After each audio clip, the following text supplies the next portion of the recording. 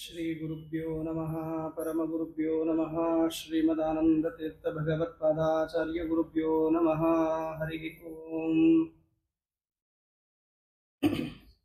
ಜನ್ಮಾದ್ಯಸ್ಯ ಯತೋನ್ಮಯಾದಿತರತಶ್ಚಾತೇಷು ವಿಘ್ನಸ್ವರಾಟ್ ತೇನೇ ಬ್ರಹ್ಮಹೃದಾಯ ಆದಿಕವಯೇ ಮುಹ್ಯಂತಿ M ಸೂರಯಃ ತೇಜೋ ವಾರಿಮೃತಾಂ ಯಥಾ ವಿನಿಮಯೋ ಯತ್ರ ತ್ರಿಸರ್ಗೋ ಮೃಷಾ ಧಾಮ್ನಾ ಸ್ವೇನ ಸದಾ ನಿರಸ್ತಗುಹಕಂ ಸತ್ಯಂ ಪರಂ ಧೀಮಹಿ ಕಲ್ಯಾಣಾದ್ಭುತಗಾತ್ರಾಯ ಕಾಮಿತಾರ್ಥಪ್ರದಾಯಿನೇ ಶ್ರೀಮದ್ವೆಂಕಟನಾಥಾಯ ಶ್ರೀನಿವಾಸಾಯ ತೇ ನಮಃ ಯಸ್ಯಾಃ ಕಟಾಕ್ಷಮಾತ್ರೇಣ ಬ್ರಹ್ಮರುದ್ರೇಂದ್ರಪೂರ್ವಕಾಃ ಸುರಾಸ್ವೀಯಪದಾನ್ಯಾಪುಃ ಸಾ ಲಕ್ಷ್ಮೀರ್ಮೇ ಪ್ರಸೀದತು ಬುದ್ಧಿರ್ಬಲಂ ಯಶೋಧೈರ್ಯಂ ನಿರ್ಭಯತ್ವಂ ಅರೋಘತ ಅಜಾಡ್ಯಂ ವಾಕ್ಪಟುತ್ವಂ ಚ ಹನುಮತ್ಸ್ಮರಣಾತ್ ಭವೇತ್ ನಮೋऽस्तु तात्विका देवाः विष्णुभक्तिपरायणाः धर्ममार्गे प्रेरयन्तु भवन्तः सर्व एव हि पूज्याय राघवेन्द्राय सत्यधर्मरताय च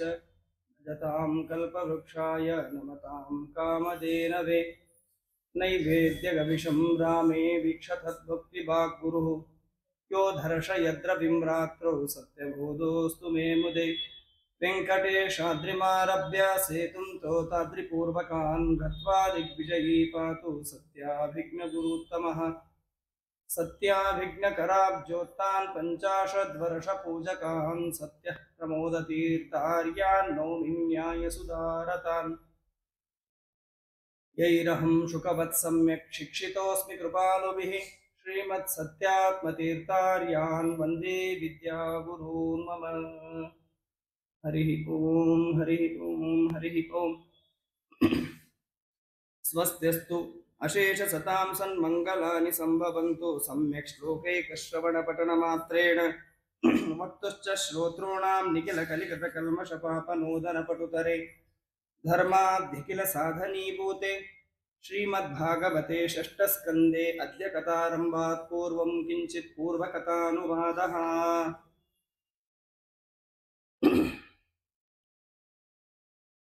ಶುಕಾಚಾರ್ಯರು ಪ್ರಾಯೋಪವೇಶದಲ್ಲಿ ಕುಳಿತಿರತಕ್ಕಂತಹ ಪರೀಕ್ಷಿತ ರಾಜರನ್ನು ಕುರಿತು ಮತ್ತೆ ಭಗವಂತನ ಅನೇಕ ಅವತಾರಗಳಲ್ಲಿ ಮಾಡಿರತಕ್ಕಂತಹ ಲೀಲೆಗಳನ್ನು ಕಥೆಗಳನ್ನು ಹೇಳುವುದಕ್ಕೆ ಪ್ರಾರಂಭ ಮಾಡ್ತಾ ಇದ್ದಾರೆ. ಹಿಂದೆ ಅರ್ಥಾತ್ ನಿನ್ನೆಯ ದಿವಸ ಸರ್ವೋತ್ತಮನಾಗಿರ್ತಕ್ಕಂತಹ ಭಗವಂತನು ಯಾವ ರೀತಿಯಾಗಿ ಅನೇಕ ರೀತಿಯಾಗಿ ದೇವತೆಗಳಿಗೆ ಸಹಾಯ ಮಾಡುವುದಕ್ಕೋಸ್ಕರವಾಗಿ ನಾನಾ ತರದ ಅವತಾರಗಳನ್ನು ಮಾಡಿದ್ದಾನೆ. ಅದರಲ್ಲಿಯೂ ಕೂಡ ಭಗವಂತನ ಅವತಾರಗಳನ್ನು ಹೇಳುವಂತಹ ಕಾಲದಲ್ಲಿ 14 ಮನ್ವಂತರಗಳು. ಅದರಲ್ಲಿ ಭಗವಂತ ಅದಿತಿ ಕಶ್ಯಪರಲ್ಲಿ ತಾನು ವಾಮನನಾಗಿ ಅವತಾರವನ್ನು ಮಾಡಿ ಬಲಿಚಕ್ರವರ್ತಿಯ ಹತ್ತಿರ ಭೂಮಿಯನ್ನು ಬೇಡ್ತಾ ಇದ್ದಾನೆ ಅಂತ ಹೇಳಿ ಸಂಕ್ಷೇಪವಾಗಿ ಪ್ರಶ್ನೆಯನ್ನು ಮಾಡಿದ್ದಾರೆ. ಅದಕ್ಕೆ ಪರೀಕ್ಷಿತ ರಾಜರು ಪ್ರಶ್ನೆಯನ್ನು ಮಾಡ್ತಾ ಇದ್ದಾರಂತೆ ಶುಕಾಚಾರ್ಯರ ಹತ್ತಿರ. ಬಲೆ ಪದತ್ರಯಂ ಭೂಮೇಹೆ ಕಸ್ಮಾದ್ ಹರಿರಯಾಚತ ಭೂತ್ವೇಶ್ವರ ಕೃಪಣ ವಲ್ಲಭಾರ್ಥೋಪಿ ಬಬಂದತಂ. ಪರೀಕ್ಷಿತ ರಾಜರು ಕೇಳ್ತಾ ಇದ್ದಾರಂತೆ, ಸರ್ವೋತ್ತಮನಾಗಿರ್ತಕ್ಕಂತಹ ಭಗವಂತ ಜಗತ್ತನ್ನು ಸೃಷ್ಟಿ ಮಾಡುವಂತಹ ಕಾಲದಲ್ಲಿ ಸ್ವಯಂ ತಾನೇ ಬ್ರಹ್ಮದೇವರಲ್ಲಿ ನಿಂತುಕೊಂಡವನಾಗಿ, ಬ್ರಹ್ಮದೇವರನ್ನು ಪ್ರೇರಣೆ ಮಾಡಿದವನಾಗಿ, ಬ್ರಹ್ಮದೇವರಲ್ಲಿ ಶಕ್ತಿಯನ್ನು ತುಂಬಿದವನಾಗಿ ಎಲ್ಲ ಲೋಕಗಳನ್ನು, ಜಗತ್ತುಗಳನ್ನು, ಜೀವರಾಶಿಗಳನ್ನು ಸೃಷ್ಟಿ ಮಾಡಿದ್ದಾನೆ ಅಂತ ಹೇಳಿದ್ದೀರಿ. ಮೊದಲಿಗೆ ತನ್ನದೇ ಆಗಿರತಕ್ಕಂತಹ ಜಗತ್ತನ್ನು ತಾನೇ ಯಾಕೆ ಬಲಿ ಚಕ್ರವರ್ತಿಯ ಹತ್ತಿರ ಭಿಕ್ಷೆಯನ್ನು ಬಿಡ್ತಾ ಇದ್ದಾನೆ, ಅರ್ಥಾತ್ ದರಿದ್ರರಂತೆ 3 ಪಾದವನ್ನು ಕೇಳ್ತಾ ಇದ್ದಾನೆ ಅನ್ನುವುದರ ಬಗ್ಗೆ ನನಗೆ ಎಲ್ಲ ವಿಸ್ತಾರವಾಗಿ ವರ್ಣನೆಯನ್ನು ಮಾಡಬೇಕು ಅಂತ ಹೇಳಿ ಪರೀಕ್ಷಿತ ರಾಜರು ಪ್ರಶ್ನೆಯನ್ನು ಮಾಡ್ತಾ ಇದ್ದಾರೆ. ಅದಕ್ಕೆ ಹಿಂದಿನ ವೃತ್ತಾಂತವನ್ನು ಶುಕಾಚಾರ್ಯರು ಪರೀಕ್ಷಿತ ರಾಜರಿಗೆ ತಿಳಿಸ್ತಾ ಇದ್ದಾರೆ. ಏನಾಯಿತು ಹಿಂದಿನ ವೃತ್ತಾಂತವನ್ನು? ಭಗವಂತ ತಾನು ಯಾಕೆ ವಾಮನನಾಗಿ ಅವತಾರ ಮಾಡಿದ್ದಾನೆ, ವಾಮನನಾಗಿ ಅವತಾರ ಮಾಡಿದಂತಹ ವ್ಯಕ್ತಿ ಅದೇ ಅವತಾರದಲ್ಲಿ ತ್ರಿವಿಕ್ರಮನಾಗಿ ಯಾಕೆ ಬೆಳೆದಿದ್ದಾನೆ, ಬಲಿಚಕ್ರವರ್ತಿಯ ಹತ್ತಿರ ಯಾಕೆ 3 ಪಾದವನ್ನು ಕೇಳಿದ್ದಾನೆ, ಇವುಗಳಿಗೆ ಎಲ್ಲದಕ್ಕೂ ಕೂಡ ಹಿಂದಿನ ಕಾರಣಗಳು ಇರ್ತದೆ. ಮೊದಲಿನಿಂದಲೂ ಕೂಡ ಭಾಗವತದಲ್ಲಿ ಭಗವಂತನ ಅವತಾರಗಳನ್ನು, ಕಥೆಗಳನ್ನು ಹೇಳುವಾಗ ಭಗವಂತ ಅವತಾರ ಮಾಡುವುದು ಯಾಕೆ ಅನ್ನುವುದನ್ನು ತಿಳಿಸ್ತಾ ಬಂದಿದ್ದಾರೆ. ತನಗಾಗಿ ಅಲ್ಲ, ಇನ್ನೊಬ್ಬರಿಗಾಗಿಯೇ ಪರೋಪಕಾರವನ್ನು ಮಾಡುವುದಕ್ಕೋಸ್ಕರವಾಗಿಯೇ ಭಗವಂತ ತಾನು ಅವತಾರ ಮಾಡ್ತಾನೆ. ಇದೇ ವಿಚಾರವನ್ನು ಶ್ರೀಮದಾಚಾರ್ಯರು ತಾತ್ಪರ್ಯ ನಿರ್ಣಯದಲ್ಲಿ ತಿಳಿಸ್ತಾರೆ. ಭಗವಂತ ತಾನು ದೇವತೆಗಳಿಗೆ ಮಾತ್ರವಲ್ಲದಲೇನೆ ಜನರಿಗೆ ಉಪಕಾರವನ್ನು ಮಾಡುವುದಕ್ಕೋಸ್ಕರವಾಗಿಯೂ ಕೂಡ ತಾನು ಭೂಮಿಯಲ್ಲಿ ಅವತಾರವನ್ನು ಮಾಡ್ತಾನೆ.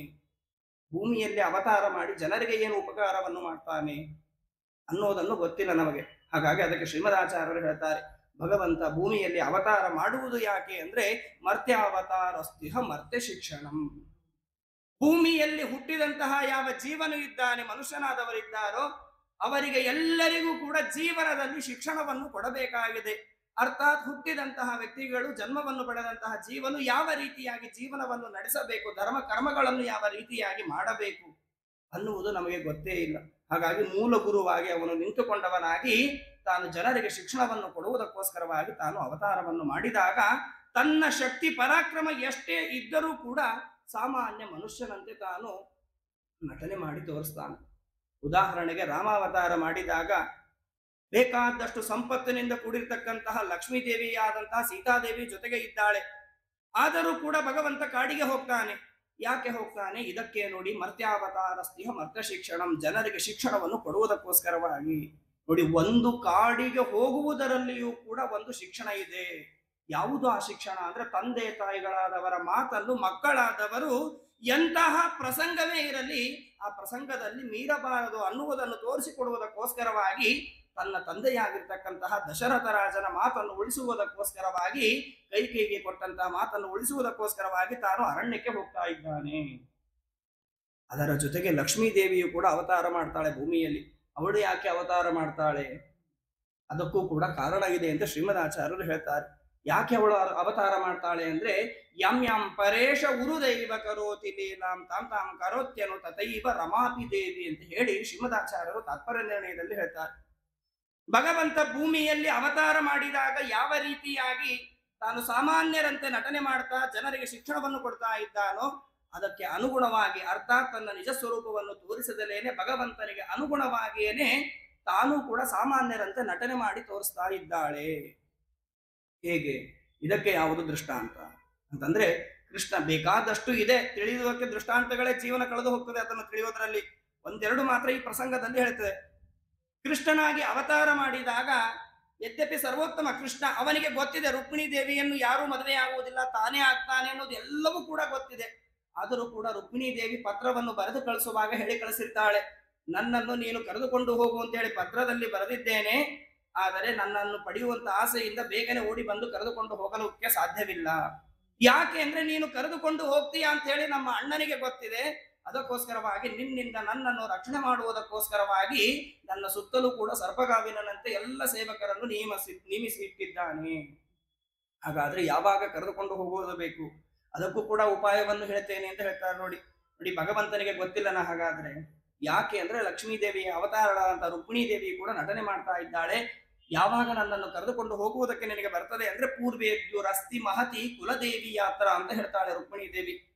ಮದುವೆಗಿಂತಲೂ ಪೂರ್ವದಲ್ಲಿ ನಾನು ನನ್ನ ಕುಲದೇವಿಯಾದ ಅಂಬಿಕಾದೇವಿಯ ದೇವಸ್ಥಾನಕ್ಕೆ ಪೂಜೆಗಾಗಿ ಹೋಗ್ತೇನೆ. ಆ ಕಾಲದಲ್ಲಿ ಯಾರು ಇರುವುದಿಲ್ಲ, ಆ ಕಾಲದಲ್ಲಿ ನನ್ನನ್ನು ನೀನು ಅಪಹರಣ ಮಾಡಿ ಕರೆದುಕೊಂಡು ಹೋಗು ಅಂತ ಹೇಳ್ತಾಳೆ. ಯಾಕೆ ಹೀಗೆ ಮಾಡ್ತಾಳೆ ಅಂದ್ರೆ ಭಗವಂತ ತಾನು ಭೂಮಿಯಲ್ಲಿ ಅವತಾರ ಮಾಡಿದಾಗ ಅವನು ಯಾವ ರೀತಿಯಾಗಿ ಸಾಮಾನ್ಯರಂತೆ ನಟನೆ ಮಾಡ್ತಾನೋ ಅದಕ್ಕೆ ಅನುಗುಣವಾಗಿ ತಾನು ಕೂಡ ಸಾಮಾನ್ಯ ಸ್ತ್ರೀಯಂತೆ ನಟನೆ ಮಾಡಿ ತೋರಿಸ್ತಾಳೆ. ಇದರಲ್ಲಿ ಏನು ದೊಡ್ಡ ವಿಷಯ ಇದೆ? ಇದರಿಂದ ಅವಳು ಏನು ತಿಳಿಸಿಕೊಡ್ತಾಳೆ ಅಂತಂದ್ರೆ, ಒಬ್ಬ ಪುರುಷನಿಗೆ ಅರ್ಥಾತ್ ಪತಿಗೆ ಧರ್ಮ ಪತ್ನಿಯಾದವಳು, ಪತಿವ್ರತೆಯಾದವಳು ಯಾವ ರೀತಿಯಾಗಿ ಇರಬೇಕು ಅನ್ನುವುದನ್ನು ಕೂಡ ಅವಳು ತೋರಿಸಿಕೊಡ್ತಾ ಇದ್ದಾಳೆ. ಒಂದಲ್ಲ ಎರಡಲ್ಲ. ರಾಮನಾಗಿ ಅವತಾರ ಮಾಡಿದಾಗ ನಿನ್ನ ತಂದೆಯ ಮಾತನ್ನು ಉಳಿಸುವುದಕ್ಕೆ ನೀನು ಬೇಕಾದರೆ ಹೋಗು, ನನಗೇನು ಸಂಬಂಧ ಇದೆ, ನಾನ್ಯಾಕೆ ಬರಲಿ ಅಂತ ಹೇಳಿ ಬಿಟ್ಟು ಬಿಡಲಿಲ್ಲ. ಗಂಡನ ಜೊತೆಗೇನೆ ಸುಖವಾಗಲಿ ಬಹು ದುಃಖವಾಗಲಿ ಯಾವಾಗಲೂ ಕೂಡ ಅವನ ಜೊತೆಗೇನೆ ಇರ್ತಾ ಇದ್ದಾಳೆ ಲಕ್ಷ್ಮೀದೇವಿ ಅವತಾರಳಾದಂಥವಳು. ಹಾಗಾಗಿ ಪರೀಕ್ಷಿತ ರಾಜರು ಪ್ರಶ್ನೆಯನ್ನು ಪರೀಕ್ಷಿತ ರಾಜರು ಪ್ರಶ್ನೆಯನ್ನು ಮಾಡಿದ್ದಕ್ಕೋಸ್ಕರವಾಗಿ ಶುಕಾಚಾರ್ಯರು ಉತ್ತರವನ್ನು ಕೊಡ್ತಾ ಇದ್ದಾರೆ. ಭಗವಂತ ನಾನಾ ತರದ ಅವತಾರಗಳನ್ನು ಮಾಡುವುದು ದೇವತೆಗಳೇ ಉಪಕಾರಕ್ಕೋಸ್ಕರವಾಗಿ. ಹಾಗಾದರೆ ಈಗ ಯಾಕೆ ವಾಮನನಾಗಿ ಅವತಾರ ಮಾಡಿದ್ದಾನೆ ಅಂತಂದ್ರೆ ಅದಕ್ಕೂ ಕೂಡ ಕಾರಣಗಳು ಇದೆ. ಪರಾಜಿತ ಶ್ರೀ ರಸುಭಿಶ್ಚ ಹಾಪಿತೋ ಇಂದ್ರೇಣ ರಾಜನ್ ಭೃಗುಭಿಸ್ಸ ಜೀವಿತ. ಈ ಯಾವ ಅಮೃತ ಮತನವಾದ ಕಾಲ ಮೇಲೆ ಇಬ್ಬರ ಮಧ್ಯೆ ದೇವತೆಗಳ ದೈತ್ಯರ ಮಧ್ಯದಲ್ಲಿ ಯುದ್ಧವಾದಾಗ ದೈತ್ಯರಿಗೆ ಚೆನ್ನಾಗಿ ಹೊಡೆದಿದ್ದಾರೆ ದೇವತೆಗಳಿಗೆ ಜಯ ಸಿಕ್ಕಿದೆ, ಬಲಿ ಮರಣ ಹೊಂದಿದ್ದಾನೆ, ಮೂರ್ಛಿತನಾಗಿ ಬಿದ್ದಿದ್ದಾನೆ. ಅಂತಹ ಪ್ರಸಂಗದಲ್ಲಿ ಏನಾಗಿದೆ ಅಂತಂದ್ರೆ ಶುಕ್ರಾಚಾರ್ಯರು ಬಂದು ಅವನನ್ನು ಬದುಕಿಸ್ತಾ ಇದ್ದಾರೆ, ಮತ್ತೆ ಅವನಿಗೆ ಪುನರ್ಜನ್ಮವನ್ನು ಕೊಡ್ತಾ ಇದ್ದಾರೆ. ಪುನರ್ಜನ್ಮವನ್ನು ಪಡೆದಂತಹ ಯಾವ ಬಲಿಚಕ್ರವರ್ತಿ ತಾನು ಅವರನ್ನು ಗುರುಗಳನ್ನಾಗಿ ಸ್ವೀಕಾರ ಮಾಡಿ ತನ್ನ ಸರ್ವಸ್ವವನ್ನು ಕೂಡ ಅವರಿಗೆ ಧಾರೆ ಎರೆದು, ಅರ್ಥಾತ್ ತನುಮನಗಳಿಂದ ಎಲ್ಲದಿಂದಲೂ ಕೂಡ ಅವರನ್ನು ಗುರುವನ್ನಾಗಿ ಒಪ್ಪಿ ಅವರ ಸೇವೆಯನ್ನೇ ಮಾಡ್ತಾ ತಾನು ಕಾಲವನ್ನು ಕಳೀತಾ ಇದ್ದಾನೆ. ಇದರಿಂದ ಗುರುಗಳಿಗೆ ಸಂತೋಷವಾಗ್ತಾ ಇದೆ. ಇವನಿಗೆ ಏನಾದರೂ ಕೊಡಬೇಕು ಅಂತ ವಿಚಾರ ಮಾಡಿದ್ದಾರೆ. ಇವರು ಏನನ್ನು ಕಳೆದುಕೊಂಡಿದ್ದಾರೋ ಅದನ್ನು ಪುನಃ ಕೊಡಬೇಕು, ಅರ್ಥಾತ್ ಇವರು ರಾಜ್ಯ ಲಕ್ಷ್ಮಿಯನ್ನು ಕಳೆದುಕೊಂಡಿದ್ದಾರೆ. ಹಾಗಾಗಿ ಆ ರಾಜ್ಯ ಲಕ್ಷ್ಮಿಯನ್ನು ಪುನಃ ಇವನಿಗೆ ಕೊಡಿಸಬೇಕು ಅಂತ ಹೇಳಿ ಅವರು ಏನು ಮಾಡ್ತಾರೆ ನೋಡಿ. ಹಿಂದೆ ಎಷ್ಟು ಮಂತ್ರಗಳಲ್ಲಿ ಯಾಗಗಳಲ್ಲಿ ಶಕ್ತಿ ಇತ್ತು ಅನ್ನೋದನ್ನು ಶುಕ್ರಾಚಾರ್ಯರು ತೋರಿಸಿಕೊಡ್ತಾರೆ. ಅವನಿಂದ ಯಾಗವನ್ನು ಮಾಡಿಸ್ತಾ ಇದ್ದಾರಂತ. ಯಾವ ಯಾಗ ಅಂತಂದ್ರೆ ತಂ ಬ್ರಾಹ್ಮಣ ಮೃಗವ ಪ್ರೀಯಮಾಣಾಹ ಅಯಾಜಯನ್ ವಿಶ್ವಜಿತ ತ್ರಿಲೋಕಂ ಜಿಗೀಷಮಾಣಂ ವಿಧಿನಾಭಿಷಿಚ್ಯ ಮಹಾಭಿಷೇಕೇಣ ಮಹಾನುಭಾವಾಹ. ಶುಕ್ರಾಚಾರ್ಯರು ಆ ಯಾವ ಬಲಿಚಕ್ರವರ್ತಿಯಿಂದ ಅರ್ಥಾತ್ ಬಲಿಚಕ್ರವರ್ತಿಯಿಂದ ಅವರು ವಿಶ್ವಜಿತ ಎನ್ನುವಂತಹ ಯಾಗವನ್ನು ಮಾಡಿಸ್ತಾ ಇದ್ದಾರೆ. ಯಾಕೆ ಮಾಡಿಸಿದ್ದಾರೆ ಯಾಗ ಅಂತಂದ್ರೆ ಆ ಯಾಗದಿಂದ ಅವನು ಆ ಯಾವ ಸಂಪತ್ತನ್ನು ಪಡೆಯಬೇಕಾಗಿದೆ ನೋಡಿ. ಯಾಗದಿಂದ ಹೇಗೆ ಪಡಿತಾನೆ ಸಂಪತ್ತು ನೋಡಿ, ಊಹೆಗೂ ಕೂಡ ನಿಲುಕುವುದಕ್ಕೆ ಸಾಧ್ಯವಿಲ್ಲ. ಹಾಗೆ ಯಾಗವನ್ನು ಮಾಡಿಸಿದ್ದಾರೆ. ಯಾಗ ಮಾಡಿಸಿದಂತಹ ಹೋಮದ ಕುಂಡದಿಂದ ಯಜ್ಞ ಕುಂಡದಿಂದ ಆ ಯುದ್ಧಕ್ಕೆ ಏನು ಸಹಕಾರವಾಗಬೇಕು ಆ ಎಲ್ಲ ಪದಾರ್ಥಗಳು ಯಾಗದಿಂದ ಬರ್ತಾ ಇದೆ. ಹೋಮದ ಕುಂಡದಿಂದ ಎಲ್ಲವೂ ಕೂಡ ಬರ್ತಾ ಇದೆ ಅಂತ. ಯಾವುದು ಆ ಯಾಗದ ಕುಂಡದಿಂದ ಬಂದಿದೆ ಅಂತಂದ್ರೆ ತಥೋರಥ ಕಾಂಚನ ಪಟ್ಟಬದ್ದೋ ಹಯಾಶ್ಚ ಹರ್ಯಶ್ವ ತುರಂಗ ವರ್ಣಾಹ ಧ್ವಜಶ್ಚ ಸಿಂಹೇನ ವಿರಾಜಮಾನೋ ಹುತಾಶನಾದಾಸ ಹವಿರ್ಬಿರದ್ದಾತ್. ಯಾಗವನ್ನು ಮಾಡಿಸ್ತಾ ಇದ್ದಾರೆ. ಯಾಗವನ್ನು ಮಾಡುವಾಗ ಮಂತ್ರಗಳ ತಪೋಬಲದಿಂದ ಅವನಿಗೆ ಯಾವ ಯಾವ ಪದಾರ್ಥಗಳು ಬೇಕು ಯುದ್ಧಕ್ಕೋಸ್ಕರವಾಗಿ, ಅರ್ಥಾತ್ ಯುದ್ಧಕ್ಕೆ ಹೋಗುವ ಕಾಲದಲ್ಲಿ ರಥಗಳು ಬೇಕು. ಹಾಗಾಗಿ ಆ ಯಾಗದ ಕುಂಡದಿಂದ ಯಜ್ಞದ ಕುಂಡದಿಂದಲೇನೆ ಬಂಗಾರಮಯವಾಗಿರ್ತಕ್ಕಂತಹ ಒಂದು ರಥ ಎದ್ದು ಬರ್ತಾ ಇದೆ. ರಥವನ್ನು ಸ್ವೀಕಾರ ಮಾಡಿದ್ದಾನೆ. ಅದರ ಜೊತೆಗೆ ಕುದುರೆಗಳು ಕೂಡ ಬರ್ತಾ ಇದೆ. ಇಂದ್ರನ ಕುದುರೆ ಯಾವ ರೀತಿಯಾಗಿ ಶುಭ್ರವಾದ ವರ್ಣದಿಂದ ಕೂಡಿದೆಯೋ ಅಂತಹ ಶುಭ್ರವಾದಂತಹ ಬಣ್ಣದಿಂದ ಕೂಡಿರ್ತಕ್ಕಂತಹ ಕುದುರೆಯನ್ನು ಕೂಡ ಅವನು ಪಡೆದಿದ್ದಾನೆ. ಮತ್ತೆ ಧ್ವಜಶ್ಚ ಸಿಂಹೇನ ವಿರಾಜಮಾನಃ, ಆ ರಥಕ್ಕೆ ಲಾಂಛನ ಬೇಕು. ಹಾಗಾಗಿ ಸಿಂಹ ಲಾಂಛನವು ಕೂಡ ಶ್ರೇಷ್ಠವಾಗಿರ್ತಕ್ಕಂತಹ ಸಿಂಹ ಲಾಂಛನವು ಕೂಡ ಆ ಯಾಗದ ಕುಂಡದಿಂದ ಎದ್ದು ಬರ್ತಾ ಇದೆ. ಹೀಗೆ ಒಂದೊಂದು ಪದಾರ್ಥಗಳನ್ನು ಕೂಡ ಆ ಯಾಗದಿಂದ ಅವನು ಪಡಿತಾ ಇದ್ದಾನೆ. ಶುಕ್ರಾಚಾರ್ಯರು ಅದನ್ನು ಅವನಿಗೆ ಕೊಡಿಸ್ತಾ ಇದ್ದಾರೆ. ಅದರಿಂದಲೇ ಅವನು ಯುದ್ಧವನ್ನು ಮಾಡಿ ತಾನು ಸಂಪತ್ತನ್ನು ಪಡೆಯಬೇಕು ಅಂತ ಹೇಳಿ. ಮತ್ತೆ ನೋಡಿ ಆ ಯಾವ ಯಾಗದ ಕುಂಡದಿಂದ ಏನೇನು ಎಷ್ಟು ಶ್ರೇಷ್ಠವಾದದ್ದು ಹೇಗೆ ಬರ್ತಾ ಇದೆ ಅಂದ್ರೆ ಧನುಶ್ಚ ದಿವ್ಯಂ ಪುರಟೋಪನದ್ಧಂ ತುಣಾವರಿಕ್ತೋ ಕವಚಂ ಚ ದಿವ್ಯಂ ಪಿತಾಮಹಸ್ತಸ್ಯ ದದೌ ಚ ಮಾಲಾಂ ಆಮ್ಲಾನ ಪುಷ್ಪಾಂ ಜಲಜಂ ಚ ಶುಕ್ರಃ. ಆ ಯಾಗದ ಕುಂಡದಿಂದ ಧನಸ್ಸು ಎದ್ದು ಬರ್ತಾ ಇದೆ. ಅವನು ಯುದ್ಧ ಮಾಡುವುದಕ್ಕೋಸ್ಕರವಾಗಿ ಧನಸ್ಸು ಬರ್ತಾ ಇದೆ. ಅದರ ಜೊತೆಗೆ ಬತ್ತಳಿಕೆಯೂ ಕೂಡ ಬರ್ತಾ ಇದೆ. ಅರ್ಥಾತ್ ಬಿಲ್ಲುಗಳನ್ನು ಇಡುವಂತಹ ಏನು ಪದಾರ್ಥ ಇದೆ ಆ ಎರಡು ಬತ್ತಳಿಕೆ ಬರ್ತಾ ಇದೆ.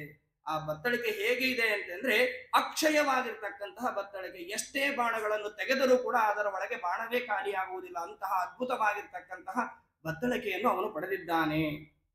ಅದರ ಜೊತೆಗೆ ಅವನ ಅಜ್ಜನಾಗಿರ್ತಕ್ಕಂತಹ ಪ್ರಹ್ಲಾದ ಬಂದು ಅವನಿಗೆ ಎಂದಿಗೂ ಬಾಡದೇ ಇರತಕ್ಕಂತಹ ಆಮ್ಲಾನ ಪುಷ್ಪ, ಒಂದು ಎಂದಿಗೂ ಬಾಡದೇ ಇರತಕ್ಕಂತಹ ಹಾರವನ್ನು ಆ ಬಲಿಚಕ್ರವರ್ತಿಗೆ ಕೊಡ್ತಾ ಇದ್ದಾನೆ.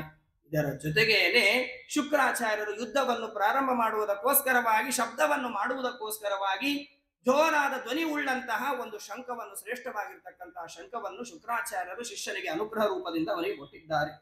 ಈ ಎಲ್ಲ ಯುದ್ಧದ ಉಪಕರಣಗಳನ್ನು ಸ್ವೀಕಾರ ಮಾಡಿದ್ದಾನೆ ಬಲಿಚಕ್ರವರ್ತಿ. ಎಲ್ಲ ಪದಾರ್ಥಗಳು ಬಂದ ಮೇಲೆ ಯುದ್ಧವನ್ನು ಮಾಡಬೇಕು ಅಂತ ಸಿದ್ಧನಾಗಿದ್ದಾನೆ.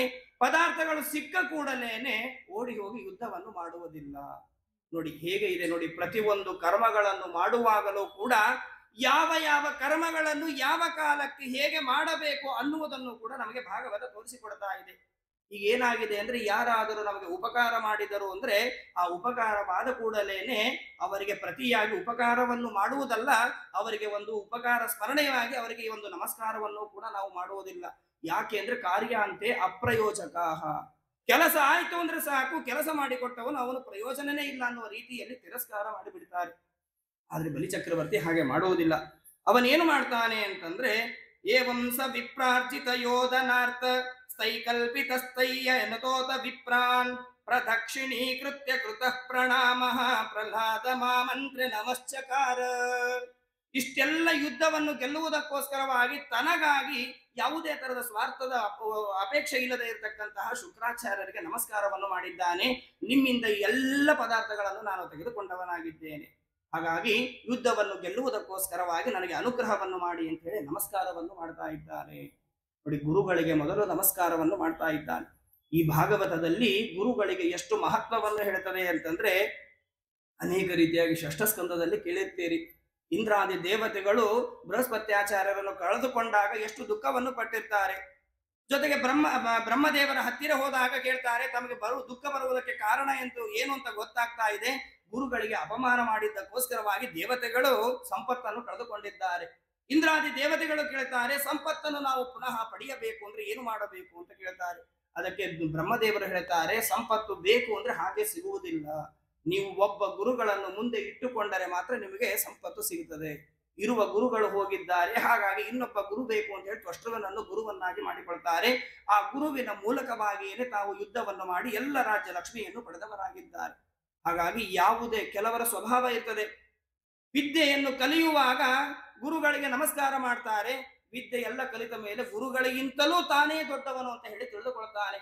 ಹೇಗೆ ಇದೆ ಸ್ವಭಾವ ಅಂದ್ರೆ, ಗುರುಗಳ ಹತ್ತಿರ ವಿದ್ಯೆಯನ್ನು ಕಲಿಯುವಾಗ ಗುರವೇ ನಮಃ ಅಂತ ಇರ್ತಾರೆ, ಗುರುಗಳಿಂದ ವಿದ್ಯೆ ಕಲಿತ ಮೇಲೆ ಗುರು ಏನ್ ಮಹಾ ಅಂತ ಅಂತಾರೆ. ಹಾಗಾಗಿ ಗುರುಗಳಿಗೆ ತಿರಸ್ಕಾರ ಮಾಡಿದಂತಹ ವ್ಯಕ್ತಿ ಜೀವನದಲ್ಲಿ ಉದ್ಧಾರ ಆದಂತಹ ವ್ಯಕ್ತಿ ಯಾರು ಕೂಡ ಇಲ್ಲ ಅನ್ನುವುದನ್ನು ತೋರಿಸ್ತಾ ಇದ್ದಾನೆ. ಹಾಗಾಗಿ ಗುರುಗಳಾದಂತಹ ಶುಕ್ರಾಚಾರ್ಯರಿಗೆ ನಮಸ್ಕಾರವನ್ನು ಮಾಡಿದ್ದಾನೆ. ನಂತರದಲ್ಲಿ ತನ್ನ ಅಜ್ಜನಾಗಿರ್ತಕ್ಕಂತಹ ಪ್ರಹ್ಲಾದನ ಹತ್ತಿರ ಬಂದು ನಮಸ್ಕಾರ ಮಾಡಿ ಹೇಳ್ತಾ ಇದ್ದಾರಂತೆ, ನಾನು ದಿಗ್ವಿಜಯಕ್ಕೋಸ್ಕರವಾಗಿ ಹೊರಡ್ತಾ ಇದ್ದೇನೆ, ನನಗೆ ಜಯ ಸಿಗಲಿ ಅಂತ ಹೇಳಿ ಅನುಗ್ರಹವನ್ನು ಮಾಡಬೇಕು ಅಂತ ಹೇಳಿ ಪ್ರಾರ್ಥನೆಯನ್ನು ಮಾಡಿ ನಮಸ್ಕಾರವನ್ನು ಮಾಡಿದ್ದಾನೆ. ಅದೇ ರೀತಿಯಾಗಿ ಆಶೀರ್ವಾದವನ್ನು ಕೂಡ ಮಾಡಿದ್ದಾರೆ. ನಂತರದಲ್ಲಿ ಆ ಯುದ್ಧದ ಉಪಕರಣಗಳನ್ನು ತೆಗೆದುಕೊಂಡವನಾಗಿ ಸೈನ್ಯ ಸಮೇತನಾಗಿ ತಾನು ಯುದ್ಧಕ್ಕೆ ಹೊರಡ್ತಾ ಇದ್ದಾನೆ. ಆ ಯುದ್ಧದ ಭೂಮಿ, ಆ ಯಾವ ಯಾಗದ ಭೂಮಿಯಿಂದ ಹಿಡಿದು ಮೊದಲಿಗೆ ಬಂದದ್ದು ಎಲ್ಲಿಗೆ ಬಂದಿದ್ದಾನೆ ಅಂದ್ರೆ, ವೃತೋ ವಿಕರಶನ್ ಮಹತೀಂ ಆಸುರೀಂ ಧ್ವಜಿನೀಂ ವಿಭು ಯಯಾಮ ಇಂದ್ರಪುರೀಂ ವೃತ್ತಾಂ ಕಂಪಯನ್ ನಿವರೋಧಸೀಂ. ಇಂದ್ರನ ಪಟ್ಟಣವಾಗಿರ್ತಕ್ಕಂತಹ ಅಮರಾವತಿಗೆ ಬಂದಿದ್ದಾನೆ. ಅಮರಾವತಿಯ ಪಟ್ಟಣದ ಸುತ್ತಲೂ ಕೂಡ ತನ್ನ ಸೈನ್ಯವನ್ನು ನಿಯಾಮನ ಮಾಡಿಕೊಂಡು ಸುತ್ತಲೂ ಕೂಡ ನೇಮಿಸಿ ಎಲ್ಲ ಕಡೆಗೂ ಕೂಡ ಬಂಧನವನ್ನು ಮಾಡಿದ್ದಾನೆ. ಅದರ ಜೊತೆಗೆ ಗುರುಗಳು ಕೊಟ್ಟಿರ್ತಕ್ಕಂತಹ ಯಾವ ಶಂಖ ಇದೆ, ಆ ಶಂಖವನ್ನು ಹಿಡಿದುಕೊಂಡು ಜೋರಾಗಿ ನಾದವನ್ನು ಮಾಡ್ತಾ ಇದ್ದಾನೆ. ಜೋರಾಗಿ ನಾದವನ್ನು ಮಾಡಿದಾಗ ಏನಾಗಿದೆ ಅಂತಂದ್ರೆ, ಆ ಶಬ್ದವನ್ನು ಕೇಳಿದಂತಹ ದೇವತೆಗಳ ಪತ್ನಿಗಳು ಭಯಪಡ್ತಾ ಇದ್ದಾರಂತೆ. ತಾಂ ದೇವದಾನೀಂ ಸವರೂತಿ ನೀಪತಿ ಬಹಿಸ್ಸಮಂತಾತೃಹೃದೇ ಪೃತನ್ಯಾ ಆಚಾರ್ಯ ದತ್ತಂ ಜಲಂ ಮಹಾಸ್ವನಂ ದತ್ಮೋ ಪ್ರಯುಂಜನ್ ಭಯಮಿದ್ರಯೋಷಿತಾ. ಭಯವನ್ನು ಹುಟ್ಟಿಸುವಂತಹ ಶಂಖನಾದವನ್ನು ಜೋರಾಗಿ ಮಾಡಿದ್ದಾನೆ. ಎಲ್ಲ ದೇವತೆಗಳ ಪತ್ನಿಗಳು ಕೂಡ, ಅದರಲ್ಲಿ ಇಂದ್ರನ ಪತ್ನಿಯು ಕೂಡ ಭಯಗೊಂಡವಳಾಗಿ ಓಡುವುದಕ್ಕೆ ಪ್ರಾರಂಭ ಮಾಡಿದ್ದಾರೆ. ಇಂದ್ರದೇವರು ಈ ಕೋಲಾಹಲವನ್ನು ನೋಡ್ತಾ ಇದ್ದಾರೆ. ಶಂಖದ ಧ್ವನಿ ಕೇಳಿದ ಕೂಡಲೇನೆ ಗೊತ್ತಾಗ್ತಾ ಇದೆ ಅವನಿಗೆ, ಬಲಿಚಕ್ರವರ್ತಿ ಯುದ್ಧವನ್ನು ಮಾಡುವುದಕ್ಕೋಸ್ಕರವಾಗಿ ನಮ್ಮ ಹತ್ತಿರ ಬರ್ತಾ ಇದ್ದಾನೆ ಅಂತ ಗೊತ್ತಾದ ಕೂಡಲೇನೆ ಇಂದ್ರ ಏನು ಮಾಡ್ತಾನೆ ಅಂದ್ರೆ, ಎಲ್ಲ ದೇವತೆಗಳ ಸಮೂಹವನ್ನು ಕೂಡ ಕರಿತಾ ಇದ್ದಾನಂತೆ. ಸರ್ವದೇವ ಗಣೋಪೇತೋ ಗುರುಮೇತದುವಾಚಃ. ಬೃಹಸ್ಪತ್ಯಾಚಾರ್ಯರ ಹತ್ತಿರ ಎಲ್ಲ ದೇವತೆಗಳ ಸಮೂಹವನ್ನು ಕರೆದುಕೊಂಡು ಬರ್ತಾ ಇದ್ದಾನೆ. ಇಂತಹ ಘೋರವಾಗಿರ್ತಕ್ಕಂತಹ ಸಮಯ ನಮಗೆ ಬಂದಿದೆ, ಇಂತಹ ಕಾಲದಲ್ಲಿ ಏನು ಮಾಡಬೇಕು ಅಂತ ಹೇಳಿ ಗುರುಗಳ ಹತ್ತಿರ ಬರ್ತಾ ಇದ್ದಾನೆ. ನೋಡಿ, ಇದರಿಂದ ಏನು ತಿಳಿಸಿಕೊಡುತ್ತದೆ ಭಾಗವತ ನಮಗೆ? ಕಷ್ಟಗಳು ಬಂದಾಗ ನಾವು ದೇವರ ಹತ್ತಿರ ಹೋಗುವುದಕ್ಕಿಂತಲೂ ಮೊದಲಿಗೆ ಗುರುಗಳ ಹತ್ತಿರ ಬರಬೇಕು ಅಂತವೂ ಕೂಡ ಶಾಸ್ತ್ರಗಳು ತಿಳಿಸಿಕೊಡುತ್ತದೆ. ಯಾಕೆ ಅಂದ್ರೆ, ಹರವೃಷ್ಟೇ ಗುರುಸ್ತ್ರಾತ ಗುರವೃಷ್ಟೇ ನ ಕಶ್ಚನ. ನಾವು ಮಾಡುವಂತಹ ಕರ್ಮದಲ್ಲಿ ಏನಾದರೂ ಲೋಪದೋಷಗಳು ಇದ್ದರೆ ಅಥವಾ ಅಧರ್ಮದಲ್ಲಿ ಇದ್ದಾಗ ನಾವು ಮಾಡುವ ಕರ್ಮದಿಂದ ಭಗವಂತ ಕೋಪಗೊಂಡ ಅಂದ್ರೆ, ಆ ಕೋಪದಿಂದ ನಮ್ಮನ್ನು ರಕ್ಷಣೆ ಮಾಡುವವರು ಯಾರು ಅಂದ್ರೆ ಗುರುಗಳು ನಮ್ಮನ್ನು ರಕ್ಷಣೆ ಮಾಡ್ತಾರೆ. ಅದೇ ಒಂದು ವೇಳೆ ಏನಾದರೂ ಗುರುಗಳು ನಾವು ಮಾಡುವಂತಹ ಕರ್ಮದಿಂದ ಕೋಪಗೊಂಡರು ಅಂದ್ರೆ ಗುರವೃಷ್ಟೇ ನ ಕಶ್ಚನ, ಯಾರು ಕೂಡ ನಮ್ಮನ್ನು ಆ ಅಧರ್ಮದಿಂದ ರಕ್ಷಣೆ ಮಾಡುವುದಕ್ಕೆ ಸಾಧ್ಯವಿಲ್ಲ. ಅರ್ಥಾತ್ ನರಕದಿಂದ ಯಾರು ಕೂಡ ನಮ್ಮನ್ನು ರಕ್ಷಣೆ ಮಾಡುವುದಕ್ಕೆ ಸಾಧ್ಯವಿಲ್ಲ ಅಂತ ಹೇಳ್ತಾರೆ. ಹಾಗಾಗಿ ಎಲ್ಲ ದೇವತೆಗಳು ಕೂಡ ತಮ್ಮ ಗುರುಗಳಾಗಿರ್ತಕ್ಕಂತಹ ಬೃಹಸ್ಪತ್ಯಾಚಾರ್ಯರ ಹತ್ತಿರ ಬಂದಿದ್ದಾರೆ. ಬೃಹಸ್ಪತ್ಯಾಚಾರ್ಯರಿಗೆ ನಮಸ್ಕಾರವನ್ನು ಮಾಡಿ ಬೃಹಸ್ಪತ್ಯಾಚಾರ್ಯರಿಗೆ ಇಂದ್ರ ಆಶ್ಚರ್ಯದಿಂದ ಕೇಳ್ತಾ ಇದ್ದಾನಂತೆ. ಭಯನೂ ಆಗಿದೆ, ಆಶ್ಚರ್ಯವೂ ಕೂಡ ಆಗಿದೆ ಅಂತ. ಯಾಕೆ ಅಂತಂದ್ರೆ, ಭಗವನ್ ಉದ್ಯಮೋ ಭೂಯಾನ್ ಬಲೇರ್ನ ಪೂರ್ವ ವೈರಿಣಃ ಅಭಿಷಕ್ಯಮಿದಂ ಮನ್ಯೆ ಕೇನಾಸ್ತಿ ತೇಜಸಾ ಸಮಃ. ಇಂದ್ರದೇವರು ಕೇಳ್ತಾರೆ, ಇದೆಲ್ಲ ಹೇಗೆ ಸಾಧ್ಯ ನಡೆಯುವುದಕ್ಕೆ?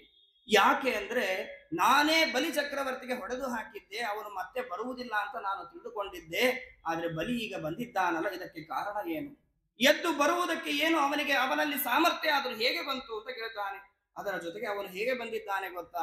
ಅವನನ್ನು ನೋಡುವುದಕ್ಕೆ ಭಯವಾಗ್ತಾ ಇದೆ, ಅಷ್ಟು ಭಯಂಕರವಾದ ರೂಪ ಇದೆ. ಅವನನ್ನು ನೋಡಿದರೆ ನನ್ನ ಮನಸ್ಸಿನಲ್ಲಿ ವಿಚಾರಗಳು ಬೇರೆ ಬೇರೆ ರೀತಿಯಾಗಿ ಬರ್ತಾ ಇದೆ. ಯಾವ ರೀತಿಯಾಗಿ ಅಂದ್ರೆ ಪಿಬನ್ನಿವ ಮುಖೇನೇದಂ ಲಿಹನ್ನಿವ ದಿಶೋದಶ ದಹನ್ನಿವ ನವೋದೃಗ್ಭಿ ಸಾಮರ್ಥ ಅಗ್ನಿರಿವೋತ್ಥಿತಃ. ಅವನು ಹೇಗೆ ಭಯಂಕರನಾಗಿ ಇದ್ದಾನೆ ಅಂದ್ರೆ ಅವನ ಕಣ್ಣುಗಳ ನೋಟದಿಂದಲೇನೆ ಇಡೀ ಅಂತರಿಕ್ಷವನ್ನೇ ಸುಟ್ಟು ಹಾಕಿ ಬಿಡ್ತಾನೋ ಏನೋ, ಅಷ್ಟು ಭಯಂಕರವಾದ ನೋಟದಿಂದ ಕೂಡಿದವನಾಗಿದ್ದಾನೆ. ಜೊತೆಗೆ ಈ ಪ್ರಳಯಾಗ್ನಿ ಯಾವ ರೀತಿಯಾಗಿ ಇರ್ತದೆಯಲ್ಲ ಆ ರೀತಿಯಾಗಿ ಉರಿತಾ ಇದ್ದಾನೆ, ಅಷ್ಟು ತೇಜಸ್ಸಿನಿಂದ ಕೂಡಿದವನಾಗಿ ಇದ್ದಾನೆ. ಇಷ್ಟೆಲ್ಲ ಸಾಮರ್ಥ್ಯ ಅವನಿಗೆ ಹೇಗೆ ಬಂದಿದೆ ಅಂತ ಗುರುಗಳಿಗೆ ಕೇಳ್ತಾ ಇದ್ದಾನೆ. ಮತ್ತೆ ಕೇಳ್ತಾನಂತೆ ಗುರುಗಳಿಗೆ, ಬ್ರೂಹಿ ಕಾರಣಮೇತಸ್ಯ ದುರ್ದರ್ಶತ್ವಸ್ಯ ಮದ್ರಿಪೋಹೋ ಓಜಃ ಸಹೋ ಬಲಃ ತೇಜಃ ಯತಏವ ಸಮುದ್ಯಮಃ. ಯಾವ ಗುರುಗಳಿಗೆ ಕೇಳ್ತಾ ಇದ್ದಾನಂತೆ, ನನ್ನನ್ನು ಯಾರು ಕೂಡ ಎದುರಿಸುವುದಿಲ್ಲ ಅಂತ ನಾನು ತಿಳಿದುಕೊಂಡಿದ್ದೆ. ಆದ್ರೆ ಬಲಿಚಕ್ರವರ್ತಿ ಏನಿದ್ದಾನೆ ಅವನು ಇಲ್ಲಿ ಎದ್ದು ಬಂದಿದ್ದಾನೆ. ಅದು ಹೇಗೆ ಬಂದಿದ್ದಾನೆ? ಓಜಸ್ಸಿನಿಂದ, ಪ್ರಬಲವಾಗಿರ್ತಕ್ಕಂತಹ ಪರಾಕ್ರಮದಿಂದ, ಎಲ್ಲ ರೀತಿಯಿಂದಲೂ ಕೂಡ ಅವನು ಸೇರಿಕೊಂಡವನಾಗಿ ನಾನಾ ತರದ ಸಾಮರ್ಥ್ಯವನ್ನು ಪಡೆದುಕೊಂಡವನಾಗಿ ಇಲ್ಲಿಗೆ ಬಂದಿದ್ದಾನಲ್ಲ, ಅವನ ಹಿಂದೆ ಯಾರು ಇದ್ದಾರೆ? ಇಷ್ಟೆಲ್ಲ ಸಾಮರ್ಥ್ಯ ಬರುವುದಕ್ಕೆ ಕಾರಣ ಏನು? ನಾವು ಈ ತರಹದ ದುಃಖವನ್ನು ಅನುಭವಿಸುವುದಕ್ಕೆ ಕಾರಣ ಏನು ಅಂತ ಕೇಳಿದಾಗ ಆ ಯಾವ ಗುರುಗಳಾದಂತಹ ಬೃಹಸ್ಪತ್ಯಾಚಾರ್ಯರು ದೇವತೆಗಳಿಗೆ ಹೇಳ್ತಾ ಇದ್ದಾರಂತೆ, ಜನಾಮಿ ಮಗವನ್ ಶತ್ರೋರುನ್ನತೆ ರಸ್ಯ ಕಾರಣಂ ಶಿಷ್ಯಾಯೋಷಭೃತಂ ತೇಜಃ ಗುರುಭಿರ್ ಬ್ರಹ್ಮವಾದಿಭಿಹಿ. ಮಹಾಜ್ಞಾನಿಗಳಾದ ಬ್ರಹ್ಮಜ್ಞಾನಿಗಳಾಗಿರ್ತಕ್ಕಂತಹ ಶುಕ್ರಾಚಾರ್ಯರು ಏನಿದ್ದಾರೆ ಅವರು ಅವನಿಗೆ ಹಿಂದೆ ನಿಂತಿದ್ದಾರೆ. ಆ ಗುರುಗಳ ಅನುಗ್ರಹ ಅವನಿಗೆ ಪೂರ್ಣವಾಗಿ ಇದೆ. ಆ ಗುರುಗಳ ಅನುಗ್ರಹದಿಂದಲೇನೆ ಅವನು ಇಷ್ಟೆಲ್ಲ ಬಲವನ್ನು ಪಡೆದಿದ್ದಾನೆ. ಅದರ ಜೊತೆಗೆ ಅವರು ಕೊಡುವುದಕ್ಕೆ ಸುಮ್ಮನೆ ಏನು ಕೊಡಲಿಲ್ಲ, ಇವನು ತನ್ನ ಇಡೀ ಸರ್ವಸ್ವವನ್ನೇ ಅವನಿಗೆ ದಾರಿ ಎರೆದು ಕೊಟ್ಟಿದ್ದಾನೆ. ಸಂಪೂರ್ಣವಾಗಿ ತಾನು ಅವನಿಗೆ ಶಿಷ್ಯತ್ವವನ್ನು ವಹಿಸಿದ್ದಾನೆ. ಅದರಿಂದ ಪ್ರೀತರಾಗಿ ಆ ಶುಕ್ರಾಚಾರ್ಯರು ಇವನಿಗೆ ಏನಾದರೂ ಕೊಡಬೇಕು ಅಂತ ಅಂದುಕೊಂಡಿದ್ದಾರೆ. ನಿಮ್ಮ ರಾಜ್ಯ ಸಂಪತ್ತನ್ನೇ ಕೊಡುವುದಕ್ಕೋಸ್ಕರವಾಗಿ ಅವನಿಂದ ಯಾಗವನ್ನು ಮಾಡಿಸಿದ್ದಾರೆ. ವಿಶ್ವಜಿತ ಎನ್ನುವಂತಹ ಯಾಗವನ್ನು ಮಾಡಿಸಿದ್ದಾರೆ. ಆ ವಿಶ್ವಜಿತ ಯಾಗದಿಂದ ಬಂದಂತಹ ಏನು ಪದಾರ್ಥಗಳಿದೆ ಆ ಪದಾರ್ಥಗಳು ಸಾಮಾನ್ಯವಾದದ್ದಲ್ಲ. ವೇದ ಮಂತ್ರಗಳಿಂದ ಪೂತವಾಗಿರತಕ್ಕಂಥದ್ದು, ಶ್ರೇಷ್ಠವಾದಂತಹ ಆಯುಧಗಳಿಂದ ತೆಗೆದುಕೊಂಡು ಅವನು ಯುದ್ಧಕ್ಕಾಗಿ ಬಂದಿದ್ದಾನೆ. ಹಾಗಾಗಿ ನೀವೇನು ಮಾಡಬೇಕು ಅಂತಂದ್ರೆ ಅದನ್ನು ಕೂಡ ಅವರು ತಿಳಿಸ್ತಾರೆ. ಅದಕ್ಕೆ ನೋಡಿ ಹೇಗೆ ಹೇಳ್ತಾರೆ ಅವರು, ನೀವೆಲ್ಲ ಭಯಗೊಂಡು ಓಡಿ ಬಂದು ನನ್ನ ಹತ್ತಿರ ಪರಿಹಾರ ಕೇಳಬೇಕು ಅಂತ ಹೇಳಿ ನೀವು ಬಂದಿದ್ದೀರಿ. ಆದ್ರೆ ಈಗಿನ ಪರಿಸ್ಥಿತಿ ಹೇಗೆ ಇದೆ ಅಂತಂದ್ರೆ, ನಾಸ್ಯ ಶಕ್ತ ಪುರಸ್ತಾತುಂ ಕೃತಾಂತಸ್ಯ ಯಥಾ ಜನಾಃ ಭವದ್ವಿದೋ ಭಗವಾನ್ ವಾಪಿ ವರ್ಜಯಿತ್ವೇಶ್ವರಂ ಹರಿಂ. ನಾನಾಗಲಿ ನೀನಾಗಲಿ ಬ್ರಹ್ಮದೇವರಾಗಲಿ ಯಾರು ಕೂಡ ಈಗ ಅವನ ಮುಂದೆ ನಿಲ್ಲುವುದಕ್ಕೆ ಸಾಧ್ಯವಿಲ್ಲ. ಯಾರು ಹಾಗಾದರೆ ಅವನ ಮುಂದೆ ನಿಲ್ಲುವುದಕ್ಕೆ ಸಾಧ್ಯ ಅಂದ್ರೆ ಈಶ್ವರಂ ಹರಿಂ, ಸರ್ವೋತ್ತಮನಾಗಿರ್ತಕ್ಕಂತಹ ಭಗವಂತ ಏನಿದ್ದಾನೆ ಅವನು ಮಾತ್ರ ಅವನನ್ನು ನಿಗ್ರಹವನ್ನು ಮಾಡುವುದಕ್ಕೆ ಸಾಮರ್ಥ್ಯವನ್ನು ಪಡೆದಿದ್ದಾನೆ. ಹಾಗಾಗಿ ಅವನನ್ನು ಎದುರಿಸುವುದಕ್ಕೆ ಯಾರಿಂದಲೂ ಸಾಧ್ಯವಿಲ್ಲ ಅಂತ ಹೇಳ್ತಾರೆ. ಅದಕ್ಕೆ ಯಾವ ಬೃಹಸ್ಪತ್ಯಾಚಾರ್ಯರಿಗೆ ಇಂದ್ರದೇವರು ಕೇಳ್ತಾ ಇದ್ದಾರೆ, ಹಾಗಾದ್ರೆ ಈ ಅಲ್ಲಿಯವರೆಗೆ ಭಗವಂತ ಎದುರಿಸುವವರೆಗೂ ಕೂಡ ನಾವೇನು ಮಾಡಬೇಕು? ಅಲ್ಲಿಯವರೆಗೆ ನಮ್ಮ ಪರಿಸ್ಥಿತಿ ಏನು ಹಾಗಾದ್ರೆ ಅಂತ ಕೇಳಿದಾಗ ಅದಕ್ಕೆ ಬೃಹಸ್ಪತ್ಯಾಚಾರ್ಯರು ಹೇಳ್ತಾರೆ, ತಸ್ಮಾ ನಿಲಯ ಮುತ್ಸೃಜ್ಯ ಯೂಯಂ ಸರ್ವೇ ತ್ರಿವಿಷ್ಟಪಂ ಅಂತ ಹೇಳ್ತಾರೆ. ಒಂದೇ ಮಾತಿನಲ್ಲಿ ಹೇಳ್ತಾರೆ ಬೃಹಸ್ಪತ್ಯಾಚಾರ್ಯರು, ಅವನಿಂದ ನೀವು ಸಂಪತ್ತನ್ನು ಪಡೆಯಬೇಕಾದರೆ ಮೊದಲು ನೀವು ಜೀವವನ್ನು ಉಳಿಸಿಕೊಳ್ಳಬೇಕು. ಹಾಗಾಗಿ ನೀವು ಅವನಿಗೆ ಕಾಣದೇ ಇರುವ ಹಾಗೆ ಈ 3 ಲೋಕಗಳನ್ನು ಕೂಡ ಬಿಟ್ಟು ಇಲ್ಲಿಂದ ಅದೃಶ್ಯರಾಗಿ ಹೊರಟು ಹೋಗಿಬಿಡಿ ಅಂತ ಹೇಳಿದ್ದಾರೆ. ಗುರುಗಳ ಮಾತು ಕೇಳಿದ್ದಾರೆ. ಗುರುಗಳು ಹೇಳಿದ ಮಾತನ್ನು ಮೀರದಲೇನೆ ತಕ್ಷಣದಲ್ಲಿ ಎಲ್ಲ ದೇವತೆಗಳು ಕೂಡ ಅಲ್ಲಿಂದ ಅದೃಶ್ಯರಾಗಿ ಹೊರಟು ಹೋಗ್ತಾ ಇದ್ದಾರೆ. ಜೊತೆಗೆ ಹೋಗುವ ಕಾಲದಲ್ಲಿ ಯಾವ ಬೃಹಸ್ಪತ್ಯಾಚಾರ್ಯರು ಇಂದ್ರದೇವರಿಗೆ ಹೇಳ್ತಾ ಇದ್ದಾರೆ. ಇಂದ್ರದೇವರು ಕೇಳಿರ್ತಾರೆ, ಯಾವಾಗ ಅವನಿಗೆ ಈ ಎಲ್ಲ ಸಂಪತ್ತುಗಳನ್ನು ಕಳೆದುಕೊಳ್ತಾನೆ, ನಮಗೆ ಯಾವಾಗ ಸಂಪತ್ತು ಸಿಗುತ್ತದೆ ಅವುಗಳ ಬಗ್ಗೆಯೂ ಕೂಡ ನೀವು ಹೇಳಿ ಅಂತ ಹೇಳಿದ್ದಾರೆ. ಯಾಕೆಂದ್ರೆ ಇಷ್ಟೆಲ್ಲ ತರಹದ ಆಯುಧಗಳನ್ನು ತಾನು ಪಡೆದಿದ್ದಾನೆ, ಗುರುಗಳ ಅನುಗ್ರಹವನ್ನು ಪಡೆದಿದ್ದಾನೆ, ವಿಶ್ವಜಿತ ಯಾಗವನ್ನು ಕೂಡ ಮಾಡಿದ್ದಾನೆ. ಇಷ್ಟೆಲ್ಲ ಪರಾಕ್ರಮದಿಂದ ಕೂಡಿದವನಿಗೆ ಅವನತಿ ಹೇಗೆ ಸಾಧ್ಯವಾಗ್ತದೆ, ಅರ್ಥಾತ್ ಅವನು ಹೇಗೆ ಸೋಲ್ತಾನೆ ಅಂತ ಕೇಳಿದಾಗ ಅದಕ್ಕೆ ಭಗವಂತನ ವಿಷೇಕವಾದಂತಹದ್ದನ್ನು ಹೇಳ್ತಾ ಇದ್ದಾರೆ. ಏಷ ವಿಪ್ರಬಲೋದರ್ಕ ಸಂಪ್ರತ್ಯೂರ್ಜಿತ ವಿಕ್ರಮ. ಇವನು ಇಷ್ಟು ಪರಾಕ್ರಮಿ ಆಗುವುದಕ್ಕೆ ಈಗ ಕಾರಣ ಏನು ಅಂತಂದ್ರೆ ಬ್ರಾಹ್ಮಣರ ಅನುಗ್ರಹ ಅವನಿಗಿದೆ, ಅರ್ಥಾತ್ ಗುರುಗಳಾದಂತಹ ಶುಕ್ರಾಚಾರ್ಯರ ಅನುಗ್ರಹ ಇದೆ. ಅದೇ ಬ್ರಾಹ್ಮಣರ ಶಾಪ ಅವನಿಗೆ ಆಗ್ತದೆ. ಆ ಶಾಪದಿಂದಲೇನೆ ಅವನು ತನ್ನ ಸಂಪತ್ತನ್ನು ಕಳೆದುಕೊಳ್ತಾ ಇದ್ದಾನೆ. ನೋಡಿ, ಕೇವಲ ಬೃಹಸ್ಪತ್ಯಾಚಾರ್ಯರು ಇಂದ್ರನಿಗೆ ಮಾತ್ರ ಹೇಳುವುದಲ್ಲ, ನಮ್ಮ ಹತ್ತಿರ ಸಂಪತ್ತು ಇರಬೇಕಾದ್ರೆ ನಮಗೆ ಏನು ಬೇಕು, ನಮ್ಮ ಹತ್ತಿರ ಸಂಪತ್ತು ಕಳೆದುಕೊಂಡಿದ್ದೇವೆ ಅಂತಂದ್ರೆ ಅದಕ್ಕೆ ಕಾರಣ ಏನು ಅನ್ನುವುದನ್ನು ಕೂಡ ಇಲ್ಲಿ ಬೃಹಸ್ಪತ್ಯಾಚಾರ್ಯರು ತಿಳಿಸಿಕೊಡುತ್ತಾರೆ. ಒಬ್ಬರ ಹತ್ತಿರ ಸಂಪತ್ತು ಇದೆ ಅಂದ್ರೆ ಅದಕ್ಕೆ ಬ್ರಾಹ್ಮಣರ ಗುರುಗಳ ಅನುಗ್ರಹವೇ ಕಾರಣ. ಸಂಪತ್ತು ಕಳೆದುಕೊಂಡಿದ್ದಾನೆ ಅಂದ್ರೆ ಇಹ ಜನ್ಮದಲ್ಲಿಯೋ ಜನ್ಮಾಂತರದ ಪ್ರಾರಬ್ಧ ಕರ್ಮದಿಂದಲೋ ಅವನು ಶಾಪಗ್ರಸ್ತನಾಗಿರ್ತಾನೆ ಅಥವಾ ಬ್ರಾಹ್ಮಣರ ದೋಷವನ್ನು ಮಾಡಿರ್ತಾನೆ. ಹಾಗಾಗಿ ಆ ಸಂಪತ್ತುಗಳನ್ನು ಕಳೆದುಕೊಳ್ತಾ ಇದ್ದಾನೆ. ಅದಕ್ಕೋಸ್ಕರವಾಗಿ ತನ್ನ ಗುರುಗಳಾದಂತಹ ಶುಕ್ರಾಚಾರ್ಯರಿಂದ ದೂಷಿತನಾಗಿ ಅರ್ಥ ಶಾಪಗ್ರಸ್ತನಾಗಿ ಅವನು ತನ್ನ ಎಲ್ಲ ಸಂಪತ್ತನ್ನು ಕಳೆದುಕೊಳ್ತಾ ಇದ್ದಾನೆ. ಅದಕ್ಕೋಸ್ಕರವಾಗಿ ನೀವು ಇಲ್ಲಿಂದ ಹೊರಟು ಹೋಗಿ ಅಂತ ಹೇಳಿದ್ದಾನೆ. ತಕ್ಷಣದಲ್ಲಿ ಎಲ್ಲರೂ ಕೂಡ ಅದೃಷ್ಟವಾಗಿ ಹೋಗಿದ್ದಾರೆ. ಇತ್ತ ಬಲಿಚಕ್ರವರ್ತಿ ಶಂಖನಾದವನ್ನು ಮಾಡ್ತಾ ಎಲ್ಲ ಕಡೆಗೂ ಕೂಡ ಹುಡುಕ್ತಾ ಇದ್ದಾನೆ. ದೇವತೆಗಳು ಎಲ್ಲಿದ್ದಾರೆ, ಅವರನ್ನು ಹೇಗಾದರೂ ಮಾಡಿ ಸೋಲಿಸಬೇಕು, ಅವರ ಸಂಪತ್ತನ್ನು ಕಸಿದುಕೊಳ್ಳಬೇಕು, ಆ ರಾಜ್ಯ ಲಕ್ಷ್ಮಿಯನ್ನು ಭೋಗ ಮಾಡಬೇಕು ಅಂತ ಹುಡುಕ್ತಾ ಇದ್ದಾರೆ. ದೇವೇಶ್ವತಿ ವಿಲೀನೇಶು ಬಲಿರ್ವೈ ರೋಚನ ಪುರಿಂ ದೇವದಾನೀಂ ಅಧಿಷ್ಠಾಯ ವಶಂ ನಿನ್ನೆ ಜಗತ್ರಯಂ. ನೋಡ್ತಾನೆ, ದೇವತೆಗಳು ಎಲ್ಲಿಯೂ ಕೂಡ ಕಾಣುವುದಿಲ್ಲ. ಏನಾಯ್ತು, ದೇವತೆಗಳು ಕಾಣದೇ ಇದ್ರೇನು, ಅವರು ಕಂಡರೂ ಕೂಡ ಅವರನ್ನು ಸೋಲಿಸಿ ಸಂಪತ್ತನ್ನು ತೆಗೆದುಕೊಳ್ಳಬೇಕು ಅಂತ ಬಂದಿದ್ವಿ, ಅನಾಯಾಸ ಯುದ್ಧ ಮಾಡದಲೇನೆ ಸಂಪತ್ತು ಸಿಗುತ್ತಾ ಇದೆ ಅಂತ ಹೇಳಿ 3 ಲೋಕಗಳನ್ನು ಕೂಡ ತನ್ನ ವಶಕ್ಕೆ ತೆಗೆದುಕೊಳ್ತಾ ಇದ್ದಾನೆ ಬಲಿಚಕ್ರವರ್ತಿ. ಅವರು ಯಾರು ಇಲ್ಲದ ಇರತಕ್ಕಂಥ ಕಾರಣಕ್ಕೆ ತಾನು ಎಲ್ಲ ಸಂಪತ್ತನ್ನು ತೆಗೆದುಕೊಂಡು ಇಂದ್ರ ಪದವಿಯನ್ನು ಆಳುವುದಕ್ಕೆ ಪ್ರಾರಂಭ ಮಾಡಿದ್ದಾನೆ. ಆದ್ದರಿಂದ ಯಾವ ಗುರುಗಳಾದಂತಹ ಶುಕ್ರಾಚಾರ್ಯರು ವಿಚಾರ ಮಾಡ್ತಾರೆ, ಇವನು ಅಂದುಕೊಂಡಂತಹ ಕೆಲಸ, ಅರ್ಥಾತ್ ನಾನು ಏನು ಇವನಿಗೆ ಸಂಪತ್ತನ್ನು ಕೊಡಿಸಬೇಕು ಅಂತ ಅಂದುಕೊಂಡಿದ್ದೇನೋ ಅದು ಎಲ್ಲವೂ ಕೂಡ ಕೊಡಸಿಯಾಗಿದೆ, ಅರ್ಥಾತ್ ಕಾರ್ಯ ಪೂರ್ಣವಾಗಿ ಇದೆ. ಆದರೂ ಕೂಡ ಇನ್ನೂ ಒಂದು ಕೆಲಸ ಪೂರ್ಣವಾಗಿ ಇಲ್ಲ. ಯಾವುದು ಅಂದ್ರೆ ಇವನು ಏನು ಪಡೆದಿದ್ದಾನೋ ಅದು ಪೂರ್ಣವಾಗಿ ಪಡೆದದ್ದಲ್ಲ. ಅರ್ಥಾತ್ ಇವನು ಇಂದ್ರ ಪದವಿಯಲ್ಲಿ ಕುಳಿತಿದ್ದಾನೆ, ಇದು ಸ್ಥಿರವಾಗಿ ಉಳಿದದ್ದಲ್ಲ, ಯುದ್ಧದಿಂದ ಗೆದ್ದದ್ದು ಇದೆ. ಇದು ಪೂರ್ಣವಾಗಿ ಇಂದ್ರ ಪದವಿ ಇವನಿಗೆ ಸಿಗಬೇಕಾದರೆ 100 ಅಶ್ವಮೇಧ ಯಾಗಗಳನ್ನು ಇವನು ಮಾಡಬೇಕಾಗಿದೆ. ಹಾಗಾಗಿ ಅಶ್ವಮೇಧ ಯಾಗವನ್ನು ಮಾಡಿದಾಗ ಆ ಭಗವಂತನೇ ಕೊಟ್ಟು ಬಿಡ್ತಾನೆ. ಅದಕ್ಕೋಸ್ಕರವಾಗಿ ಇದು ಸ್ಥಿರವಾಗಿ ಉಳಿಯುವುದಿಲ್ಲ. ಯಾಕೆಂದ್ರೆ ಬಲವಂತವಾಗಿ ತೆಗೆದುಕೊಂಡದ್ದಿದೆ. ಅದಕ್ಕೆ ಕನ್ನಡದಲ್ಲಿ ಗಾದೆ ಮಾತು ಇದೆ ನೋಡಿ, ಮಂದಿ ಕೊಟ್ಟಿದ್ದು ಮನೆ ತನಕವಾದರೆ ದೇವರು ಕೊಟ್ಟದ್ದು ಕೊನೆ ತನಕ ಇರುತ್ತದೆ. ಹಾಗಾಗಿ ಇವನು ಪಡೆದದ್ದು ಕೊನೆಯ ತನಕ ಉಳಿಯುವುದಿಲ್ಲ. ಹಾಗಾಗಿ ಕೊನೆಯ ತನಕ ಉಳಿಯಬೇಕಾದ್ರೆ ಇವನಿಂದ ಯಾಗವನ್ನು ಮಾಡಿಸಬೇಕು ಅಂತ ಸಿದ್ಧ ಮಾಡ್ತಾ ಇದ್ದಾರೆ. ಶತೇನ ಹಯಮೇಧಾನಾಂ ಅನುವೃತಮಯ ಜಯನ್. ನಂತರದಲ್ಲಿ 100 ಯಾಗಗಳನ್ನು ಮಾಡಿಸುವುದಕ್ಕೋಸ್ಕರವಾಗಿ ಸಿದ್ಧ ಮಾಡಿದ್ದಾರೆ. 1, 2, 3, 4 ಹೀಗೆ ಯಾಗಗಳು ಮುಗಿತಾ ಬರ್ತಾ ಇದೆ. ಯಾಗವನ್ನು ಮಾಡುವುದರಿಂದ ಇವನಿಗೆ ಏನು ಸಿಗುತ್ತಾ ಇದೆ ಅಂದ್ರೆ ಶತಸ್ತದನುಭಾವೇನ ಭುವನತ್ರಯ ವಿಸ್ತೃತಾಂ ಕೀರ್ತಿಂ ದಿಕ್ಷು ವಿತನ್ವಾಜಃ ಸರೇಜೆ ಉಡುರಾಡಿವ. ಅವನು ಮಾಡಿರ್ತಕ್ಕಂತಹ ಯಾಗದಿಂದ ಅವನ ಕೀರ್ತಿ ಎಲ್ಲ ಕಡೆಗೂ 3 ಲೋಕಗಳಲ್ಲಿಯೂ ಕೂಡ ಹರಡುವುದಕ್ಕೆ ಪ್ರಾರಂಭವಾಗಿದೆ. ಹೇಗೆ ಅಂದ್ರೆ ಉಡುರಾಡಿವ, ಚಂದ್ರನ ಕಾಂತಿ ಯಾವ ರೀತಿಯಾಗಿ ಎಲ್ಲ ಕಡೆಗೂ ಕೂಡ ಚಂದ್ರನ ಬೆಳಕು ಬೀಳಬೇಕು ಹಾಗೆ ಎಲ್ಲ ತರಹದ ಕಾಂತಿಯಿಂದ ಅವನು ಬೆಳಗ್ತಾ ಇದ್ದಾನೆ. ಹೀಗೆ ಅವನು ಗುರುಗಳಾಗಿರ್ತಕ್ಕಂತಹ ಶುಕ್ರಾಚಾರ್ಯರ ಅನುಗ್ರಹವನ್ನು ಪಡೆದು ಸಂಪತ್ತನ್ನು ಪಡೆದು ತಾನು ಲೋಕವನ್ನು ಅರ್ಥಾತ್ 3 ಲೋಕಗಳನ್ನು ಕೂಡ ತಾನು ಆಳ್ತಾ ಇದ್ದಾನೆ.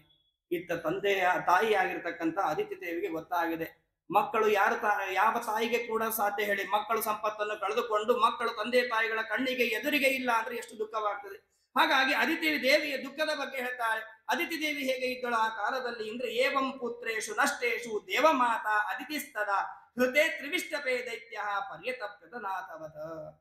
ಎಲ್ಲ ತನ್ನ ಮಕ್ಕಳ ಸಂಪತ್ತನ್ನು ದೈತ್ಯರು ಬಂದು ಕಸಿದುಕೊಂಡು ಹೋಗಿದ್ದಾರೆ. ಸಂಪತ್ತು ಹೋದರೆ ಹೋಗಲಿ, ಮಕ್ಕಳು ಕೂಡ ಕಣ್ಣಿಗೆ ಕಾಣಿಸ್ತಾ ಇಲ್ಲ. ಎಲ್ಲ ಇದ್ದರೂ ಕೂಡ ಎಲ್ಲರನ್ನು ಕಳೆದುಕೊಂಡು ಅನಾಥರಂತೆ ದುಃಖಿಸುತ್ತಾ ಕುಳಿತುಕೊಂಡಿದ್ದಾಳು. ಹೀಗೆ ಸ್ವಲ್ಪ ಕಾಲ ಕಳೆದ ಮೇಲೆ ಪತಿಯಾಗಿರ್ತಕ್ಕಂತಹ ಕಶ್ಯಪರು ಬರ್ತಾ ಇದ್ದಾರಂತೆ. ಏಕದಾ ಕಶ್ಯಪಸ್ತಸ್ಯಾಹ ಆಶ್ರಮಂ ಭಗವಾನಾಗತ ನಿರುತ್ಸವಂ ನಿರಾನಂದಂ ಸಮಾಧಿ ವಿರಚಿಸಲ್ಲ. ಒಂದು ಬಾರಿ ಸಮಾಧ್ಯವಸ್ಥೆಯಿಂದ ಎದ್ದು ಕಶ್ಯಪರು ಬರ್ತಾ ಇದ್ದಾರೆ. ತಮ್ಮ ಪತ್ನಿಯಾಗಿರ್ತಕ್ಕಂಥ ಅದಿತಿ ದೇವಿ ಎಲ್ಲಿ ಇದ್ದಾಳೋ ಆ ಆಶ್ರಮಕ್ಕೆ ಬಂದು ನೋಡ್ತಾ ಇದ್ದ. ಬಂದಾಗ ಅವಳು ಹೇಗೆ ಇದ್ದಾಳೆ ಅಂದ್ರೆ ನಿರುತ್ಸವಂ ನಿರಾನಂದಂ, ದೇಹದಲ್ಲಿ ಉತ್ಸಾಹವೇ ಇಲ್ಲ, ದೇಹದ ಒಳಗೆ ಮುಖದಲ್ಲಿ ಆನಂದವೇ ಕಾಣ್ತಾ ಇಲ್ಲ, ಏನೋ ಕಳೆದುಕೊಂಡವ ಅಂತ ದುಃಖದಿಂದ ಕುಳಿತುಕೊಂಡಿದ್ದಾಳೆ. ಅದನ್ನು ನೋಡಿದಾಗ ಕಶ್ಯಪರು ಕೇಳ್ತಾ ಇದ್ದಾರಂತೆ, ತಾವೇ ಊಹೆಯನ್ನು ಯದ್ಯಪಿ ಜ್ಞಾನಿಗಳಾದವರು ಗೊತ್ತವರಿಗೆ ಆದರೂ ಕೂಡ ಕೇಳ್ತಾ ಇದ್ದಾರೆ, ಏನಾಗಿದೆ ಅಂತ ಕೇಳುವುದಕ್ಕೋಸ್ಕರವಾಗಿ ಸಮಾಧಾನದಿಂದ ಕೇಳ್ತಾ ಇದ್ದಾರಂತೆ. ಯಾಕೆಂದ್ರೆ ಪಾಪ ಕೆಲವು ಸ್ತ್ರೀಯರಿಗೆ ಇಚ್ಛೆ ಇರ್ತದೆ, ಗಂಡ ಎಲ್ಲ ಗೊತ್ತಿದ್ದರೂ ಕೂಡ ಕೇಳಬೇಕು ಏನಾಗಿದೆ ಅಂತ ಹೇಳಿ, ಇಲ್ಲ ಅಂದ್ರೆ ಅದಕ್ಕಿಂತಲೂ ಹೆಚ್ಚು ಕೋಪ ಬರ್ತದೆ. ಅದಕ್ಕೋಸ್ಕರವಾಗಿ ಕಶ್ಯಪರು ಕೇಳ್ತಾ ಇದ್ದಾರಂತೆ, ಸಪತ್ನೀಂ ದೀನವದನ ಕೃತಾಸನ ಪರಿಗ್ರಹ ಸಭಾಜಿತೋ ಯಥಾನ್ಯಾಹಂ ಇದಮಾಹ ಕುರುದ್ವಹ. ಹೆಂಡತಿಗೆ ಸಮಾಧಾನವನ್ನು ಮಾಡ್ತಾ ಅವಳಿಗೆ ನಾನಾ ತರದ ರೀತಿಯಿಂದ ಪ್ರಶ್ನೆಯನ್ನು ಮಾಡ್ತಾ ಇದ್ದಾರಂತೆ. ಮನೆಯಲ್ಲಿ ಏನಾಗಿದೆ, ಏನಾದರೂ ಪದಾರ್ಥಗಳ ಕೊರತೆ ಇದೆಯಾ, ಹೇಗೆ ಅಂತ ಹೇಳಿ ಕುಶಲೋಪರಿಗಳನ್ನು ಪ್ರಶ್ನೆಯನ್ನು ಮಾಡ್ತಾ ಇದ್ದಾರೆ. ಪ್ರಶ್ನೆಯನ್ನು ಮಾಡುವಾಗ ನೋಡಿ ಯಾವ ರೀತಿಯಾಗಿ ಪ್ರಶ್ನೆಯನ್ನು ಮಾಡಿದ್ದಾರೆ. ನಿನ್ನ ದುಃಖಕ್ಕೆ ಕಾರಣ ಏನು ಅಂತ ಕೇಳ್ತಾರೆ. ಅಪಿವಾ ಅತಿಥಿ ಅಭ್ಯತ್ಯ ಕುಟುಂಬ ಸ್ತಕಯಾತ್ವಯ ಗೃಹಾದ ಪೂಜಿತಾಯಾತ ಪ್ರತ್ಯುತ್ತಾನೇನ ವಾಕುಚಿತ. ಕಶ್ಯಪರು ಕೇಳ್ತಾ ಇದ್ದಾರೆ, ನೀನು ಮನೆಯ ಕೆಲಸವನ್ನು ಮಾಡುವಾಗ ಮನೆಯ ಬಾಗಿಲಿಗೆ ಯಾರಾದರೂ ಅತಿಥಿಗಳು ಅಭ್ಯಾಗತರು ಬಂದಿದ್ದಾರೆಯ? ಬಂದಂತಹ ಅತಿಥಿಗಳಿಗೆ ನೀನು ಏನಾದರೂ ಸರಿಯಾಗಿ ಉಪಚಾರವನ್ನು ಮಾಡಲಿಲ್ಲವ? ಅಥವಾ ಮಾಡದೇ ಇದ್ದದ್ದಕ್ಕೆ ಅವರು ಕೋಪಗೊಂಡವರಾಗಿ ಏನಾದರೂ ಹೊರಟು ಹೋಗಿದ್ದಾರಾ ಅಂತ ಕೇಳ್ತಾ ಇದ್ದಾರೆ. ಅದರಿಂದ ನಿನಗೇನಾದರೂ ಮನಸ್ಸಿಗೆ ದುಃಖವಾಗಿದೆಯಾ ಅಂತ ಕೇಳ್ತಾರೆ. ನೋಡಿ, ಯಾಕೆ ಮನೆಗೆ ಅತಿಥಿ ಅಭ್ಯಾಗತರು ಬಂದಾಗ ಸತ್ಕಾರವನ್ನು ಮಾಡಬೇಕು ಅನ್ನುವುದನ್ನು ಕೂಡ ಕಶ್ಯಪರು ತೋರಿಸಿಕೊಡ್ತಾರೆ. ಮನೆಗೆ ಬಂದಂತಹ ಬ್ರಾಹ್ಮಣರಿಗೆ ಅತಿಥಿಗಳಿಗೆ ಸತ್ಕಾರವನ್ನು ಮಾಡದೇ ಇರತಕ್ಕಂತಹ ಮನೆ ಅದು ಮನೆಯೇನೇ ಅಲ್ಲ ಅಂತ ಹೇಳ್ತಾರೆ ಕಶ್ಯಪರು. ಹೇಗೆ ಇದೆ ಹಾಗಾದ್ರೆ ಆ ಮನೆ ಅಂದ್ರೆ, ಗೃಹೇಶು ಯಶ್ ಅತಿಥಯ ನಾರ್ಚಿತ ಸಲಿಲೈರಪಿ ಯದಿ ನಿರ್ಯಾಂತಿತೆ ನೂನಂ ಪ್ರೇತರಾಜ ಗೃಹೋಪಮಾಹ. ಮನೆಗೆ ಬಂದಂತಹ ಅತಿಥಿಗಳಿಗೆ ಅಭ್ಯಾಗತರಿಗೆ ಜಲವನ್ನು ಕೊಟ್ಟು ಯಾರು ಸತ್ಕಾರವನ್ನು ಮಾಡುವುದಿಲ್ಲವೋ, ಅಥವಾ ಅರ್ಥಾತ್ ಪಾದಗಳನ್ನು ತೊಳೆದು ಅವರಿಗೆ ಉಪಚಾರಗಳನ್ನು ಯಾರು ಮಾಡುವುದಿಲ್ಲವೋ ಅಂತವರ ಮನೆ ಅದು ಮನೆಯೇ ಅಲ್ಲ. ಹಾಗಾದ್ರೆ ಏನದು ಅಂದ್ರೆ ಪ್ರೇತರಾಜ ಗೃಹೋಪಮ. ಪ್ರೇತರಾಜ ಗೃಹೋಪಮ ಅಂದ್ರೆ ಸ್ಮಶಾನಕ್ಕೆ ಸಮಾನವಾದಂತಹದ್ದು. ಹಾಗಾಗಿ ಆ ಮನೆ ಮನೆಯೇನೇ ಅಲ್ಲ. ಅದಕ್ಕೋಸ್ಕರವಾಗಿ ಯಾರಾದರೂ ಬಂದು ಮನಸ್ತಾಪ ಮಾಡಿಕೊಂಡು ಹೋಗಿದ್ದಾರೆ ಅಂತ ಹೇಳ್ತಾರೆ. ಜೊತೆಗೆ ಇದೇ ಭಾಗವತದಲ್ಲಿ ನೋಡಿ, ಭಾಗವತದಲ್ಲಿ ಎಷ್ಟು ಹೇಳ್ತಾರೆ, ಅತಿಥಿಗಳನ್ನಾಗಲಿ ತಂದೆ ತಾಯಿಗಳನ್ನಾಗಲಿ ಅಕ್ಕ ತಂಗಿಯರನ್ನಾಗಲಿ ಅಣ್ಣ ತಮ್ಮಂದಿರನ್ನಾಗಲಿ ಸೇವೆ ಮಾಡಬೇಕು. ತಮ್ಮನಾದವನು ಅಣ್ಣನ ಸೇವೆಯನ್ನು ಮಾಡಬೇಕು. ಎಲ್ಲ ತರಹದ ಸೇವೆಯನ್ನು ಮಾಡಬೇಕಂತ. ಯಾಕೆ ಮಾಡಬೇಕು ನೋಡಿ, ಯಾಕೆ ಮಾಡಬೇಕು ಅನ್ನುವುದು ಕೂಡ ನಮಗೆ ಗೊತ್ತಿಲ್ಲ. ಅದನ್ನು ಕೂಡ ಇಂದ್ರದೇವರು ಹೇಳ್ತಾರೆ, ಯಾಕೆ ಮಾಡಬೇಕು? ಮನೆಗೆ ಬಂದಂತಹ ಅತಿಥಿಗಳನ್ನಾಗಲಿ ಅಭ್ಯಾಗತರನ್ನಾಗಲಿ ಅಥವಾ ಜನ್ಮ ಕೊಟ್ಟಂತಹ ತಂದೆ ತಾಯಿಗಳನ್ನಾಗಲಿ ಯಾಕೆ ಮಾಡಬೇಕು ಅಂದ್ರೆ, ಅವರಲ್ಲಿ ದೇವತೆಗಳ ವಿಶೇಷವಾದ ಸನ್ನಿಧಾನ ಅವರಲ್ಲಿ ಇರ್ತಾ ಇದೆ. ಅವರ ಸೇವೆಯನ್ನು ಮಾಡುವುದರಿಂದ ಅವರ ಒಳಗೆ ಇರುವಂತಹ ದೇವರು ಅರ್ಥಾತ್ ದೇವತೆಗಳು ನಮಗೆ ಅನುಗ್ರಹವನ್ನು ಮಾಡ್ತಾನೆ ಅಂತ ಹೇಳ್ತಾರೆ. ಹಾಗಾದ್ರೆ ಯಾರ್ಯಾರಲ್ಲಿ ಯಾವ ಯಾವ ದೇವತೆಗಳ ಸನ್ನಿಧಾನ ಇರ್ತದೆ ಅಂತಂದ್ರೆ, ಆಚಾರ್ಯೋ ಬ್ರಹ್ಮಣೋ ಮೂರ್ತಿ, ಪಿತಾ ಮೂರ್ತಿ ಪ್ರಜಾಪತೆ, ಭ್ರಾತಾ ಮರುತ್ಪತೆ ಮೂರ್ತಿ, ಮಾತಾ ಸಾಕ್ಷಾತ್ ಚ್ಯುತೇಸ್ತನು ದಯೆಯ ಭಗಿನಿ ಮೂರ್ತಿ, ಧರ್ಮಸ್ಯಾತ್ಮತಿಥಿಯ ಸ್ವಯಂ, ಅಗ್ನೇರಭ್ಯಾಗತೋ ಮೂರ್ತಿ, ಸರ್ವಭೂತಾನಿ ಚಾತ್ಮನಃ.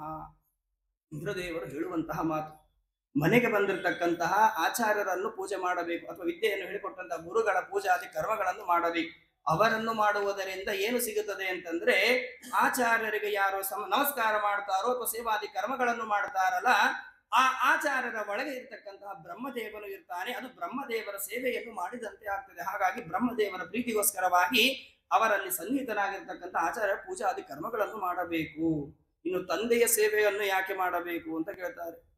ತಂದೆಯ ಸೇವೆಯನ್ನು ಯಾಕೆ ಮಾಡಬೇಕು ಅಂತಂದ್ರೆ, ತಂದೆಯ ಒಳಗೆ ಶಿವನ ರೂಪ ರುದ್ರದೇವರ ಅಂಶ ಇರ್ತದೆ. ಹಾಗಾಗಿ ಆ ರುದ್ರದೇವರ ಪ್ರೀತಿಗೋಸ್ಕರವಾಗಿ ತಂದೆಯ ಸೇವಾದಿ ಕರ್ಮಗಳನ್ನು ಮಾಡಬೇಕು ಅಂತ ಹೇಳ್ತಾರೆ. ಇನ್ನು ಅಣ್ಣ ತಮ್ಮಂದಿರ ಸೇವಾದಿಗಳನ್ನು ಕೂಡ ಮಾಡಬೇಕು ಅಂತ ಹೇಳ್ತಾರೆ. ಯಾಕೆ ಅಂತಂದ್ರೆ, ಯಾರಿಗಾದರೂ ಸಂಪತ್ತಿನ ಅಪೇಕ್ಷೆ ಇತ್ತು ಅಂತಂದ್ರೆ ಅಣ್ಣನ ಸೇವೆಯನ್ನು ಮಾಡುವುದರಿಂದ ಸಂಪತ್ತು ಸಿಗುತ್ತದೆ. ಹೇಗೆ ಅಂತಂದ್ರೆ, ಆ ಅಣ್ಣನಲ್ಲಿ ಇಂದ್ರನ ಅಂಶ ಅರ್ಥಾತ್ ಇಂದ್ರನ ಸನ್ನಿಧಾನ ಇರ್ತಾ ಇದೆ. ಸಂಪತ್ತಿಗೆ ಅಭಿಮಾನಿಯಾದವನು ಇಂದ್ರ. ಆದ್ರೆ ಕಲಿಯುಗ ನೋಡಿ ಎಷ್ಟು ವಿಪರೀತ. ಅದೇ ಸಂಪತ್ತಿಗಾಗಿ ಅಣ್ಣ ತಮ್ಮಂದಿರು ಹೊಡೆದಾಡಿಕೊಂಡು ಸಾಯ್ತಾರೆ. ಹಾಗಾಗಿ ಸಂಪತ್ತಿಗಾಗಿ ಅಣ್ಣನ ಸೇವೆಯನ್ನು ಮಾಡಬೇಕು. ಇನ್ನು ತಾಯಿಯಲ್ಲಿ ಭೂದೇವಿಯ ಸನ್ನಿಧಾನ ಇರ್ತಾ ಇದೆ. ಹಾಗಾಗಿ ತಾಯಿಯ ಸೇವೆಯನ್ನು ಮಾಡಬೇಕು. ಸೋದರಿಯಲ್ಲಿ ಅಕ್ಕನಲ್ಲಿ ದಯಾದೇವಿಯ ಸನ್ನಿಧಾನ ಇರ್ತಾ ಇದೆ. ಇನ್ನು ಅಪರಿಚಿತರಾಗಿ ಬಂದಂತಹ ಅತಿಥಿಗಳು ಯಾರು ಇದ್ದಾರೋ ಅವರಲ್ಲಿ ಯಮದೇವರ ಸನ್ನಿಧಾನ ಇರ್ತಾ ಇದೆ. ಇನ್ನು ಪರಿಚಿತರಾದಂತಹ ಯಾವ ಅತಿಥಿಗಳಿದ್ದಾರೋ ಅವರಲ್ಲಿ ಅಗ್ನಿದೇವನ ಸನ್ನಿಧಾನ ಇರ್ತಾ ಇದೆ. ಇನ್ನು ಎಲ್ಲ ಪ್ರಾಣಿಗಳಲ್ಲಿಯೂ ಕೂಡ ಸ್ವಯಂ ಪರಮಾತ್ಮನೇ ಇರ್ತಾ ಇದ್ದಾನೆ. ಹಾಗಾಗಿ ಎಲ್ಲರಲ್ಲಿಯೂ ಕೂಡ ದಯೆಯನ್ನು ಮಾಡಬೇಕು, ಜೊತೆಗೆ ಅವರ ಸೇವಾದಿ ಕರ್ಮಗಳನ್ನು ಮಾಡಬೇಕು ಅಂತ ಹೇಳಿ ಇಂದ್ರದೇವರು ಹಿಂದೆ ಹೇಳಿದ್ದಾರೆ. ಹಾಗಾಗಿ ಈ ಯಾವ ಕಶ್ಯಪರು ಕೇಳ್ತಾ ಇದ್ದಾರೆ, ಮನೆಗೆ ಬಂದಂತಹವರು ಯಾರಾದರೂ ಅತಿಥಿಗಳು ಮನಸ್ತಾಪವನ್ನು ಮಾಡಿಕೊಂಡು ಹೋಗಿದ್ದಾರನ ಅಂತ ಕೇಳ್ತಾರೆ. ಅದಕ್ಕೂ ಕೂಡ ಅವಳು ಮಾತನಾಡುವುದಿಲ್ಲ. ಮತ್ತೆ ಕೇಳ್ತಾ ಇದ್ದಾರಂತೆ, ಅಪಿ ಸರ್ವೇ ಕುಶಲಿನಸ್ತಃ ಪುತ್ರಾಹ ಮನಸ್ವಿನಿ ಅಂತ ಕೇಳ್ತಾರೆ. ಮನೆಯ ಒಳಗೆ ಇರ್ತಕ್ಕಂತಹ ಮಕ್ಕಳು ಎಲ್ಲರೂ ಕೂಡ ಆರೋಗ್ಯವಾಗಿ ಇದ್ದಾರೆಯಾ, ಮನೆಯಲ್ಲಿ ಇರ್ತಕ್ಕಂತಹ ಮಕ್ಕಳು ಎಲ್ಲರೂ ಕೂಡ ಸುಖವಾಗಿ ಇದ್ದಾರೆ ಅಂತ ಕೇಳ್ತಾ ಇದ್ದಾಳೆ. ಆಗ ಅವಳು ವಿಚಾರ ಮಾಡ್ತಾಳೆ, ಈಗ ನಿಜವಾಗಿ ವಿಷಯಕ್ಕೆ ಬಂದಿದ್ದಾರೆ ಗಂಡ. ಮಕ್ಕಳ ಸಲುವಾಗಿ ತಾನು ದುಃಖವನ್ನು ಪಡ್ತಾ ಇದ್ದಾಳೆ. ಮಕ್ಕಳು ಸಂಪತ್ತನ್ನು ಕಳೆದುಕೊಂಡಿದ್ದಾರೆ, ಆದರೂ ಕೂಡ ಅವಳು ಸುಮ್ಮನೆ ಕುಳಿತುಕೊಂಡಿದ್ದಾಳೆ. ಮತ್ತೆ ಅವರು ಕಶ್ಯಪರು ಕೇಳ್ತಾ ಇದ್ದಾರೆ, ಅಗ್ನೆಯೋ ಅತಿಥಿಯೋ ಭೃತ್ಯಾ ಭಿಕ್ಷವೋ ಏಚಲಿಪ್ಸವ. ಮನೆಗೆ ಬಂದಂತಹ ಭಿಕ್ಷುಕರಾಗಲಿ, ಯಾರಾದರೂ ಅತಿಥಿಗಳಾಗಲಿ, ಯಾರಾದರೂ ಕೂಡ ಮನಸ್ತಾಪವನ್ನು ಮಾಡಿಕೊಂಡು ಹೋಗಿದ್ದಾರೆ ಅಂತ ಹೇಳಿ ನಾನಾ ತರಹದ ರೀತಿಯಲ್ಲಿ ಅವರು ಕೇಳಿದಾಗ ಅವಳು ಕೊನೆಯದಾಗಿ ಬಾಯ್ಬಿಟ್ಟು ಮಾತನಾಡ್ತಾ ಇದ್ದಾಳಂತೆ, ಹೇಳ್ತಾ ಇದ್ದಾಳಂತೆ. ಏನಂತ ಹೇಳಿದ್ದಾಳೆ ಅಂತಂದ್ರೆ, ಪರೈರ್ ವಿವಾಸಿತಾ ಸಾಹಂ ಮಜ್ಞಾ ವ್ಯವಸನ ಸಾಗರೆ ಐಶ್ವರ್ಯಂ ಶ್ರೀರ್ ಯಶಸ್ತಾನಂ ಹೃತಾನಿ ಪ್ರಬಲೈರ್ಮಮ. ನೀವು ಇಲ್ಲದೆ ಇದ್ದಂತಹ ಕಾಲದಲ್ಲಿ ನಮ್ಮ ಮಕ್ಕಳ ಸಂಪತ್ತನ್ನು ಎಲ್ಲ ದೈತ್ಯರು ಕೂಡ ಬಂದಿದ್ದಾರೆ, ಬಂದು ಶಂಕನಾದಾದಿಗಳಿಂದ ಎಲ್ಲರನ್ನು ಭಯಪಡಿಸಿದ್ದಾರೆ. ನನ್ನ ಮಕ್ಕಳಾದಂತಹ ಇಂದ್ರಾದಿ ದೇವತೆಗಳು ಎಲ್ಲರೂ ಕೂಡ ಓಡಿ ಹೋಗಿದ್ದಾರೆ. ಹಾಗಾಗಿ ಆ ಕಾಲದಲ್ಲಿ ನಮ್ಮ ಎಲ್ಲ ಸಂಪತ್ತನ್ನು ಕೂಡ ಆ ಬಲಿಚಕ್ರವರ್ತಿ ಏನಿದ್ದಾನೆ ಅದನ್ನು ತೆಗೆದುಕೊಂಡು ಹೋಗಿದ್ದಾನೆ. ನನ್ನ ಮಕ್ಕಳು ಕೂಡ ಕಾಣ್ತಾ ಇಲ್ಲ, ಸಂಪತ್ತುಗಳು ಕೂಡ ಇಲ್ಲ. ಹಾಗಾಗಿ ನಾನೇನು ಮಾಡಬೇಕು ಅಂತ ಕೇಳ್ತಾರೆ ಕಶ್ಯಪರು. ಅದಕ್ಕೆ ಅವರು ಹೇಳ್ತಾ ಇದ್ದಾಳಂತೆ, ಯಥಾ ತಾನಿ ಪುನಃಸಾಧು ಪ್ರಪದ್ಯೇರನ್ ಮಮಾತ್ಮಜಾಹ ತಥಾ ವಿದೇಹಿ ಕಲ್ಯಾಣಂ ದಿಯಾ ಕಲ್ಯಾಣ ಕೃತ್ತಮ. ನನ್ನ ಮಕ್ಕಳು ಮೊದಲಿಗೆ ಯಾವ ರೀತಿಯಾಗಿ ಸಂಪತ್ತನ್ನು ಪಡೆದು ರಾಜ್ಯದಲ್ಲಿ ಸುಖವಾಗಿ ರಾಜ್ಯಭಾರವನ್ನು ಮಾಡ್ತಾ ಇದ್ದರೋ ಅದೇ ರೀತಿಯಾಗಿ ಮೊದಲಿನಂತೆ ಅವರು ಸಂಪತ್ತನ್ನು ಪಡೆಯಬೇಕು. ಅದಕ್ಕೋಸ್ಕರವಾಗಿ ಸಂಪತ್ತನ್ನು ಪಡೆಯುವುದಕ್ಕೋಸ್ಕರವಾಗಿ ನೀವು ಅನುಗ್ರಹವನ್ನು ಮಾಡಬೇಕು ಅಂತ ಹೇಳಿ ತನ್ನ ಮಕ್ಕಳ ಸಲುವಾಗಿ ತಾವು ಪ್ರಾರ್ಥನೆಯನ್ನು ಮಾಡಿದ್ದಾರೆ. ಅದಕ್ಕೆ ಕಶ್ಯಪರು ನಗುತ್ತಾ ಇದ್ದಾರಂತೆ. ಕಶ್ಯಪರು ನಕ್ಕು ಅದಿತಿ ದೇವಿಗೆ ಹೇಳ್ತಾ ಇದ್ದಾರಂತೆ, ಅಹೋ ಮಾಯಾಮಯಂ ವಿಷ್ಣೋ ಸ್ನೇಹ ಬಂಧಮಿದಂ ಜಗತ್. ಭಗವಂತ ನೆನೆಸಿಕೊಂಡು ಕಶ್ಯಪರು ಹೇಳ್ತಾ ಇದ್ದಾರಂತೆ, ಎಷ್ಟು ವಿಚಿತ್ರವಾಗಿದೆ ನೋಡಿ ಈ ಜಗತ್ತು. ಭಗವಂತನ ಮಾಯೆಯಿಂದ ಮೋಹಿತನಾಗಿ ಈ ಸ್ನೇಹ ಎನ್ನುವಂತಹ ಬಂಧನದ ಒಳಗೆ ಸಿಕ್ಕಂತಹವರು ಎಲ್ಲರೂ ಕೂಡ ಭಗವಂತನ ಮಾಯಾ ಮೋಹಿತರಾಗಿ ಹೆಂಡತಿ ಮಕ್ಕಳು ಬಂಧು ಬಾಂಧವರು ಅಂತ ಹೇಳಿ ಮೋಹ ಪರವಶರಾಗಿ ಇದ್ದಾರೆ. ಹಾಗಾದ್ರೆ ಮೋಹವನ್ನು ಪಡುವುದಕ್ಕೆ ಕಾರಣ ಏನು, ಒಬ್ಬರ ಮೇಲೆ ಒಬ್ಬರಿಗೆ ಹೆಚ್ಚು ಮೋಹ ಬರುವುದಕ್ಕೆ ಕಾರಣ ಏನು ಅಂತ ಅವರೇ ಹೇಳ್ತಾ ಇದ್ದಾರೆ. ಕ್ವದೇಹೋ ಭೌತಿಕೋ ನಾತ್ಮ ಕ್ವಚಾತ್ಮ ಪ್ರಕೃತೆ ಪರಹ ಕಸ್ಯಕೆ ಪತಿಪುತ್ರಾದ್ಯ ಮೋಹ ಏವ ಹಿ ಕಾರಣಂ. ಮೋಹಕ್ಕೆ ಕಾರಣ ಯಾವುದು ಅಂತಂದ್ರೆ, ಇವನು ನನ್ನವನು ಇವಳು ನನ್ನವಳು ಅಂತ ಹೇಳಿ ನಾವು ಒಬ್ಬರನ್ನು ನೋಡಿ ಪರಸ್ಪರವಾಗಿ ಏನೋ ಅವರ ಮೇಲೆ ಆಸೆಯನ್ನು ಪಡುತ್ತೇವೋ, ಅವರು ನಮ್ಮವರು ಅಂತ ಹೇಳಿ ಮನಸ್ಸಿನಿಂದ ಏನೋ ಅವರನ್ನು ಹಚ್ಚಿಕೊಳ್ತೇವೆ, ಆ ಮನಸ್ಸೇ ನಮ್ಮ ದುಃಖಕ್ಕೆ ಕಾರಣ ಅಂತ ಹೇಳಿದ್ದಾರೆ. ಇದೇ ಭಾಗವತದಲ್ಲಿ ಹೇಳ್ತಾರೆ, ಜೀವನದಲ್ಲಿ ಅರ್ಥಾತ್ ಈ ಸಂಸಾರ ಎನ್ನುವಂತಹ ಚಕ್ರದಲ್ಲಿ ನಾವು ಸಿಲುಕಿಕೊಳ್ತೇವೆ. ಪುನಃ ಮತ್ತೆ ನಾವು ಹುಟ್ಟುತ್ತೇವೆ, ಮತ್ತೆ ಪಾಪ ಕರ್ಮಗಳನ್ನು ಮಾಡ್ತೇವೆ, ಮತ್ತೆ ನರಕಕ್ಕೆ ಹೋಗ್ತೇವೆ, ಮತ್ತೆ ನಾವು ಸಂಸಾರ ಚಕ್ರದಲ್ಲಿ ಬರ್ತೇವೆ. ಇದಕ್ಕೆ ಕಾರಣ ಏನು ಅಂತ ಕೇಳಿದರೆ ನಮಗೆ ಗೊತ್ತಿದ್ದದ್ದು ಹೇಳ್ತೇವೆ, ನಮ್ಮ ಗ್ರಹಗತಿಗಳು ಸರಿ ಇಲ್ಲ, ಅಥವಾ ನಮ್ಮ ಸುತ್ತಲೂ ಇರ್ತಕ್ಕಂತಹ ಬಾಂಧವರು ಸರಿ ಇಲ್ಲ, ನಮ್ಮ ಸಮಯವೇ ಸರಿ ಇಲ್ಲ ಅಂತ ಹೇಳ್ತೇವೆ. ಆದ್ರೆ ಭಾಗವತ ಉತ್ತರವನ್ನು ಕೊಡ್ತದೆ. ನಾವು ಈ ಸಂಸಾರ ಎನ್ನುವಂತಹ ಚಕ್ರದಲ್ಲಿ ನಾವು ಇರಬೇಕಾದ್ರೆ ನಮಗೆ ಮುಖ್ಯವಾಗಿ ಕಾರಣ ಯಾರು ಅಂತಂದ್ರೆ, ನಯಂ ಜನೋ ಮೇ ಸುಖ ದುಃಖ ಹೇತು ನ ದೇವತಾತ್ಮ ಗೃಹ ಕರ್ಮ ಕಾಲ ಮನಃ ಪರಂ ಕಾರಣ ಮಾಮನಂತಿ ಸಂಸಾರ ಚಕ್ರಂ ಪರಿವರ್ತಯೇತ್ಯತ. ಈ ಯಾವ ಸಂಸಾರ ಎನ್ನುವಂತಹ ಚಕ್ರದಲ್ಲಿ ನಾವು ಮೇಲಿಂದ ಮೇಲೆ ಸಿಲುಕಿಕೊಳ್ಳುವುದಕ್ಕೆ ಯಾವುದೇ ತರದ ಗ್ರಹಗಳಾಗಲಿ ಸಮಯವಾಗಲಿ ಬಂಧು ಬಾಂಧವರಾಗಲಿ ಯಾರು ಕೂಡ ಕಾರಣವರಲ್ಲ. ಮನಃಪರಂ ಕಾರಣ ಮಾಮನಂತಿ, ನಮ್ಮ ಮನಸ್ಸು ಏನಿದೆ ಈ ಮನಸ್ಸೇ ನಮ್ಮ ಈ ಸಂಸಾರ ಬಂಧನಕ್ಕೆ ಕಾರಣವಾಗ್ತಾ ಇದೆ. ಹಾಗಾಗಿ ಮನಸ್ಸಿನ ನಿಗ್ರಹ ಯಾರಿಗೆ ಇಲ್ಲವೋ ಅಂತವರು ಪುನಃ ಹುಟ್ಟುತ್ತಾರೆ, ಮತ್ತೆ ಪಾಪ ಕರ್ಮಗಳನ್ನು ಮಾಡ್ತಾರೆ, ಮತ್ತೆ ನರಕಕ್ಕೆ ಹೋಗ್ತಾರೆ, ಮತ್ತೆ ಸಂಸಾರ ಚಕ್ರದಲ್ಲಿ ಬಂದು ಬೀಳ್ತಾ ಇದ್ದಾರೆ. ಹಾಗಾಗಿ ಈ ದೇಹದ ಬಗ್ಗೆ ಹೇಳ್ತಾರೆ ಯಾವ ಕಶ್ಯಪರು, ದೇಹ ಮತ್ತು ಈ ಜೀವ ಏನಿದ್ದಾರೆ ಇಬ್ಬರು ಕೂಡ ಭಿನ್ನರಾದವರು. ಯಾಕೆಂದ್ರೆ ಈ ಜೀವಕ್ಕೆ ಈ ದೇಹ ಎನ್ನುವುದು ಶಾಶ್ವತವಾಗಿ ಉಳಿಯುವುದಿಲ್ಲ. ಜೀವ ಮಾತ್ರ ಅವನು ನಿತ್ಯನಾಗಿದ್ದಾನೆ. ಶರೀರ ಏನು ಇದೆ ಇದು ಅನಿತ್ಯವಾದದ್ದು. ಈ ಜನ್ಮದಲ್ಲಿ ಭಗವಂತ ನಮಗೆ ಪ್ರಾರಬ್ಧ ಕರ್ಮಕ್ಕೆ ಅನುಗುಣವಾಗಿ, ಹಿಂದಿನ ಜನ್ಮದ ಪುಣ್ಯ ಪಾಪಗಳಿಗೆ ಅನುಗುಣವಾಗಿ ಈ ಜನ್ಮವನ್ನು ಕೊಟ್ಟಿದ್ದಾನೆ, ಈ ದೇಹವನ್ನು ಕೊಟ್ಟಿರ್ತಾನೆ. ಈ ದೇಹವನ್ನು ಕಳೆದುಕೊಂಡ ಮೇಲೆ ಮತ್ತೆ ಪುನಃ ನಾವು ಮುಂದಿನ ಜನ್ಮದಲ್ಲಿ ಬರಬೇಕಾದರೆ ನಮ್ಮ ಹಿಂದಿನ ಜನ್ಮಗಳ ಕರ್ಮಗಳೇ ನಮಗೆ ಕಾರಣವಾಗ್ತಾ ಇದೆ. ಹಾಗಾಗಿ ಈ ಜೀವ ಮತ್ತು ದೇಹಗಳು ಏನಿದೆ ಇವುಗಳು ಪರಸ್ಪರವಾಗಿ ಭಿನ್ನವಾದದ್ದು. ಆದರೂ ಕೂಡ ನಾವು ಏನು ತಿಳಿದುಕೊಳ್ತೇವೆ ಅಂತಂದ್ರೆ, ಈ ದೇಹದವೇ ನಮಗೆ ಜೀವ, ಜೀವನೇ ದೇಹ ಅನ್ನು ತಿಳಿದುಕೊಂಡು ದೇಹ ಅಭಿಮಾನವನ್ನು ಇಟ್ಟುಕೊಂಡವರಾಗಿ ಮತ್ತೆ ಆ ದೇಹದಿಂದಲೇ ನಾವು ದುಃಖವನ್ನು ಅನುಭವಿಸುತ್ತೇವೆ. ಹಾಗಾಗಿ ತಾಯಿಯಾದಂತ ನಿನಗೆ ಮಕ್ಕಳು ಸಂಪತ್ತನ್ನು ಕಳೆದುಕೊಂಡದ್ದು ಬಹಳ ದುಃಖ ಕೊಟ್ಟಿದೆ ಅಂತ ಹೇಳಿ ಅವರು ಮಾತನಾಡ್ತಾ ಇದ್ದಾರೆ. ಹಾಗಾದ್ರೆ ಈ ದೇಹಾಭಿಮಾನ ಹೋಗಬೇಕಾದ್ರೆ ಏನು ಮಾಡಬೇಕು? ದೇಹಾಭಿಮಾನ ಅಷ್ಟು ಸುಲಭವಾಗಿ ಹೋಗುವುದಿಲ್ಲ. ಹೇಗೆ ಹೋಗ್ತದೆ ಹಾಗಾದರೆ ಅಂತಂದ್ರೆ, ಉಪತಿಷ್ಠ ಉಪತಿಷ್ಠಸ್ವ ಪುರುಷಂ ಭಗವಂತಂ ಜನಾರ್ದನಂ ಸರ್ವಭೂತ ಗುಹಾವಾಸಂ ವಾಸುದೇವಂ ಜಗದ್ಗುರುಂ. ಈ ದೇಹಾಭಿಮಾನ ಹೋಗಬೇಕಾದ್ರೆ ಈ ದೇಹದ ಒಳಗೆ ಇರ್ತಕ್ಕಂತಹ ಮನಸ್ಸು ಎನ್ನುವಂತಹ ಗುಹೆಯ ಒಳಗೆ ವಾಸುದೇವ ನಾಮಕನಾದಂತಹ ಭಗವಂತ ವಾಸ ಮಾಡಿಕೊಂಡು ಇದ್ದಾನೆ. ಆ ವಾಸುದೇವ ನಾಮಕನಾದಂತಹ ಭಗವಂತನನ್ನು ಒಂದು ಕ್ಷಣವೂ ಕೂಡ ಬಿಡದಲೇನೆ ಧ್ಯಾನ ಮಾಡುತ್ತಾ ಅವನನ್ನು ಸ್ಮರಣೆ ಮಾಡ್ತಾ ಇರುವುದರಿಂದಲೇನೆ ಈ ದೇಹಾಭಿಮಾನ ಎನ್ನುವುದು ಹೊರಟು ಹೋಗ್ತಾ ಇದೆ ಅಂತ ಹೇಳಿ ಉಪದೇಶವನ್ನು ಮಾಡ್ತಾಳೆ. ಜೊತೆಗೆ ಅದಿತಿ ದೇವಿ ಕೇಳ್ತಾ ಇದ್ದಾಳಂತೆ, ಏನು ಮಾಡಬೇಕು ಮುಖ್ಯ ಅದನ್ನು ಹೇಳಿ ನೀವು. ಈ ಉಪದೇಶ ಬೇಡ, ಮುಂದಿನ ವಿಷಯಕ್ಕೆ ಬರೋಣ. ಮಕ್ಕಳು ಸಂಪತ್ತು ಕಳೆದುಕೊಂಡಿದ್ದಾರೆ, ಸಂಪತ್ತನ್ನು ಪಡೆಯಬೇಕು, ಅದರ ಬಗ್ಗೆ ಮಾತನಾಡಿ ಅಂತ ಹೇಳ್ತಾ ಇದ್ದಾಳೆ. ಕೇನಾಹಂ ವಿಧಿನಾ ಬ್ರಹ್ಮನ್ ಉಪಾತಸ್ತೆ ಜಗತ್ಪತಿಂ ಯಥಾಮೇ ಸತ್ಯ ಸಂಕಲ್ಪೋ ವಿದದಾತಿ ಮನೋರಥಂ. ನಾನು ಯಾವ ರೀತಿಯಾಗಿ ಭಗವಂತನನ್ನು ಆಶ್ರಯಿಸಬೇಕು, ಅರ್ಥಾತ್ ಭಗವಂತನನ್ನು ಪೂಜೆ ಮಾಡಬೇಕು, ಆ ಪೂಜೆಯಿಂದ ಭಗವಂತ ಹೇಗೆ ಪ್ರೀತನಾಗ್ತಾನೆ, ಆ ಪ್ರೀತನಾದಂತಹ ಭಗವಂತ ಯಾವಾಗ ನನಗೆ ನನ್ನ ಮಕ್ಕಳಿಗೆ ಸಂಪತ್ತನ್ನು ಕೊಡ್ತಾನೆ ಅದರ ಬಗ್ಗೆ ಹೇಳಿ ಅಂತ ಕೇಳ್ತಾ ಇದ್ದಾಳೆ. ಅದರ ಜೊತೆಗೆ ಕೇಳ್ತಾ ಇದ್ದಾಳಂತೆ, ಮಕ್ಕಳಿಲ್ಲದಲೇನೆ ನಾನು ದುಃಖವನ್ನು ಪಡ್ತಾ ಇದ್ದೇನೆ, ಹಾಗಾಗಿ ಮಕ್ಕಳನ್ನು ಕೂಡ ಕೊಡಬೇಕು ಭಗವಂತ. ಆ ರೀತಿಯಾಗಿ ಯಾವುದಾದರೂ ಉಪಾಯ ಇದ್ದರೆ ನನಗೆ ಹೇಳಬೇಕು ಅಂತ ಕೇಳಿದಾಗ ಕಶ್ಯಪರು ಆ ಯಾವ ತಮ್ಮ ಹೆಂಡತಿಯಾಗಿರ್ತಕ್ಕಂಥ ಅದಿತಿ ದೇವಿಗೆ ಹೇಳ್ತಾ ಇದ್ದಾರಂತೆ, ಏತನ್ಮೇ ಭಗವಾನ್ ಪೃಷ್ಟ ಪ್ರಜಾ ಕಾಮಸ್ಯ ಪದ್ಮಜಃ ಯದಾ ಹತೇ ಪ್ರವಕ್ಷ್ಯಾಮಿ ವ್ರತಂ ಕೇಶವತೋಷಣಂ. ನೀನು ಅಂದುಕೊಂಡಂತಹ ಮನಸ್ಸಿನಲ್ಲಿ ಇರತಕ್ಕಂತಹ ಏನು ಇಚ್ಛೆ ಇದೆ ಅದು ಪೂರ್ಣವಾಗಬೇಕಾದರೆ, ಅರ್ಥಾತ್ ಭಗವಂತನು ಪ್ರೀತನಾಗಬೇಕಾದರೆ ಒಂದು ವ್ರತ ಇದೆ, ಆ ವ್ರತವನ್ನು ಮಾಡು. ಆ ವ್ರತವನ್ನು ಮಾಡುವುದರಿಂದ ನಿನ್ನ ಮಕ್ಕಳನ್ನು ಪಡಿತೀಯ, ಜೊತೆಗೆ ಆ ಮಕ್ಕಳು ಸಂಪತ್ತನ್ನು ಕೂಡ ಪಡಿತಾ ಇದ್ದಾರೆ. ಹಾಗಾದ್ರೆ ಯಾವ ವ್ರತ ಅದು, ಹೇಗೆ ಮಾಡಬೇಕು ಅಂತ ಕೇಳಿದಾಗ ಅದಕ್ಕೆ ಕಶ್ಯಪರು ಹೇಳ್ತಾ ಇದ್ದಾರೆ, ಫಾಲ್ಗುನಸ್ಯಾಮಲೇ ಪಕ್ಷೆ ದ್ವಾದಶಾಹಂ ಪಯೋವ್ರತಃ ಅರ್ಚಯೇದ್ ಅರವಿಂದಾಕ್ಷಂ ಭಕ್ತ್ಯ ಪರಮಯಾನ್ವಿತಃ. ಶ್ರೇಷ್ಠವಾಗಿರ್ತಕ್ಕಂತಹ ವಯೋವ್ರತ ಎನ್ನುವಂತಹ ವ್ರತ ಇದೆ. ಆ ವ್ರತವನ್ನು ನೀನು ಆಚರಣೆ ಮಾಡು. ಆ ಆಚರಣೆಯಿಂದಲೇನೆ ಭಗವಂತ ನಿನ್ನ ಮನಸ್ಸಿನ ಅಪೇಕ್ಷೆಗಳನ್ನು ಪೂರ್ಣವಾಗಿ ಮಾಡ್ತಾ ಇದ್ದಾನೆ. ಹಾಗಾದ್ರೆ ಪಯೋವ್ರತವನ್ನು ಯಾವ ಕಾಲದಿಂದ ಆರಂಭ ಮಾಡಿಕೊಂಡು ಮಾಡಬೇಕು ಅಂತಂದ್ರೆ, ಈ ಯಾವ ಫಾಲ್ಗುಣ ಮಾಸದ ಶುಕ್ಲ ಪಕ್ಷದಲ್ಲಿ ಇದೆ, ಆ ಶುಕ್ಲ ಪಕ್ಷದಲ್ಲಿ 12 ದಿನಗಳ ಕಾಲ ಪಯೋವ್ರತವನ್ನು ಆಚರಣೆಯನ್ನು ಮಾಡಬೇಕು ಅಂತ ಹೇಳ್ತಾರೆ. ಹಾಗಾದ್ರೆ ಆಚರಣೆ ಮಾಡಬೇಕಾದ್ರೆ ಆ ವ್ರತಗಳ ಬಗ್ಗೆ ತಿಳಿದುಕೊಂಡಿರಬೇಕು. ಹಾಗಾಗಿ ವ್ರತಗಳನ್ನು ಯಾವ ರೀತಿಯಾಗಿ ಮಾಡಬೇಕು ಅದರ ಬಗ್ಗೆ ನನಗೆ ಹೇಳಿ ಅಂತ ಕೇಳ್ತಾ ಇದ್ದಾರೆ. ಅದಕ್ಕೆ ಅವರು ಹೇಳ್ತಾ ಇದ್ದಾರಂತೆ, ಸಿನಿವಾಲ್ಯ ಮೃದಾಲಿಪ್ಯ ಸ್ನಾಯಾತ್ ಕ್ರೋಡ ವಿಧೀರ್ಣ ಯದಿ ಲಭ್ಯೇತ ವೈಸೂತ ಸ್ರೋತಸ್ಯೇವಂ ಮಂತ್ರಂ ಉದೀರಯೇತ.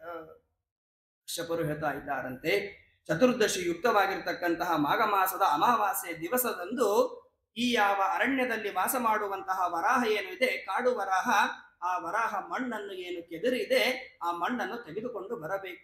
ತೆಗೆದುಕೊಂಡು ಬಂದು ಶುದ್ಧವಾದಂತಹ ಜಲದಲ್ಲಿ ನದಿಗಳಿಗೆ ಹೋಗಿ ಆ ಮಣ್ಣನ್ನು ಹಚ್ಚಿಕೊಂಡು ಸ್ನಾನವನ್ನು ಮಾಡಬೇಕು. ಸ್ನಾನವನ್ನು ಮಾಡುವಾಗ ಅರ್ಥಾತ್ ಆ ಮಣ್ಣನ್ನು ಮೈಗೆ ಹಚ್ಚಿಕೊಳ್ಳುವಾಗ ಆ ಮಣ್ಣಿಗೆ ಅಭಿಮಾನಿಯಾಗಿರ್ತಕ್ಕಂತಹ ಭೂದೇವಿಯನ್ನು ಪ್ರಾರ್ಥನೆಯನ್ನು ಮಾಡಬೇಕಂತೆ. ಏನಂತ ಪ್ರಾರ್ಥನೆ ಮಾಡಬೇಕು ಅಂದ್ರೆ, ತ್ವಂ ದೇವ್ಯ ಆದಿರೋಹೇಣ ರಸಾಯಾಹ ಸ್ಥಾನಮಿಚ್ಚತ ಉದ್ರುತಾಸಿ ನಮಸ್ತುಭ್ಯಂ ಪಾತ್ಮಾನಂ ಮೇ ಪ್ರಣಾಶಯ. ಆ ಭೂದೇವಿಗೆ ಹೇಳಬೇಕಂತೆ, ಹೇ ದೇವಿ, ಈ ಯಾವ ಆದಿವರಾಹನಾಗಿರ್ತಕ್ಕಂತಹ ಪರಮಾತ್ಮ ಈ ಎಲ್ಲ ಜೀವರಾಶಿಗಳು ವಾಸ ಮಾಡುವುದಕ್ಕೋಸ್ಕರವಾಗಿ, ನಿನ್ನಲ್ಲಿ ವಾಸ ಮಾಡುವುದಕ್ಕೋಸ್ಕರವಾಗಿ ರಸಾತಲದಿಂದ ನಿನ್ನನ್ನು ಮೇಲೆ ಎತ್ತಿದ್ದಾನೆ. ಅಂತಹ ಮಹಾನುಭಾವನಾದಂತಹ ನೀನು ನಾನು ಮಾಡಿರ್ತಕ್ಕಂತಹ ಪಾಪಗಳನ್ನು ನಾಶ ಮಾಡಿ ಈ ದೇಹವನ್ನು, ಶರೀರವನ್ನು ಶುದ್ಧಿ ಮಾಡುವಂತ ಹೇಳಿ ಪ್ರಾರ್ಥನೆಯನ್ನು ಮಾಡಬೇಕು ಅಂತ ತಿಳಿಸಿಕೊಡ್ತಾರೆ. ಜೊತೆಗೆ ಮಕ್ಕಳ ಬಗ್ಗೆ ಹೇಳ್ತಾರೆ, ಮಕ್ಕಳನ್ನು ಕೂಡ ಪಡೆಯುವುದು ಅಷ್ಟು ಸುಲಭವಾದದ್ದು ಅಲ್ಲ ಅಂತ ಹೇಳ್ತಾರೆ. ಪುತ್ರ ಮಹಾತ್ಮ್ಯದಲ್ಲಿ ಹೇಳ್ತಾರೆ, ಮಕ್ಕಳನ್ನು ಪಡೆಯುವುದಕ್ಕೂ ಕೂಡ ಪುಣ್ಯ ಇರಬೇಕು ಅಂತ ಹೇಳ್ತಾರೆ. ಅದರಲ್ಲಿಯೂ ಕೂಡ ಗಂಡು ಸಂತಾನ ಇರಬೇಕು ಅಂತ ಕೂಡ ಹೇಳ್ತಾರೆ. ಕೆಲವರಿಗೆ ಮಕ್ಕಳೇ ಆಗುವುದಿಲ್ಲ, ಮಕ್ಕಳು ಕೂಡ ಯಾಕೆ ಆಗುವುದಿಲ್ಲ ಅನ್ನುವುದನ್ನು ಕೂಡ ಭಗವಂತ ಗರುಡ ದೇವರಿಗೆ ಉಪದೇಶ ಮಾಡುವಾಗ ಹೇಳ್ತಾನೆ. ಇನ್ನೂ ಕೆಲವು ನೋಡಿ, ಗುಹ್ಯವಾಗಿರತಕ್ಕಂತಹ ಕೆಲವು ಹಿಂದಿನ ಕಾಲಕ್ಕೆ ನಡೀತಾ ಇತ್ತು ಸಂಪ್ರದಾಯಗಳು. ಈಗಿನ ಕಾಲಕ್ಕೆ ಸಂಪ್ರದಾಯ ಅಂದ್ರೆ ಗೊತ್ತಿಲ್ಲ, ಏನೋ ಮೂಢವಾದಂತ ಸಂಪ್ರದಾಯವನ್ನು ಮಾಡಿಕೊಂಡು ಇರ್ತೇವೆ. ಹುಟ್ಟಿದ ಕೂಡಲೇನೆ ಮಗನ ಮುಖವನ್ನು ತಂದೆಯಾದವನು ನೋಡಬೇಕು, ಜೊತೆಗೆ ಅಜ್ಜನಾದವನು ತಂದೆಯಾದವನು ಮೊಮ್ಮಗನ ಸ್ಪರ್ಶವನ್ನು ಮಾಡಬೇಕು ಅಂತ ಹೇಳ್ತಾರೆ. ಯಾಕೆ ಮಾಡಬೇಕು ಅದು ಕೂಡ ನಮಗೆ ಗೊತ್ತೇ ಇಲ್ಲ. ಅದು ಬಿಟ್ಟು ಬೇರೆ ಯಾವುದೋ ಆಚಾರವನ್ನು ನಾವು ಮಾಡ್ತಾ ಹೋಗ್ತೇವೆ. ಕೇಳಿದರೆ ಮನೆಯಲ್ಲಿ ಸಂಪ್ರದಾಯ ಇಲ್ಲ, ಅಥವಾ ಇದ್ದರೂ ಕೂಡ ಬೇರೆ ಯಾವುದೋ ಸಂಪ್ರದಾಯ, ಇದೇ ಸಂಪ್ರದಾಯ ನಮ್ಮಲ್ಲಿ ಇರೋದು ಅಂತ ಹೇಳ್ತಾರೆ. ಈ ಸಂಪ್ರದಾಯಕ್ಕೂ ಕೂಡ ಒಂದೆರಡು ಕಥೆಗಳಿದೆ ನೋಡಿ. ಹೇಗಿದೆ ಸಂಪ್ರದಾಯ ಬಗ್ಗೆ ನಮಗೆ ತಿಳಿದುಕೊಂಡು ಮಾಡುವುದಕ್ಕೆ ಸಂಪ್ರದಾಯಗಳು ಬೇಕು. ಆದ್ರೆ ಕೆಲವೊಂದು ಬಾರಿ ತಿಳಿಯದಲೇನೆ ಸಂಪ್ರದಾಯವನ್ನು ರೂಢಿಸಿಕೊಳ್ಳುತ್ತೇವೆ. ಹೇಗೆ ಅಂತಂದ್ರೆ, ಒಂದು ಗ್ರಾಮದಲ್ಲಿ ಬಡವನಾಗಿರ್ತಕ್ಕಂತಹ ಬ್ರಾಹ್ಮಣನಿದ್ದಾನೆ. ಆ ಬ್ರಾಹ್ಮಣನಿಗೆ ಎಷ್ಟು ಬಡತನ ಇದೆ ಅಂದ್ರೆ, ತಿನ್ನುವುದಕ್ಕಲ್ಲ ಪಾಪ, ನಿತ್ಯದಲ್ಲಿ ಪೂಜೆಗೆ ಕುಳಿತಾಗ ಉಟ್ಟುಕೊಳ್ಳುವುದಕ್ಕೆ ಸರಿಯಾಗಿ ದೊಡ್ಡದಾದ ಪಂಚೆಯು ಕೂಡ ಅವನ ಹತ್ತಿರ ಇಲ್ಲ. ಅಷ್ಟು ದರಿದ್ರನಾಗಿ ಇದ್ದಾನೆ, ಬಡವನಾಗಿ ಇದ್ದಾನೆ. ಅಂತಹ ಬ್ರಾಹ್ಮಣನ ಪರಿಸ್ಥಿತಿ ಹೇಗೆ ಇತ್ತು ನೋಡಿ. ಪಂಜೆಯನ್ನು ಉಟ್ಟುಕೊಂಡಾಗ ಮುಂದೆ ನೆರಿಗೆ ಹಾಕಿದರೆ ಹಿಂದೆ ಕಚ್ಚೆ ಸಾರುವುದಿಲ್ಲ, ಹಿಂದೆ ಕಚ್ಚೆ ಹಾಕಿದರೆ ಮುಂದೆ ನೆರಿಗೆ ಸಾಲ್ತಾ ಇಲ್ಲ. ನಿತ್ಯದಲ್ಲಿ ತನ್ನ ಮಗ ಬಾಲಕ ಈ ಪರಿಸ್ಥಿತಿಯನ್ನು ನೋಡ್ತಾ ಬಂದಿದ್ದಾನೆ. ತಂದೆ ಪೂಜೆ ಕುಳಿತುವಾಗ ಇಂತಹ ಪರಿಸ್ಥಿತಿಯನ್ನು ನೋಡಿದ್ದಾನೆ. ಮಗ ವಯಸ್ಸಿಗೆ ಬಂದಿದ್ದಾನೆ. ವಯಸ್ಸಿಗೆ ಬಂದ ಮೇಲೆ ಮಗನಿಗೂ ಕೂಡ ಪೂಜಾದಿ ಕರ್ಮಗಳನ್ನು ಹೇಳಿಕೊಡ್ತಾ ಇದ್ದಾನೆ. ಕೊನೆಗೆ ತನ್ನ ಜ್ಞಾನದಿಂದ ನೋಡ್ತಾನೆ, ತನಗೆ ಮರಣ ಬರ್ತಾ ಇದೆ ಅಂತ ಗೊತ್ತಾದಾಗ ಮಗನಿಗೆ ಹೇಳ್ತಾನೆ, ಇನ್ನು ಮುಂದೆ ಈ ಎಲ್ಲ ನನ್ನ ಜವಾಬ್ದಾರಿಯನ್ನು ನೀನೇ ವಹಿಸಿಕೊಳ್ಳಬೇಕು ಅಂತ ಹೇಳಿದ್ದಾನೆ. ಅದೇ ರೀತಿಯಾಗಿ ಮಗನು ಕೂಡ ಒಪ್ಪಿಕೊಂಡಿದ್ದಾನೆ. ಮಗನು ತಂದೆಯ ಮಾತನ್ನು ನಡೆಸಿಕೊಡುತ್ತಿದ್ದಾನೆ. ತಂದೆ ಮರಣ ಹೊಂದಿದ್ದಾನೆ. ಕಾಲಾಂತರದಲ್ಲಿ ಅವನೂ ಕೂಡ ಪರಮಾತ್ಮನ ಪೂಜಾದಿ ಕರ್ಮಗಳನ್ನು ಮಾಡಿಕೊಂಡು ಬಂದಿದ್ದಾನೆ. ತಂದೆಯ ಹಣೆಯ ಬರ ಸರಿ ಇರಲಿಲ್ಲ, ಬಡತನ ಇತ್ತು. ಆದ್ರೆ ಇವನ ಹಣೆಯ ಬರ ಚೆನ್ನಾಗಿತ್ತು. ಮುಂದೆ ಇವನಿಗೆ ದೊಡ್ಡದಾದ ಸಂಪತ್ತು ಸಿಗುತ್ತಾ ಇದೆ. ನಾನಾ ತರದ ಸಂಪತ್ತಿನಿಂದ ಸುಖ ಭೋಗಗಳಿಂದ ಕೂಡಿಕೊಂಡವನಾಗಿ ತಾನು ಮನೆಯಲ್ಲಿ ಮೆರಿತಾ ಇದ್ದಾನೆ. ಆದ್ರೆ ಏನಾಗಿದೆ ಅಂದ್ರೆ, ನಿತ್ಯದಲ್ಲಿಯೂ ಕೂಡ ಪೂಜೆಗೆ ಕುಳಿತಿದ್ದಾನೆ. ಪೂಜೆಗೆ ಕುಳಿತಾಗ ಏನ್ ಮಾಡ್ತಾ ಇದ್ದಾನೆ ಅಂತಂದ್ರೆ, ತಂದೆ ಪಾಪ ಬಡತನ ಇತ್ತು ಅಂತ ಹೇಳಿ ತಾನು ಸಣ್ಣ ಪಂಚೆಯನ್ನು ಉಟ್ಟುಕೊಂಡಿದ್ದಾನೆ. ಇವನಿಗೆ ದೊಡ್ಡ ಪಂಚೆ ಇದ್ದರೂ ಕೂಡ ಕಚ್ಚೆಯನ್ನು ಬಿಚ್ಚಿ ಕೂಡ್ತಿದ್ದ. ಯಾಕೆಂದ್ರೆ ನಮ್ಮ ತಂದೆ ಕೂಡುವಾಗ ಕಚ್ಚೆಯನ್ನು ಬಿಚ್ಚಿದ್ರು, ಇದೇ ನಮ್ಮ ಮನೆ ಸಂಪ್ರದಾಯ ಅಂತ ಹೇಳಿ ತಾನು ಹೇಳ್ತಾ ಇದ್ದ. ಹಾಗಾಗಿ ಸಂಪ್ರದಾಯ ಅಂದ್ರನೇ ಗೊತ್ತಿಲ್ಲದಲೇನೆ, ತಿಳಿದುಕೊಳ್ಳದಲೇನೆ ಆ ತರದ ಸಂಪ್ರದಾಯಾದಿ ಕರ್ಮಗಳನ್ನು ಮಾಡ್ತಾರೆ. ಹಾಗಾಗಿ ಮಕ್ಕಳಾದವರು ಯಾಕೆ ಬೇಕು, ಮಕ್ಕಳ ಮುಖವನ್ನು ಯಾಕೆ ನೋಡಬೇಕು ಅನ್ನುವುದನ್ನು ಕೂಡ ಹೇಳ್ತಾರೆ. ಪುತ್ರ ಮಕ್ಕಳ ಮೊದಲಿಗೆ ಹೇಳ್ತಾರೆ, ಮಕ್ಕಳು ಯಾಕೆ ಆಗುವುದಿಲ್ಲ ಅಥವಾ ಉತ್ತಮವಾದ ಮಕ್ಕಳನ್ನು ಪಡೆಯಬೇಕಾದ್ರೆ ಏನು ಮಾಡಿದರೆ ಪುಣ್ಯ ಇದ್ದರೆ ಬರ್ತದೆ ಅನ್ನುವುದು ಹೇಳ್ತಾರೆ. ಪುತ್ರ ಜನ್ಮ ವಿರೋಧಸ್ಯ ಯದಿಕೇನಾಪಿ ಕರ್ಮಣ ತದಾ ಕಶ್ಚಿತ್ ಉಪಾಯೇನ ಪುತ್ರೋತ್ಪತ್ತಿ ಪ್ರಸಾದಯೇ. ಜನ್ಮಾಂತರದಲ್ಲಿ ಬಾಲಹತ್ಯ ಬಾಲಹಿಂಸಾದಿ ಕರ್ಮಗಳನ್ನು ಮಾಡಿದ್ದರಿಂದ ಆ ಜನ್ಮದಲ್ಲಿ ಸಂತಾನ ಆಗುವುದಿಲ್ಲ. ಹಾಗಾಗಿ ಸಂತಾನ ಇಲ್ಲ ಅಂತ ಹೇಳಿ ಹಾಗೆ ಸುಮ್ಮನೆ ಕೂಡಬಾರದು. ತದಾ ಕಶ್ಚಿತ್ ಉಪಾಯೇನ, ಯಾವುದಾದರೂ ಒಂದು ಉಪಾಯವನ್ನು ಮಾಡಿ ಆ ಉತ್ತಮವಾಗಿರ್ತಕ್ಕಂತಹ ಪುತ್ರ ಸಂತಾನವನ್ನು ಪಡೆಯಬೇಕು ಅಂತ ಹೇಳ್ತಾರೆ. ಹಾಗಾದ್ರೆ ಸಂತಾನ ಪಡೆಯುವುದಕ್ಕೆ ಯಾವ ತರಹದ ಉಪಾಯವನ್ನು ಮಾಡಬೇಕು, ಏನು ಮಾಡಿದರೆ ಮಕ್ಕಳಾಗ್ತಾರೆ ಅಂತಂದ್ರೆ, ಹರಿವಂಶ ಕಥಾಂ ಶ್ರುತ್ವಾ ಶತಚಂಡೀ ವಿಧಾನತಃ ಭಕ್ತ್ಯಾ ಶ್ರೀ ಶಿವಮಾರಾಧ್ಯಂ ಪುತ್ರಂ ಉತ್ಪಾದಯೇತ್ ಸುದೀಹಿ. ನಿತ್ಯದಲ್ಲಿಯೂ ಕೂಡ ಹರಿವಂಶ ಪುರಾಣವನ್ನು ಶ್ರವಣ ಮಾಡುವುದರಿಂದ ಉತ್ತಮವಾಗಿರ್ತಕ್ಕಂತಹ ಸಂತಾನವನ್ನು ಪಡಿತಾನೆ. ಅಥವಾ ಶತಚಂಡಿ ವಿಧಾನತ, ಶತಚಂಡಿ ಯಾಗಾದಿಗಳನ್ನು ಮಾಡುವುದರಿಂದ ಅಥವಾ ಪುತ್ರ ಕಾಮೇಷ್ಟಿ ಯಾಗಾದಿಗಳನ್ನು ಮಾಡುವುದರಿಂದಲೂ ಕೂಡ ಅವನು ಪುತ್ರ ಸಂತಾನವನ್ನು ಪಡಿತಾನೆ. ಅಥವಾ ಭಕ್ತ್ಯಾಶ್ರೀ ಶಿವಮಾರಾಧ್ಯಂ, ನಿತ್ಯದಲ್ಲಿಯೂ ಕೂಡ ದಾಂಪತ್ಯಕಾರಕರಾಗಿರ್ತಕ್ಕಂತಹ ಶಿವನನ್ನು ಪೂಜಾದಿ ಕರ್ಮಗಳನ್ನು ಮಾಡುವುದರಿಂದಲೂ ಕೂಡ ಅವನು ಉತ್ತಮವಾಗಿರತಕ್ಕಂತಹ ಸಂತಾನವನ್ನು ಪಡಿತಾ ಇದ್ದಾನೆ.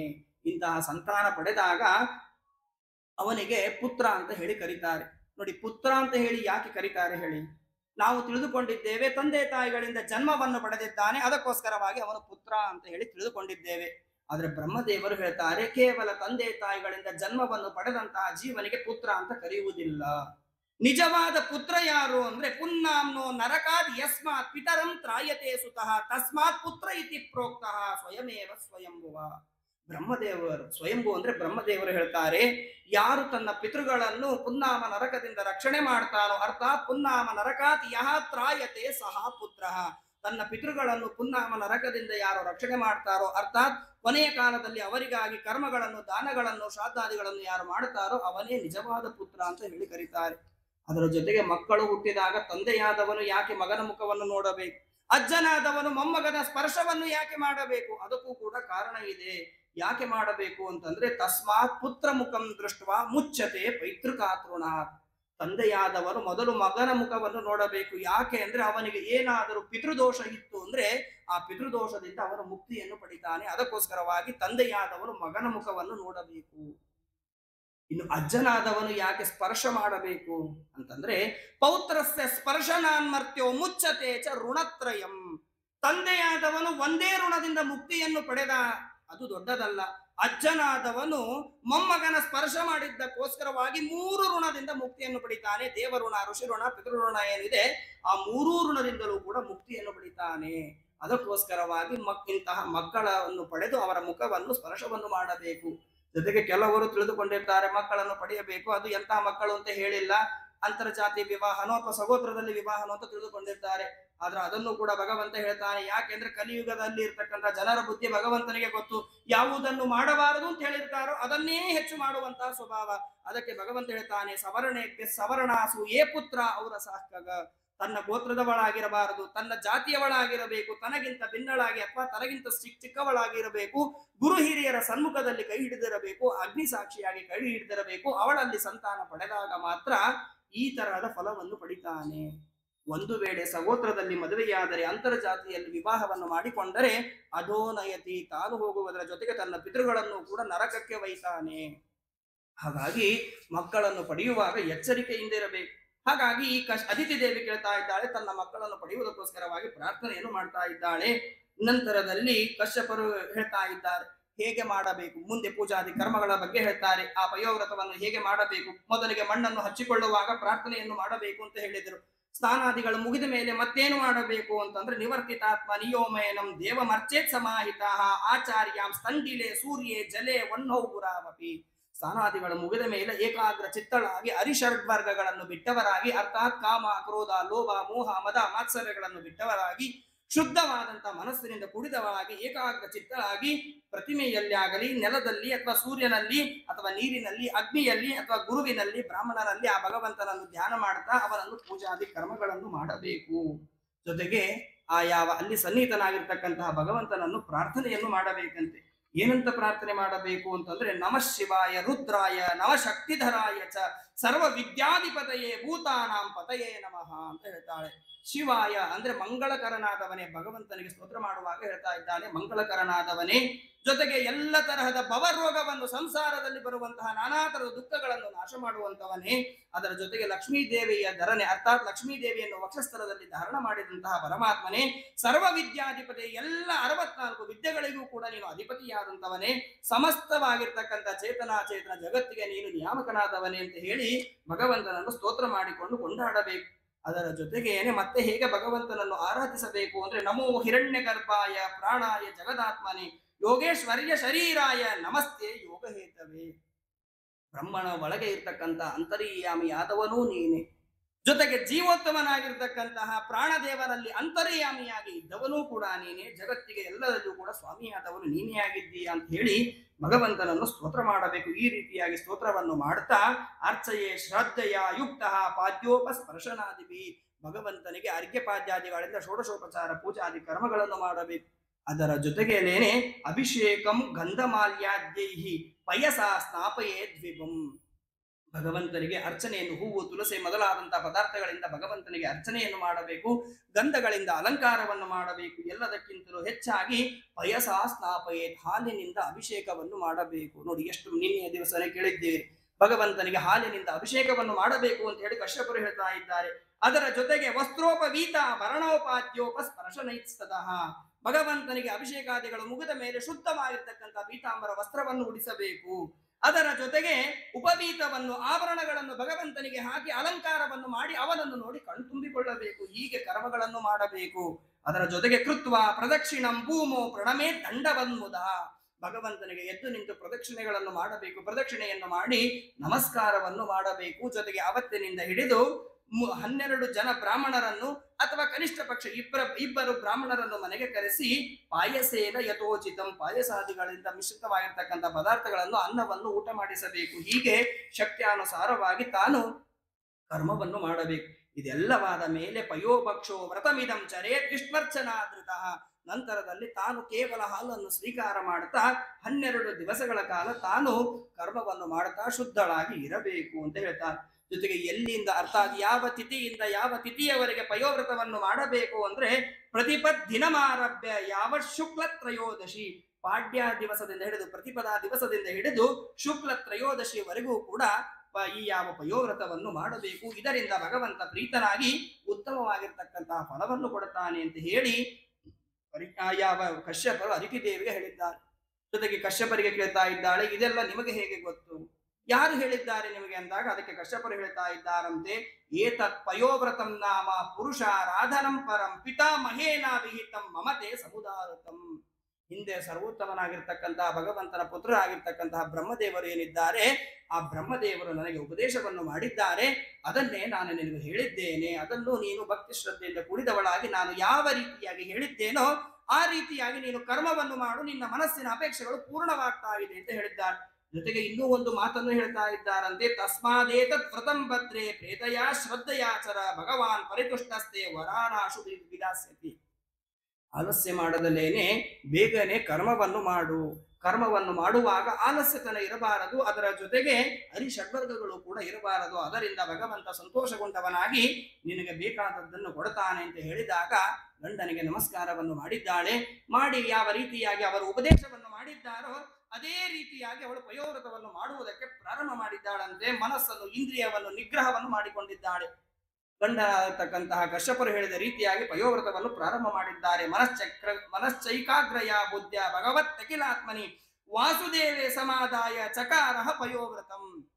ವಾಸುದೇವ ನಾಮಕನಾದಂತಹ ಭಗವಂತನನ್ನು ಮನಸ್ಸಿನಲ್ಲಿ ಧ್ಯಾನ ಮಾಡ್ತಾ ಶುದ್ಧಳಾಗಿ ಅವಳು ಕರ್ಮವನ್ನು ಮಾಡುವುದಕ್ಕೆ ಪ್ರಾರಂಭ ಮಾಡಿದ್ದಾಳೆ. ಪಯೋವ್ರತವನ್ನು ಯಾವ ರೀತಿಯಾಗಿ ಪತಿ ಹೇಳಿದ್ದಾರೋ ಅದೇ ರೀತಿಯಾಗಿ ಕರ್ಮವನ್ನು ಮಾಡಿ ಮುಗಿಸಿದ್ದಾಳೆ. ಆ ಪಯೋವ್ರತದಿಂದ ಭಗವಂತ ಪ್ರೀತನಾಗಿ ಆ ಯಾವ ಅದಿತಿ ದೇವಿಗೆ ಅನುಗ್ರಹವನ್ನು ಮಾಡುವುದಕ್ಕೋಸ್ಕರವಾಗಿ ದರ್ಶನವನ್ನು ಕೊಡ್ತಾ ಇದ್ದಾಳಂತೆ. ತಸ್ಯಾ ಪ್ರಾದುರಭೂತ್ ತತ್ರ ಭಗವಾನ್ ಆದಿಪುರುಷಃ ಪೀತವಾಸಶ್ಚತುರ್ಬಾಹು ಶಂಖಚಕ್ರ ಗದಾಧರಃ. ಶಂಖಚಕ್ರ ಗದೆಗಳನ್ನು ಧಾರಣ ಮಾಡಿಕೊಂಡು ಶುದ್ಧವಾಗಿರ್ತಕ್ಕಂತಹ ಪೀತಾಂಬರ ವಸ್ತ್ರವನ್ನು ಉಟ್ಟುಕೊಂಡಂತಹ ಭಗವಂತ ಆ ಯಾವ ಅದಿತಿ ದೇವಿ ಮುಂದೆ ಬಂದು ದರ್ಶನವನ್ನು ಕೊಡ್ತಾ ಇದ್ದಾನೆ. ಆ ದರ್ಶನವಾದ ಕೂಡಲೇನೆ ಅವಳು ಆನಂದ ಬಾಷ್ಪದಿಂದ ಕುಡಿದವಳಾಗಿ ಸಂತೋಷ ಪಡ್ತಾ ಇದ್ದಾಳಂತೆ. ಭಗವಂತನನ್ನು ನೋಡಿ ಎರಡು ಕೈಗಳನ್ನು ಮುಗಿದವಳಾಗಿ ಆ ಭಗವಂತನಿಗೆ ಸ್ತೋತ್ರವನ್ನು ಮಾಡ್ತಾ ಇದ್ದಾಳಂತೆ. ತಮ್ ನೇತ್ರ ಗೋಚರಂ ವೀಕ್ಷ್ಯ ಸಹಸೋತ್ತಾಯ ಸಾದರಂ ನನಾಮ ಭುವಿ ಕಾವೇನ ದಂಡವತ್ ಪ್ರೀತಿ ವಿಕ್ಫಲ. ಆ ಅದಿತಿ ದೇವಿ ಭಗವಂತನಿಗೆ ನಮಸ್ಕಾರವನ್ನು ಮಾಡಿ ಕೈಗಳನ್ನು ಮುಗಿದವಳಾಗಿ ಭಗವಂತನನ್ನು ನೋಡಿದ ಕೂಡಲೇನೆ ಸಂತೋಷದಿಂದ ಭಗವಂತನನ್ನು ಕೊಂಡಾಡ್ತಾ ಇದ್ದಾಳಂತೆ. ಭಗವಂತ ಹೇಗೆ ಇದ್ದಾನೆ ಅನ್ನುವುದನ್ನು ಅವಳು ಕೂಡ ಸ್ತೋತ್ರ ಮಾಡಿ ಆ ಭಗವಂತನನ್ನು ಸಂತೋಷ ಪಡಿಸ್ತಾ ಇದ್ದಾಳಂತೆ. ಭಗವಂತನಿಗೆ ಹೇಳ್ತಾ ಇದ್ದಾಳಂತೆ, ನೀನು ಹೇಗೆ ಇದ್ದೀಯಾ ಅಂದ್ರೆ, ಯಜ್ಞೇಶ ಯಜ್ಞ ಪುರುಷ ಅಚ್ಯುತ ತೀರ್ಥಪಾದ ತೀರ್ಥಶ್ರವ ಶ್ರವಣ ಮಂಗಲ ನಾಮಧೇಯ ಆಪನ್ನ ಲೋಕ ವೃಜಿನೋಪಶಮೋದಯಾದ್ಯ ಶಮ್ನಕೃದೀಶ ಭಗವನ್ನ ವಸನ್ನನಾಥ. ಅವಳು ಹೇಳ್ತಾ ಇದ್ದಾಳಂತೆ, ನೀನು ಹೇಗೆ ಇದ್ದಿ, ನಿನ್ನ ಕೀರ್ತಿ ಹೇಗೆ ಇದೆ ಅಂದ್ರೆ, ನೀನು ಎಷ್ಟು ಶುದ್ಧನಾಗಿ ಇದ್ದೀಯೋ ಅಷ್ಟೇ ನಿನ್ನ ಕೀರ್ತಿಯು ಕೂಡ ಶುದ್ಧವಾಗಿ ಇದೆ. ಜೊತೆಗೆ ನೀನು ಮಾಡಿದಂತಹ ಕರ್ಮಗಳು ಏನು ಇದೆ ಅದು ಪರಮಾದ್ಭುತವಾದಂತಹ ಕರ್ಮಗಳು. ಒಂದಲ್ಲ ಎರಡಲ್ಲ ಅನೇಕ ರೀತಿಯಾಗಿ ನಿನ್ನ ಪಾದದಿಂದಲೇನೆ ಗಂಗಾದಿ ಜಲಗಳನ್ನು ಸೃಷ್ಟಿ ಮಾಡಿದ್ದೀಯಾ. ನಿನ್ನನ್ನು ಯಾರು ಶರಣು ಹೊಂದಿ ಬರುತ್ತಾರೋ ಅಂತವರನ್ನು ನೀನು ರಕ್ಷಣೆ ಮಾಡುವುದಕ್ಕೋಸ್ಕರವಾಗಿ ನಿನ್ನನ್ನು ಶರಣಾಗತ ವತ್ಸಲ ಅಂತ ಹೇಳಿ ಕರೀತಾರೆ ಅಂತ ಹೇಳಿ ಅವಳು ಆ ಭಗವಂತನನ್ನು ಸ್ತೋತ್ರ ಮಾಡ್ತಾ ಇದ್ದಾಳಂತೆ. ಹೀಗೆ ಅನೇಕ ರೀತಿಯಾಗಿ ಭಗವಂತನನ್ನು ಸ್ತೋತ್ರ ಮಾಡಿದಾಗ ಆ ಭಗವಂತ ಅವಳಿಗೆ ಹೇಳ್ತಾ ಇದ್ದಾನಂತೆ, ಶ್ರೀ ಭಗವಾನುವಾಚ ದೇವಮಾತರ್ ಭವತ್ಯಾಮೇ ವಿಜ್ಞಾತಂ ಚಿರಕಾಂಕ್ಷಿತಂ ಯತ್ ತಪಸ್ನೇ ಹೃತಶ್ರೀನಾಂ ಬಾಧಿತಾನಾಂ ಸ್ವಧಾಮತಃ. ನೋಡಿ, ಸರ್ವೋತ್ತಮನಾಗಿರ್ತಕ್ಕಂತಹ ಭಗವಂತ ಅದಿತಿ ದೇವಿಗೆ ಹೇಳ್ತಾ ಇದ್ದಾನಂತೆ, ನೀನು ಯಾವುದಕ್ಕೋಸ್ಕರವಾಗಿ ಪಯೋವ್ರತವನ್ನು ಮಾಡಿದ್ದಿ ಅನ್ನುವುದು ನೀನೇನು ನನಗೆ ಹೇಳುವುದು ಬೇಕಾಗಿಲ್ಲ. ನಾನು ಎಲ್ಲವನ್ನೂ ಕೂಡ ವಿಜ್ಞಾತಂ ತಿಳಿದವನಾಗಿದ್ದೇನೆ. ನೀನು ಯಾಕೆ ಪಯೋವ್ರತವನ್ನು ಮಾಡಿದ್ದಿ ಅನ್ನೋದನ್ನು ನಾನೇ ಹೇಳ್ತೇನೆ ಕೇಳು ಅಂತ ಹೇಳ್ತಾ ಇದ್ದಾನೆ. ಶ್ರೀ ಹತಶ್ರೀತ, ನಿನ್ನ ಸಂಪತ್ತು ದೈತ್ಯರು ಅರ್ಥಾತ್ ನಿನ್ನ ಮಕ್ಕಳ ಸಂಪತ್ತನ್ನು ದೈತ್ಯರು ಕಸಿದುಕೊಂಡಿದ್ದಾರೆ. ಅದು ನಿನ್ನ ಮಕ್ಕಳಿಗೆ ಪುನಃ ಬೇಕು ಅನ್ನುವುದಕ್ಕೋಸ್ಕರವಾಗಿ ನೀನು ಪಯೋವ್ರತವನ್ನು ಮಾಡಿದ್ದಿ ಅಂತ ನನಗೆ ಗೊತ್ತಿದೆ. ಅದರ ಜೊತೆಗೆ ಇನ್ನೂ ಒಂದು ಮಾತನ್ನು ಹೇಳ್ತಾ ಇದ್ದಾನೆ ಭಗವಂತ, ಪ್ರತಿಲಬ್ಧ ಜಯಶ್ರೀಭಿ ಪುತ್ರೈರಿಚ್ಛಸ್ಯುಪಾಸಿತವು. ಆ ಭಗವಂತ ಹೇಳ್ತಾನೆ, ಆ ಎಲ್ಲ ಸಂಪತ್ತು ನಿನ್ನ ಮಕ್ಕಳಿಗೆ ಸಿಕ್ಕ ಮೇಲೆ ನೀನು ನಿನ್ನ ಮಕ್ಕಳು ಇಬ್ಬರೂ ಕೂಡ ಸೇರಿಕೊಂಡು ನನ್ನನ್ನು ಪೂಜೆ ಮಾಡಬೇಕು ಅಂತ ಕೂಡ ನೀನು ಅಂದುಕೊಂಡಿದ್ದೀಯ. ಹಾಗಾಗಿ ನಿನ್ನ ಮನಸ್ಸಿನ ಅಪೇಕ್ಷೆ ಏನಿದೆ ಅವುಗಳು ಎಲ್ಲವೂ ಕೂಡ ನನಗೆ ಗೊತ್ತಿದೆ. ಹಾಗಾಗಿ ನೀನು ವಿಚಾರವನ್ನು ಮಾಡಬೇಡ. ನಾನು ನಿನ್ನ ಮಕ್ಕಳಿಗೆ ಸಂಪತ್ತನ್ನು ಕೊಡುತ್ತೇನೆ, ಆದರೆ ಅವಸರ ಪಡಬೇಡ. ಯಾಕೆ ಅಂದ್ರೆ ಇದು ಯೋಗ್ಯವಾದ ಕಾಲವಲ್ಲ ನಿನ್ನ ಮಕ್ಕಳಿಗೆ ಸಂಪತ್ತನ್ನು ಕೊಡುವುದಕ್ಕೆ. ನೋಡಿ, ಬ್ರಾಹ್ಮಣರಿಗೆ ಎಷ್ಟು ಮಹತ್ವವನ್ನು ಕೊಡುತ್ತಾನೆ ಭಗವಂತ. ನೋಡಿ, ಎಲ್ಲರಿಗಿಂತಲೂ ಮೇಲೆ ನಿಂತವನು ಅವನೇ. ಆದರೆ ಕರ್ಮ ಧರ್ಮಾನುಸಾರವಾಗಿ ಕಾಲಕ್ಕೆ ಅನುಸಾರವಾಗಿ ಎಲ್ಲ ಕೆಲವು ಬಾರಿ ತಾನು ನೀನು ಮಾಡಿ ಕರ್ಮಗಳನ್ನು ಮಾಡಿ ತೋರಿಸ್ತಾ ಇದ್ದಾನೆ. ಅದಿತಿ ದೇವಿಗೆ ಹೇಳ್ತಾ ಇದ್ದಾನೆ, ಈ ಕಾಲ ಯೋಗ್ಯವಾದದ್ದು ಅಲ್ಲ. ಯಾಕೆ ಯೋಗ್ಯವಾದ ಕಾಲ ಅಲ್ಲ ಅಂದ್ರೆ, ಪ್ರಾಯೋದುನಾಥೇ ಸುರಯೂತನಾಥ ಅವಾರಣೀಯ ಇತಿ ದೇವಿ ಮೇ ಮತಿ ಯತೇನುಕೂಲೇಶ್ವರ ವಿಪ್ರಗುಪ್ತಾನ ವಿಕ್ರಮಸ್ತತ್ರ ಸುಖಂ ದದಾತಿ. ಈಗ ಅವರೆಲ್ಲರೂ ಕೂಡ ಹೇಗೆ ಇದ್ದಾರೆ ಅಂದ್ರೆ, ಆ ಗುರುಗಳಾಗಿರ್ತಕ್ಕಂತಹ ಶುಕ್ರಾಚಾರ್ಯರ ಅಧೀನದಲ್ಲಿ ಇದ್ದಾರೆ. ಅರ್ಥಾತ್ ಬ್ರಾಹ್ಮಣನ ಅನುಗ್ರಹವನ್ನು ಅವರು ಪಡೆದವರಾಗಿದ್ದಾರೆ. ಯಾವ ವ್ಯಕ್ತಿಗಳು ಬ್ರಾಹ್ಮಣರ ಅನುಗ್ರಹಕ್ಕೆ ಪಾತ್ರನಾಗಿದ್ದಾನೋ ಅಂತಹ ವ್ಯಕ್ತಿಯನ್ನು ನಾನು ಕೂಡ ಮೀರುವುದಿಲ್ಲ ಅಂತ ಭಗವಂತ ಹೇಳ್ತಾ ಇದ್ದಾನೆ.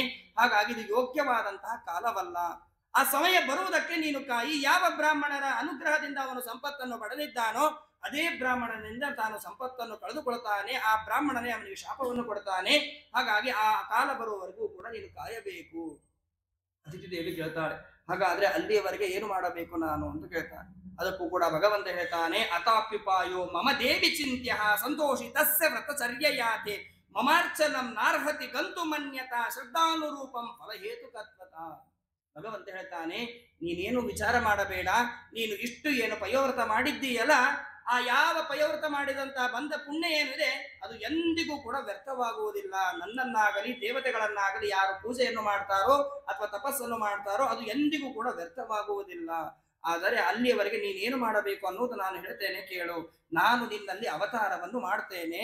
ಆದ್ರೆ ಅವತಾರ ಮಾಡುವುದಕ್ಕಿಂತಲೂ ಪೂರ್ವದಲ್ಲಿ ನೀನು ಉಪಧಾವ ಪತಿಂ ಭದ್ರೆ ಪ್ರಜಾಪತಿ ಅಕಲ್ಮಷಂ ಮಾಂಚ ಭಾವಯತೆ ಪತ್ಯಂ ಮೇವ ರೂಪಂ ಅವಸ್ಥಿತಂ.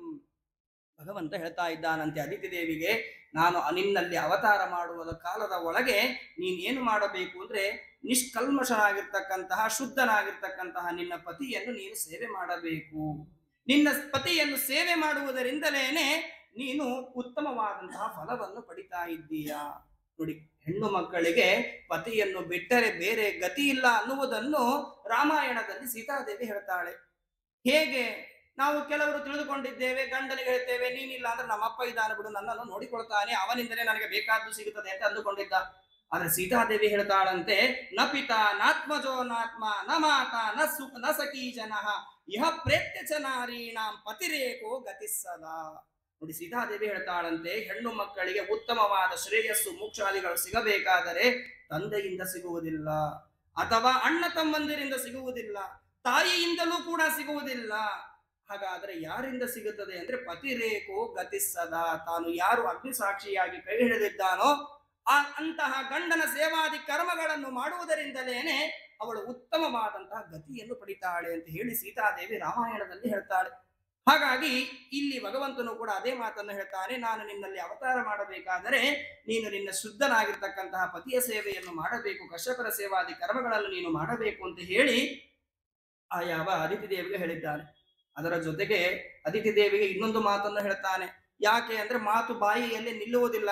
ಅದಕ್ಕೋಸ್ಕರವಾಗಿ ಭಗವಂತ ಹೇಳ್ತಾನೆ, ಯಾವುದಾದರೂ ಉತ್ತಮವಾದ ಕೆಲಸ ಕಾರ್ಯ ನಮ್ಮಲ್ಲಿ ಪೂರ್ಣವಾಗಬೇಕಾದ್ರೆ ಏನು ಮಾಡಬೇಕು ಅಂದ್ರೆ ನೈತತ್ ಪರಸ್ಮ ಆಖ್ಯೇಯಂ ದೇವಗುಹ್ಯಂ ಕಥಂಚನ ಸರ್ವಂ ಸಂಪದ್ಯತೆ ದೇವಿ ದೇವಗುಹ್ಯಾತ್ ಸುಸಂವೃತ. ಈ ದೇವ ಕಾರ್ಯ ಬಹಳ ಗುಪ್ತವಾದದ್ದು. ಹಾಗಾಗಿ ನಾನು ನಿನ್ನಲ್ಲಿ ಅವತಾರ ಮಾಡ್ತೇನೆ ಅಂತ ಹೇಳಿ ಎಲ್ಲರ ಮುಂದೆಯೂ ಕೂಡ ಹೇಳಬೇಡ, ಇದನ್ನು ಗುಪ್ತವಾಗಿ ಇಟ್ಟುಕೊಂಡಿರಬೇಕು. ನೋಡಿ, ಭಗವಂತ ಕೇವಲ ಅದಿತಿ ದೇವಿಗೆ ಹೇಳಿದ್ದು ಅಲ್ಲ, ಇದು ನಮಗೂ ಕೂಡ ಹೇಳಿದ್ದು. ಯಾವುದಾದರೂ ಒಂದು ಕೆಲಸವನ್ನು ಮಾಡುವುದಕ್ಕೆ ನಾವು ಹೊರಟಿವಿ ಅಂದ್ರೆ ಇನ್ನೂ ಕೆಲಸ ಪೂರ್ಣವೇ ಆಗಿರುವುದಿಲ್ಲ. ಎಲ್ಲರ ಮುಂದೆಯೂ ಕೂಡ ಹೇಳಿ ಬಂದಿರ್ತೇವೆ, ಇನ್ನೂ ಮನೆಗೆ ಬಂದಿರುವುದಿಲ್ಲ, ನಮಗಿಂತ ಮುಂದೆ ಅವರೇ ಹೋಗಿ ಕೆಲಸವನ್ನು ಕೆಡಿಸಿ ಬಂದು ಬಿಟ್ಟಿರ್ತಾರೆ. ಹಾಗಾಗಿ ಭಗವಂತ ಹೇಳ್ತಾ ಇದ್ದಾನೆ, ಇದು ದೇವಗುಖ್ಯವಾಗಿರತಕ್ಕಂತಹ ವಿಚಾರ, ಯಾರಿಗೂ ಕೂಡ ಹೇಳಬೇಡ, ಗುಪ್ತವಾಗಿ ಇಟ್ಟುಕೊಂಡು ನೀನು ಕರ್ಮವನ್ನು ಮಾಡು ಅಂತ ಹೇಳ್ತಾನೆ. ಅದೇ ರೀತಿಯಾಗಿ ಭಗವಂತ ಅವಳಿಗೆ ಅನುಗ್ರಹವನ್ನು ಮಾಡಿ ಏತಾವದುಕ್ತ ಭಗವಾನ್ ತತ್ರೈವ ಅಂತರದೀಯತ. ಭಗವಂತ ಅವಳ ಮೇಲೆ ಅನುಗ್ರಹವನ್ನು ಮಾಡಿ ಅಲ್ಲಿಂದ ಅಂತರ್ಧಾನನಾಗಿ ಹೊರಟು ಹೋಗ್ತಾ ಇದ್ದಾನೆ.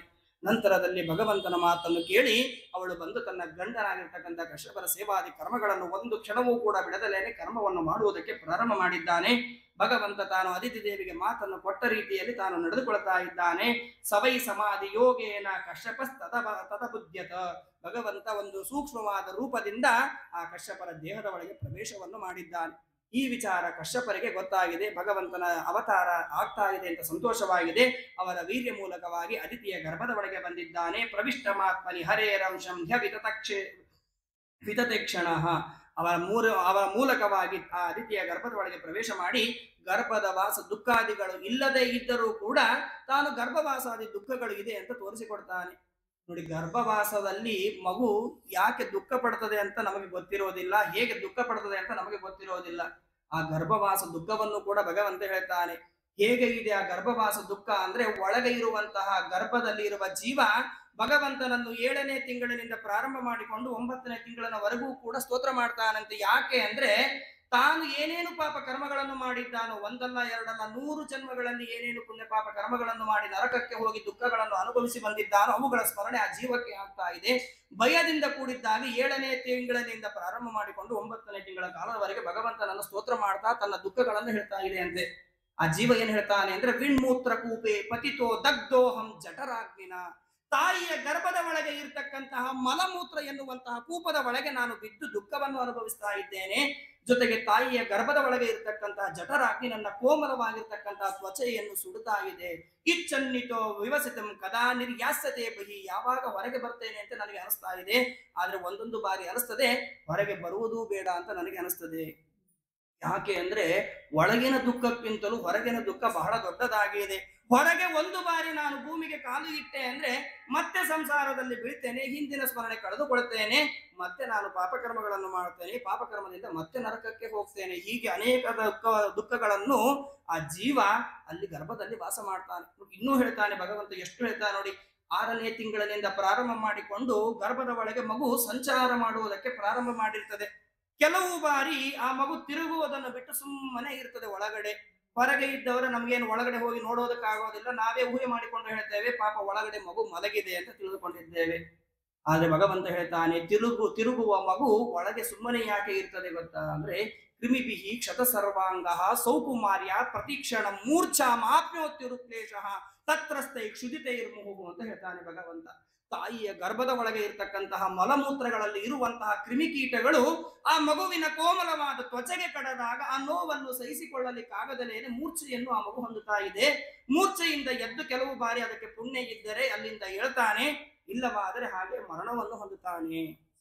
ಇಷ್ಟು ಗರ್ಭವಾಸ ದುಃಖವನ್ನು ಆ ಜೀವ ಅನುಭವಿಸ್ತಾನೆ. ಇಂತಹ ಗರ್ಭವಾಸ ದುಃಖಾದಿಗಳು ಭಗವಂತನಿಗೆ ಇಲ್ಲವೇ ಇಲ್ಲ. ಆದರೂ ಕೂಡ ಗರ್ಭದಲ್ಲಿ ಇದ್ದವನಂತೆ ತಾನು ನಟನೆಯನ್ನು ಮಾಡಿ ತೋರಿಸ್ತಾ ಇದ್ದಾನೆ. ನಂತರದಲ್ಲಿ ಭಗವಂತ ಅವತಾರವನ್ನು ಮಾಡುವುದಕ್ಕೆ ತಾನು ಸಿದ್ಧನಾಗಿ ಇದ್ದಾನೆ.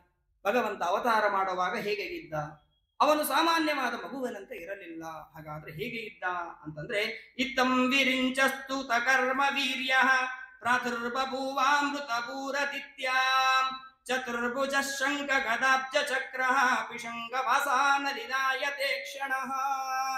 ಭಗವಂತ ಅವತಾರ ಮಾಡುವಾಗ ಅವನು 4 ಕೈಗಳಿಂದ ಕೂಡಿದವನಾಗಿ ಚತುರ್ಭುಜನಾಗಿ 4 ಕೈಗಳಲ್ಲಿಯೂ ಕೂಡ ಶಂಖ ಚಕ್ರ ಗದಾ ಪದ್ಮಾದಿಗಳನ್ನು ಧಾರಣ ಮಾಡಿದ್ದಾನೆ.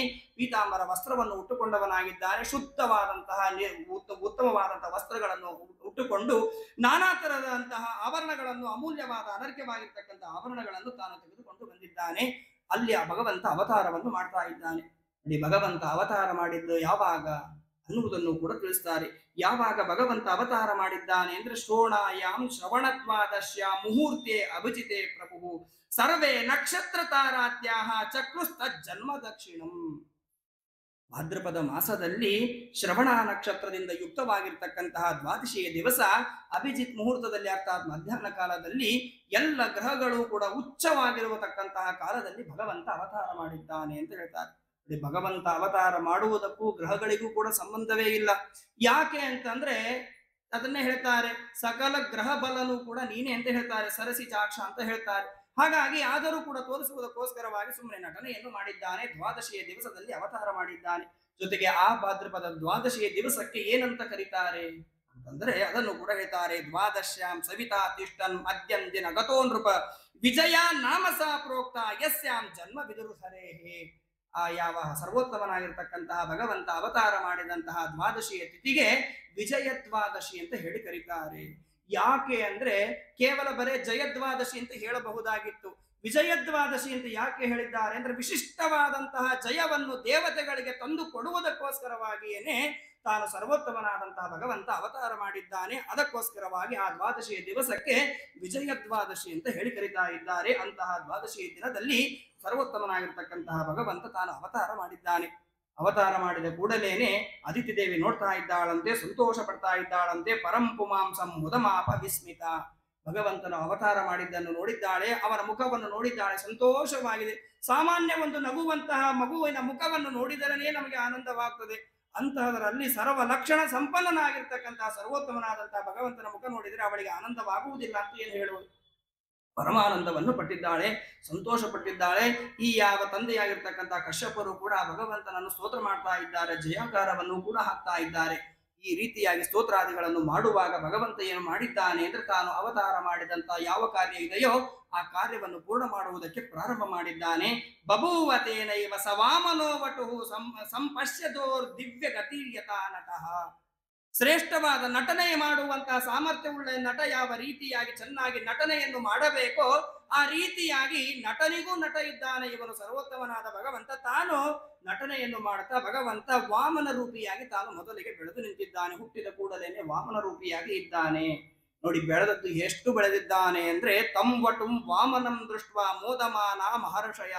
ಉಪನಯನಕ್ಕೆ ಯೋಗ್ಯವಾದ ಕಾಲ ಯಾವುದು ಬೇಕೋ ಅಂತಹ ಉಪನಯನಕ್ಕೆ ಯೋಗ್ಯವಾದಂತಹ ವಯಸ್ಸನ್ನು ಭಗವಂತ ಪಡೆದಿದ್ದಾನೆ. ಅದನ್ನು ವಸಿಷ್ಠಾದಿ ಋಷಿಮುನಿಗಳು ನೋಡಿದ್ದಾರೆ, ತಂದೆಯಾದ ಕಶ್ಯಪರು ಕೂಡ ನೋಡಿದ್ದಾರೆ. ಈ ವಸಿಷ್ಠಾದಿ ಋಷಿಮುನಿಗಳು ಕಶ್ಯಪರಿಗೆ ಹೇಳ್ತಾ ಇದ್ದಾನೆ, ಮಗನು ಒಳ್ಳೆಯ ಯೋಗ್ಯವಾದಂತಹ ಕಾಲದಲ್ಲಿ ಬಂದಿದ್ದಾನೆ, ಅವನಿಗೆ ಉಪನಯನವನ್ನು ಮಾಡಬೇಕು ಅಂತ ಹೇಳಿ ಉಪನಯನಾದಿ ಕರ್ಮಗಳನ್ನು ಸಂಸ್ಕಾರವನ್ನು ಮಾಡುವುದಕ್ಕೆ ಪ್ರಾರಂಭ ಮಾಡಿದ್ದಾರೆ. ಉಪನಯನದ ಬಗ್ಗೆ ಹೇಳ್ತಾ ಹೋದ್ರೆ ಅದಕ್ಕೂ ಕೂಡ ಬಹಳ ಕಾರಣಗಳು ಇದೆ.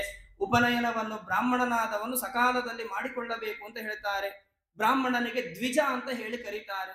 ಯಾಕೆ ಅಂದ್ರೆ ದ್ವಿಹಿ ಜಾಯಂತೆ ಇತಿ ದ್ವಿಜ, 2 ಬಾರಿ ಜೀವನದಲ್ಲಿ ಹುಟ್ಟುತ್ತಾನೆ, ಅದಕ್ಕೋಸ್ಕರವಾಗಿ ಅವನಿಗೆ ದ್ವಿಜ ಅಂತ ಹೇಳಿ ಕರೀತಾರೆ.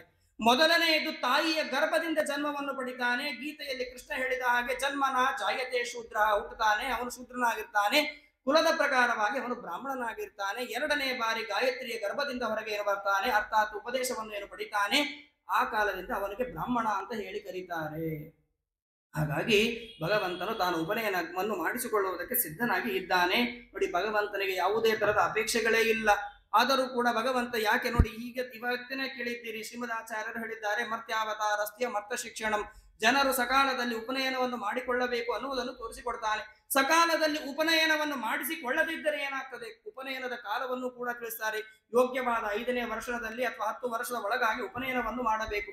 12 ವರ್ಷ ಏನಾದರೂ ದಾಟಿತು ಅಂತಂದ್ರೆ ಅವನನ್ನು ಪಂಕ್ತಿಯ ಒಳಗೆ ಕೂಡಿಸಿಕೊಳ್ಳಬಾರದು ಅಂತ ಹೇಳ್ತಾರೆ, ಹೊರಗೆ ಇಡಬೇಕು. ಹಾಗಾಗಿ ಸಕಾಲದಲ್ಲಿ ಯೋಗ್ಯವಾದ ಕಾಲದಲ್ಲಿ ಉಪನಯನವನ್ನು ಮಾಡಬೇಕು ಅನ್ನುವುದನ್ನು ತೋರಿಸಿಕೊಡುವುದಕ್ಕೋಸ್ಕರವಾಗಿ ಅವನು ಉಪನಯನವನ್ನು ಮಾಡಿಸಿಕೊಳ್ತಾ ಇದ್ದಾನೆ. ಆ ಭಗವಂತನ ವಿಶಿಷ್ಟವಾದ ಲೀಲೆಯನ್ನು ನೋಡುವುದಕ್ಕೋಸ್ಕರವಾಗಿ ಎಲ್ಲ ದೇವತೆಗಳು ಕೂಡ ಬರ್ತಾ ಇದ್ದಾರೆ. ಉಪನಯನಕ್ಕೆ ಬಂದವರು ಹಾಗೆ ಬರುವುದಿಲ್ಲ, ಉಡುಗೊರೆಯನ್ನು ಕೊಡಬೇಕಲ್ಲ, ಅದಕ್ಕೋಸ್ಕರವಾಗಿ ಒಬ್ಬೊಬ್ಬ ದೇವತೆಗಳು ಕೂಡ ಒಂದೊಂದು ಪದಾರ್ಥಗಳನ್ನು ಉಡುಗೊರೆಯನ್ನಾಗಿ ಕೊಡ್ತಾ ಇದ್ದಾರೆ. ಯಾರ್ಯಾರು ಏನೇನು ಕೊಟ್ಟಿದ್ದಾರೆ ನೋಡಿ. ದೇವತೆಗಳು ಬಂದರು, ವಾಮನ ರೂಪಿಯಾಗಿರ್ತಕ್ಕಂತಹ ಭಗವಂತನಿಗೆ ಪದಾರ್ಥಗಳನ್ನು ಕೊಟ್ಟರು, ಹೋದರು ಅಂತ ತಿಳಿದುಕೊಳ್ಳುತ್ತೇವೆ. ಇದರಿಂದನೂ ಕೂಡ ನಾವು ಏನು ತಿಳಿದುಕೊಳ್ಳೋದೇ ಇಲ್ಲ. ಉಪನಯನವನ್ನು ಮಾಡಿಸಿಕೊಳ್ಳುವಂತಹ ವಟುವಿಗೆ ಬಾಂಧವರಾದವರು ಏನು ಕೊಡಬೇಕು ಅನ್ನುವುದು ಕೂಡ ನಮಗೆ ಗೊತ್ತಿಲ್ಲ. ಯಾಕೆ ಅಂದ್ರೆ ಕೆಲವು ಬಾಂಧವರು ಇರ್ತಾರೆ, ಉಪನಯನವಾಗಿರ್ತದೆ, ಪಾಪ ಅವನು ಉಪನಯನ ಮಾಡಿಸಿಕೊಂಡಾಗ ತಲೆಯಲ್ಲಿ ಕೂದಲು ಹೋಗಿರ್ತದೆ, ನೋಡಿದವರು ಅಸಹ್ಯ ಪಡ್ತಾರೆ ಅಂತೇಳಿ ಮೊದಲು ಬಂದು ಬಾಂಧವರೇ ಟೋಪಿ ಹಾಕಿ ಹೋಗ್ತಾರೆ. ಅವನಿಗೆ ನೋಡೋದವ್ರು ಯಾರು ಅಸಹ್ಯ ಪಡಬಾರದು ಅಂತೇಳಿ ಮೊದಲಿಗೆ ಟೋಪಿ ಕೊಟ್ಟು ಹೋಗ್ತಾರೆ. ಹಾಗಾಗಿ ಯಾವುದು ಕೊಡಬೇಕು ಅನ್ನುವುದು ಕೂಡ ನಮಗೆ ಗೊತ್ತಿಲ್ಲ. ಅದಕ್ಕೋಸ್ಕರವಾಗಿ ಯಾವ ಯಾವ ದೇವತೆಗಳು ಏನೇನು ಕೊಟ್ಟಿದ್ದಾರೆ ಅನ್ನುವುದನ್ನು ಹೇಳ್ತಾರೆ. ತಸ್ಯೋಪನೀಯಮಾನಸ್ಯ ಸಾವಿತ್ರೀಂ ಸವಿತಾ ಬ್ರವೀತ್ ಬೃಹಸ್ಪತಿ ಬ್ರಹ್ಮಸೂತ್ರಂ ಮೇಕಲಾಂ ಕಶ್ಯಪೋದದು. ಉಪನಯನವಾದ ಮೇಲೆ ಸೂರ್ಯನು ಬಂದು ಗಾಯತ್ರಿ ಜಪವನ್ನು ಉಪದೇಶ ಮಾಡ್ತಾ ಇದ್ದಾನೆ. ನೋಡಿ ಯಾಕೆ ಬೇಕು ಭಗವಂತನಿಗೆ ಉಪದೇಶ?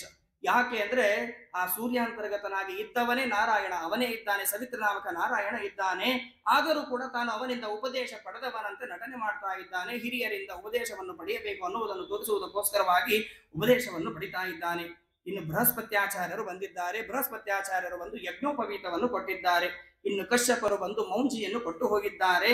ಇನ್ನು ದದೌ ಕೃಷ್ಣ ಜಿನಂ ಭೂಮಿ ದಂಡಂ ಸೋಮಃ ವನಸ್ಪತಿ ಕೌಬೀನ ಚಾದನಂ ಮಾತಾ ದ್ಯೌಶ್ಚತ್ರಂ ಜಗತಃ ಪತೇಹೇ. ನಂತರದಲ್ಲಿ ಭೂಮಿಯ ಪೃಥ್ವಿಗೆ ಅಧಿಪತಿಯಾಗಿರ್ತಕ್ಕಂತಹ ಭೂದೇವಿ ಬಂದಿದ್ದಾಳೆ. ಆ ಭಗವಂತನಿಗೆ ಕೃಷ್ಣಾಂಜನವನ್ನು ಕೊಟ್ಟು ಹೋಗಿದ್ದಾಳೆ. ನಂತರದಲ್ಲಿ ಎಲ್ಲ ವನಸ್ಪತಿಗೂ ಕೂಡ ಅಧಿಪತಿಯಾಗಿರ್ತಕ್ಕಂತಹ ಚಂದ್ರ ಬಂದಿದ್ದಾನೆ. ಚಂದ್ರ ಬಂದು ಬ್ರಹ್ಮಚಾರಿಯ ಕೈಯಲ್ಲಿ ದಂಡ ಇರಬೇಕು, ಅದಕ್ಕೋಸ್ಕರವಾಗಿ ದಂಡವನ್ನು ಕೊಟ್ಟು ಹೋಗಿದ್ದಾನೆ. ಇನ್ನು ತಾಯಿಯಾದಂತಹ ಅದಿತಿ ದೇವಿ ಆ ವಟುವಿಗೆ ಕೌಪೀನವನ್ನು ಧಾರಣ ಮಾಡಿಸಿದ್ದಾಳೆ. ಇನ್ನು ದ್ಯುಲೋಕಾಭಿಮಾನಿಯಾದಂತಹ ದೇವತೆಗಳು ಆ ಬ್ರಹ್ಮಚಾರಿಗೆ ಛತ್ರಿಯನ್ನು ಕೊಟ್ಟು ಹೋಗಿದ್ದಾರೆ. ಇನ್ನು ಕಮಂಡಲಂ ವೇದಗರ್ಭ ಕುಶಾನ್ ಸಪ್ತರ್ಷಯೋದದು ಅಕ್ಷಮಾಲ ಮಹಾರಾಜ ಸರಸ್ವತ್ಯಕ್ಷಯಾತ್ಮನಃ. ನಂತರದಲ್ಲಿ ಬ್ರಹ್ಮದೇವರು ಬಂದಿದ್ದಾರೆ. ಬ್ರಹ್ಮಚಾರಿಯ ಕೈಯಲ್ಲಿ ಕಮಂಡಲ ಇರಬೇಕು, ಅದಕ್ಕೋಸ್ಕರವಾಗಿ ಕಮಂಡಲವನ್ನು ಕೊಟ್ಟು ಹೋಗಿದ್ದಾರೆ. ಇನ್ನು ಸಪ್ತರ್ಷಿಗಳು ಬಂದಿದ್ದಾರೆ. ಸಪ್ತರ್ಷಿಗಳು ಬಂದು ದರ್ಭೆಯನ್ನು ಕೊಟ್ಟು ಹೋಗಿದ್ದಾರೆ. ಇನ್ನು ಅಕ್ಷಯನಾಗಿರ್ತಕ್ಕಂಥ ಅರ್ಥಾತ್ ನಾಶವೇ ಇಲ್ಲದೆ ಇರತಕ್ಕಂತಹ ಪರಮಾತ್ಮನಿಗೆ ಸರಸ್ವತಿ ದೇವಿ ಬಂದು ಅಕ್ಷಯ ಮಾಲೆಯನ್ನು ಕೊಟ್ಟು ಹೋಗಿದ್ದಾಳೆ. ಇನ್ನು ತಸ್ಮಾತ್ ಇತ್ಯುಪನೀತಾಯ ಯಕ್ಷರಾಟ್ ಪಾತ್ರಿಕಾಮದಾತ್ ಭಿಕ್ಷಾಂ ಭಗವತಿ ಸಾಕ್ಷಾತ್ ಉಮಾದಾಂಬಿಕಾ ಸತಿ. ನಂತರದಲ್ಲಿ ಭಿಕ್ಷೆಯನ್ನು ಬೇಡುವುದಕ್ಕೋಸ್ಕರವಾಗಿ ಕುಬೇರ ಬಂದು ಭಿಕ್ಷಾ ಪಾತ್ರೆಯನ್ನು ಕೊಟ್ಟಿದ್ದಾನೆ. ಆ ಭಿಕ್ಷೆಯ ಪಾತ್ರೆಯ ಒಳಗೆ ಭಿಕ್ಷೆಯನ್ನು ಹಾಕುವುದಕ್ಕೋಸ್ಕರವಾಗಿ ಉಮಾದೇವಿ ಬಂದು ಆ ಪಾತ್ರೆಯ ಒಳಗೆ ಭಿಕ್ಷೆಯನ್ನು ಹಾಕಿ ಹೋಗ್ತಾ ಇದ್ದಾಳೆ. ನಂತರದಲ್ಲಿ ಎಲ್ಲರಿಂದಲೂ ಕೂಡ ಅವನು ಪಡೆದುಕೊಂಡಿದ್ದಾನೆ. ಪಡೆದುಕೊಂಡ ಮೇಲೆ ಉಪನಯನವಾಗಿದೆ. ಉಪನಯನವಾದ ಮೇಲೆ ವಟುವಾದವನು ಬ್ರಹ್ಮಚಾರಿಯಾದವನು ಹೇಗೆ ಇರಬೇಕು ಅನ್ನುವುದನ್ನು ತೋರಿಸಬೇಕಾಗಿದೆ. ಅದಕ್ಕೋಸ್ಕರವಾಗಿ ಅವನು ಏನು ಮಾಡಿದ್ದಾನೆ ಅಂದ್ರೆ ಸಮಿದ್ದಮಾಹಿತಂ ವನ್ಹಿಂ ಕೃತ್ವಾ ಪರಿಸಮೋಹನಂ ಪರಿಸ್ಥೀರ್ಯ ಸಮಭ್ಯರ್ಚ ಸಮಿದ್ಭಿಹಿ ಅಜಹೋದ್ವಿಜಃ. ಉಪನಯನವನ್ನು ಮಾಡಿಸಿಕೊಂಡಂತಹ ಬ್ರಹ್ಮಚಾರಿಯಾದವನು 3 ಹೊತ್ತು ಸಂಧ್ಯಾವಂದನೆಯನ್ನು 2 ಹೊತ್ತು ಅಗ್ನಿ ಕಾರ್ಯವನ್ನು ಮಾಡಬೇಕು ಅನ್ನುವುದನ್ನು ತೋರಿಸುವುದಕ್ಕೋಸ್ಕರವಾಗಿ ಅರಣ್ಯಕ್ಕೆ ಹೋಗಿದ್ದಾನೆ. ಅರಣ್ಯಕ್ಕೆ ಹೋಗಿ ಸಮಿತ್ತನ್ನು ತೆಗೆದುಕೊಂಡು ಬಂದಿದ್ದಾನೆ. ಅಗ್ನಿಯ ಸುತ್ತಲೂ ಕೂಡ ಕೃತ್ವ ಪರಿಸಮೋಹನಂ ಪರಿಸಮೋಹನಂ ಪರಿಸ್ತರಣಂ ಪರಿವೀಕ್ಷಣಂ ಅಂತ ಹೇಳಿ 4 ಕಡೆಯೂ ಕೂಡ ಪರಿಶೇಷನಾದಿ ಕರ್ಮಗಳನ್ನು ಮಾಡಿದ್ದಾನೆ. ದರ್ಭೆಗಳನ್ನು ಹಾಸಿದ್ದಾನೆ. ಸಂಧ್ಯಾವಂದನಾದಿ ಕರ್ಮಗಳನ್ನು ಕೂಡ ಮಾಡಿದ್ದಾನೆ. ನೋಡಿ, ಭಗವಂತ ತಾನು ಮಾಡಿದ್ದು ತನಗಾಗಿ ಅಲ್ಲ ನಮಗಾಗಿ ಅಂತ ಹೇಳ್ತಾರೆ. ಬ್ರಾಹ್ಮಣನಾದವನು ಉಪನಯನವಾದಾಗಿನಿಂದ ಪ್ರಾರಂಭ ಮಾಡಿಕೊಂಡು ಸಂಧ್ಯಾವಂದನಾದಿ ಕರ್ಮಗಳನ್ನಾಗಲಿ ಅಗ್ನಿ ಕಾರ್ಯಾದಿಗಳನ್ನಾಗಲಿ ಬಿಡಬಾರದು ಅಂತ ಹೇಳ್ತಾರೆ. ಅಗ್ನಿ ಕಾರ್ಯ ಅಂದರೇನೆ ಈಗಿನ ಕಾಲಕ್ಕೆ ಗೊತ್ತಿಲ್ಲ. ಅಗ್ನಿ ಕಾರ್ಯ ಹೇಗೆ ಮಾಡಬೇಕು ಅಂತ ಕೆಲವರು 2 ಬಟ್ಟೆನಿಂದ ಅಗ್ನಿ ಕಾರ್ಯವನ್ನು ಮಾಡ್ತಾರೆ. ಅದು ಯಾವಾಗ ಬೇಕೋ ಆಗ ಹಾಗೆ ಅಗ್ನಿ ಕಾರ್ಯ ಆ ಅಗ್ನಿ ಕಾರ್ಯವಲ್ಲ. ಯಾವುದು ಹೇಗೆ ಮಾಡಬೇಕು ಅನ್ನುವುದು ಕೂಡ ಭಗವಂತ ತೋರಿಸಿಕೊಡ್ತಾನೆ. ಅಗ್ನಿ ಕಾರ್ಯಾದಿ ಕರ್ಮಗಳು ಸಂಧ್ಯಾವಂದನಾದಿ ಕರ್ಮಗಳನ್ನು ಬ್ರಾಹ್ಮಣನಾದವನು ಉಪನಯನವನ್ನು ಮಾಡಿಸಿಕೊಂಡಂತಹ ವ್ಯಕ್ತಿ ಬಿಟ್ಟರೆ ಏನಾಗ್ತದೆ ಅಂತಂದ್ರೆ ದ್ವಾದಶಃ ಮನಗ್ನಿಸ್ಯ ಸಂಧ್ಯಾಹೀನಂ ದಿನತ್ರಯಂ ಚತುರ್ವೇದ ದರೋ ವಿಪ್ರಹ ಶೂದ್ರ ಏವ ನ ಸಂಶಯ ಅಂತ ಹೇಳ್ತಾರೆ. 12 ದಿನಗಳ ಕಾಲ ಅಗ್ನಿ ಕಾರ್ಯವನ್ನು ಬಿಟ್ಟರೆ ಅಥವಾ 3 ದಿನಗಳ ಕಾಲ ಸಂಧ್ಯಾವಂದನೆಯನ್ನು ಬಿಟ್ಟರೆ, ಕೆಲವರು ವಿಚಾರ ಮಾಡ್ತಾರೆ 3 ದಿನ ಸಂಧ್ಯಾವಂದನೆ ಹೇಳಿದ್ದಾರೆ, 12 ದಿನ ಅಗ್ನಿ ಕಾರ್ಯ ಅಂತ ಹೇಳಿದ್ದಾರೆ, 1 ದಿವಸ ಮಾಡಿ 11ನೇ ದಿವಸ ಬಿಟ್ಟು ಮತ್ತೆ 12ನೇ ದಿವಸ ಮಾಡೋದು ಅಂತ ಅರ್ಥ ಅಲ್ಲ. ಒಟ್ಟಾರೆ ಸಾಯುವ ತನಕವೂ ಕೂಡ 12 ದಿನ ಬಿಟ್ಟರೆ ಅಥವಾ 3 ದಿನಗಳ ಕಾಲ ಸಂಧ್ಯಾವಂದನೆಯನ್ನು ಬಿಟ್ಟರೆ ಚತುರ್ವೇದದರೋ ವಿಪ್ರಹ 4 ವೇದಗಳನ್ನು ಓದಿ ಅವನು ಜ್ಞಾನಿಯಾಗಿದ್ದರೂ ಕೂಡ ಶೂದ್ರ ಏವ ನ ಸಂಶಯ. ಗೀತೆಯಲ್ಲಿ ಕೃಷ್ಣ ಹೇಳಿದ ಹಾಗೆ ಜನ್ಮನ ಜಾಯತೆ ಶೂದ್ರ, ಮತ್ತೆ ಅವನು ಶೂದ್ರನಾದಂತೆ ಅವನಿಗೆ ಮತ್ತೆ ಪುನಃ ಉಪನಯನವನ್ನು ಮಾಡಿಸಬೇಕು ಅಂತ ಹೇಳ್ತದೆ. ನೋಡಿ, ಈ ತರಹದ ಪ್ರಸಂಗ ಅಥವಾ ಈ ತರಹದ ನಿಯಮಗಳನ್ನು ನಮ್ಮ ಮನೆಯಲ್ಲಿ ಈಗಿನ ಕಾಲಕ್ಕೆ ಇಟ್ಟುಕೊಂಡರೆ ಪ್ರತಿಯೊಬ್ಬರ ಮನೆಯಲ್ಲಿಯೂ ಕೂಡ ನಿತ್ಯ ಉಪನಯನವೇ ಆಗ್ಬೇಕಾಗ್ತದೆ. ಬೇರೆ ಮುಂದಿನ ಕರ್ಮಗಳೇ ಆಗುವುದಿಲ್ಲ. ಯಾಕೆ ಅಂದ್ರೆ ಉಪನಯನವನ್ನು ಮಾಡಿಸಿಕೊಂಡಂತಹ ವಟುವಿಗೆ ಸಾಯಂಕಾಲ ಅಲ್ಲ ಬೆಳಗ್ಗಿನ ಹೊತ್ತು ಏನು ಆಚಾರ್ಯರು ಸಂಧ್ಯಾವಂದನೆ ಮಾಡಿಸಿ ಹೋಗಿದ್ದಾರೋ ಆ ಸಂಧ್ಯಾವಂದನೆಯ ಗ್ರಹಣವೂ ಅವತ್ತೇ, ಉದ್ಯಾಪನೆಯೂ ಕೂಡ ಅವತ್ತೇ ಆಗಿ ಹೋಗಿರ್ತದೆ. ಜೀವನದಲ್ಲಿ ಸಂಧ್ಯಾವಂದನೆಯನ್ನೇ ಬಿಟ್ಟು ಬಿಡ್ತಾ ಇದ್ದಾನೆ. ಹಾಗಾಗಿ ಬ್ರಹ್ಮಚಾರಿಯಾದವನು ಅವನು ಸಂಧ್ಯಾವಂದನಾದಿ ಕರ್ಮಗಳನ್ನಾಗಲಿ ಅಗ್ನಿ ಕಾರ್ಯಾದಿ ಕರ್ಮಗಳನ್ನಾಗಲಿ ಎಂದಿಗೂ ಕೂಡ ಬಿಡಬಾರದು ಅನ್ನುವುದನ್ನು ಭಗವಂತ ತಾನು ಮಾಡಿ ತೋರಿಸ್ತಾ ಇದ್ದಾನೆ.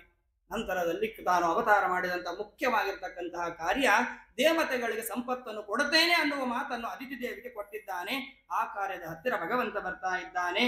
ಜಗಾಮ ತತ್ರಾಕಿಲ ಸಾರ ಸಂವೃತೋ ಬರೇಣ ಗಾಂ ಸನ್ನಮಯನ್ ಪದೇ ಪದೇ. ಭಗವಂತ ವಿಚಾರ ಮಾಡ್ತಾ ಇದ್ದಾನೆ. ಈ ಯಾವ ಬಲಿಚಕ್ರವರ್ತಿಯಿಂದ ಇದು ಯೋಗ್ಯವಾದಂತಹ ಕಾಲವಾಗಿದೆ. ಈ ಯೋಗ್ಯವಾದಂತಹ ಕಾಲದಲ್ಲಿ ಅವನ ಸಂಪತ್ತನ್ನು ನಾವು ತೆಗೆದುಕೊಳ್ಳುವುದಕ್ಕೆ ಸರಿಯಾದ ಸಮಯ ಬಂದಿದೆ. ಹಾಗಾದ್ರೆ ಈಗ ಅವನು ಎಲ್ಲಿ ಇದ್ದಾನೆ ಅಂತ ವಿಚಾರ ಮಾಡ್ತಾ ಇದ್ದಾನೆ. ಎಲ್ಲಿ ಇದ್ದಾನೆ ಆ ಬಲಿಚಕ್ರವರ್ತಿ, ಎಲ್ಲಿ ಯಾಗವನ್ನು ಮಾಡ್ತಾ ಇದ್ದಾನೆ ಅಂತ ನೋಡಿದಾಗ ಗೊತ್ತಾಗ್ತಾ ಇದೆ. ತಂ ನರ್ಮದಾಯಾಸ್ತಟ ಉತ್ತರೇ ಬಲೆ ಯಜ್ಞಸ್ವಿದಸ್ತೆ ಭೃಗುವತ್ಸ ಸಂಜ್ಞಕೆ ಪ್ರವರ್ತಯಂತೋ ಭೃಗಭಕ್ರತೋತ್ತಮಂ ವೃತಕ್ಷತಾರಾದುದಿತಂ ಯತಾರವಿಂ. ನರ್ಮದಾ ತೀರದ ಉತ್ತರ ದಿಕ್ಕಿನಲ್ಲಿ, ಉತ್ತರ ತೀರದಲ್ಲಿ ಅವನು ಯಾಗವನ್ನು ಮಾಡ್ತಾ ಇದ್ದಾನೆ. ಎಲ್ಲ ಋಷಿ ಮುನಿಗಳಿಂದ ಯಾಗವನ್ನು ಮಾಡಿಸ್ತಾ ಉತ್ತಮವಾಗಿರ್ತಕ್ಕಂತಹ ಅಶ್ವಮೇಧ ಯಾಗವನ್ನು ಮಾಡ್ತಾ ಇದ್ದಾನೆ. ಅಂತಹ ಕಾಲದಲ್ಲಿ ಈ ವಾಮನ ರೂಪಿಯಾಗಿರ್ತಕ್ಕಂತಹ ಭಗವಂತ ತಾನು ಎಲ್ಲ ತನ್ನ ಕಮಂಡಲವನ್ನಾಗಲಿ ದಂಡವನ್ನಾಗಲಿ ಕೌಪಿನ ಕೃಷ್ಣಾರ್ಜುನಗಳನ್ನು ಧಾರಣ ಮಾಡಿ ಆ ಯಾವ ಯಾಗಶಾಲೆಗೆ ಪ್ರಯಾಣವನ್ನು ಮಾಡ್ತಾ ಇದ್ದಾನೆ. ಯಾಗಶಾಲೆಯ ಹತ್ತಿರಕ್ಕೆ ಬಂದಿದ್ದಾನೆ. ಯಾಗಶಾಲೆಯ ಹತ್ತಿರ ಬಂದಾಗ ಆ ಯಾಗಶಾಲೆಯಲ್ಲಿ ಕುಳಿತಂತಹ ಋತ್ವಿಜರು ಬಲಿಚಕ್ರವರ್ತಿ ಆ ವಾಮನ ರೂಪಿಯಾದಂತಹ ಭಗವಂತನನ್ನು ದೂರದಿಂದ ನೋಡ್ತಾ ಇದ್ದಾರೆ. ಅವನನ್ನು ನೋಡಿದಾಗ ಅವರಿಗೆ ಹೇಗೆ ಕಾಣಿಸ್ತಾ ಇದ್ದಾನೆ ಅಂದ್ರೆ ಯಥಾರವಿಂ ಉದಿತಂ, ಉದಯಿಸುತ್ತಾ ಇರತಕ್ಕಂತಹ ಯಾವ ಸೂರ್ಯ ಯಾವ ರೀತಿಯಾಗಿ ಕೆಂಪಾಗಿ ಕಾಣಬೇಕು, ಸುಂದರವಾಗಿ ಕಾಣಬೇಕೋ ಆ ರೀತಿಯಾಗಿ ಉದಯಿಸುವಂತಹ ಸೂರ್ಯನಂತೆ ಆ ವಾಮನ ರೂಪಿಯಾಗಿರ್ತಕ್ಕಂತಹ ಭಗವಂತ ಕಾಣ್ತಾ ಇದ್ದಾನೆ. ಅವನನ್ನು ನೋಡ್ತಾ ಇದ್ದಾರೆ. ಯಾರು ಇವನು? ದೂರದಲ್ಲಿದ್ದಾನೆ, ಕಾಣಿಸ್ತಾ ಇಲ್ಲ. ಒಬ್ಬೊಬ್ಬರು ಒಂದೊಂದು ರೀತಿಯಾಗಿ ವಿಚಾರವನ್ನು, ಊಹೆಯನ್ನು ಮಾಡಿಕೊಳ್ತಾ ಇದ್ದಾನೆ. ಅಲ್ಲಿ ಬರುವಂತ ವ್ಯಕ್ತಿ ಇವನಾಗಿರಬಹುದಾ ಅಂತ ವಿಚಾರವನ್ನು ಮಾಡ್ತಾರೆ. ಸೂರ್ಯ ಕಿಮಾಯಾತ್ಯತವಾ ವಿಭಾವಸು ಸನತ್ ಕುಮಾರೋತ್ರ ದಿದೃಕ್ಷಯಾಕತೋ. ಕೆಲವರು ಹೇಳ್ತಾ ಇದ್ದಾರೆ, ಸೂರ್ಯ ಮೇಲೆ ತಾನು ಇರೋದು ಬಿಟ್ಟು ಕೆಳಗೆ ನಡೆದುಕೊಂಡು ಯಾಕೆ ಬರ್ತಾ ಇದ್ದಾನೆ, ಅವನಿಗೇನು ಇಲ್ಲಿ ಕೆಲಸ ಇದೆ ಅಂತ ಕೆಲವರು ವಿಚಾರ ಮಾಡ್ತಾರೆ. ಅರ್ಥಾತ್ ಸೂರ್ಯನಂತೆ ಕೆಲವರಿಗೆ ಕಾಣಿಸ್ತಾ ಇದ್ದಾನೆ. ಇನ್ನು ಕೆಲವರಿಗೆ ಹೇಗೆ ಕಾಣಿಸ್ತಾನೆ ಅಂದ್ರೆ ಅಗ್ನಿಯಂತೆ ಪ್ರಕಾಶಮಾನವಾಗಿ ಇದ್ದಾನೆ. ಅಗ್ನಿ ಯಾಕೆ ಭೂಮಿಯ ಮೇಲೆ ನಡೆದುಕೊಂಡು ಬರ್ತಾ ಇದ್ದಾನೆ, ಅಗ್ನಿ ಯಾಕೆ ಎಲ್ಲಿದ್ದಾನೆ ಅಂತ ಹೇಳಿ ಕೆಲವರು ಊಹೆಯನ್ನು ಮಾಡಿಕೊಳ್ತಾ ಇದ್ದಾರೆ. ಹೀಗೆ ಒಬ್ಬೊಬ್ಬರು ಒಂದೊಂದು ರೀತಿಯಾಗಿ ವಿಚಾರ ಮಾಡ್ತಾ ಕುಳಿತ ಕಾಲದಲ್ಲಿ ಭಗವಂತ ಆ ಯಾಗಶಾಲೆಯ ಹತ್ತಿರ ಬಂದಿದ್ದಾನಂತೆ. ನಿತ್ಯಂ ಸಶಿಷ್ಯೇಶು ಮೃಗೇಶ್ವನೇಕದ ವಿತರ್ಕ್ಯಮಾಣೋ ಭಗವಾನ್ ಸವಾಮನಃ ಸದಂಡ ಛತ್ರಂ ಸಜಲಂ ಕಮಂಡಲಂ ವಿವೇಶ ಬಿಭ್ರತ್ ಹಯಮೇಧವಾಟಂ. ಆ ಭಗವಂತ ತಾನು ಕಮಂಡಲುಗಳನ್ನು ತನ್ನ ಕೈಯಲ್ಲಿ ಇರ್ತಕ್ಕಂತಹ ನಾನಾ ತರ ದಂಡಗಳಿಂದ ಸಹಿತನಾಗಿ ಬ್ರಹ್ಮಚಾರಿಗಳಿಗೆ ಯಾವ ರೀತಿಯಾಗಿ ಲಕ್ಷಣವನ್ನು ಹೇಳಿದ್ದಾರೋ ಆ ರೀತಿಯಾಗಿ ಲಕ್ಷಣಗಳಿಂದ, ಸಕಲ ಲಕ್ಷಣಗಳಿಂದ ಕೂಡಿದವನಾಗಿ ಅವನು ಆ ಯಾಗಶಾಲೆಗೆ ಬರ್ತಾ ಇದ್ದಾನೆ. ಆ ಬಂದಂತಹ ಯಾಗಶಾಲೆಗೆ ಬಂದಂತಹ ವಾಮನ ರೂಪಿಯಾದಂತಹ ಭಗವಂತನನ್ನು ಎದುರುಗೊಳ್ಳುವುದಕ್ಕೋಸ್ಕರವಾಗಿ ಬಲಿ ಚಕ್ರವರ್ತಿ ಎದ್ದು ತಾನು ಅಲ್ಲಿಗೆ ಬರ್ತಾ ಇದ್ದಾನಂತೆ. ಬಂದು ಅವನಿಗೆ ಸ್ವಾಗತವನ್ನು ಮಾಡ್ತಾ ಇದ್ದಾನೆ.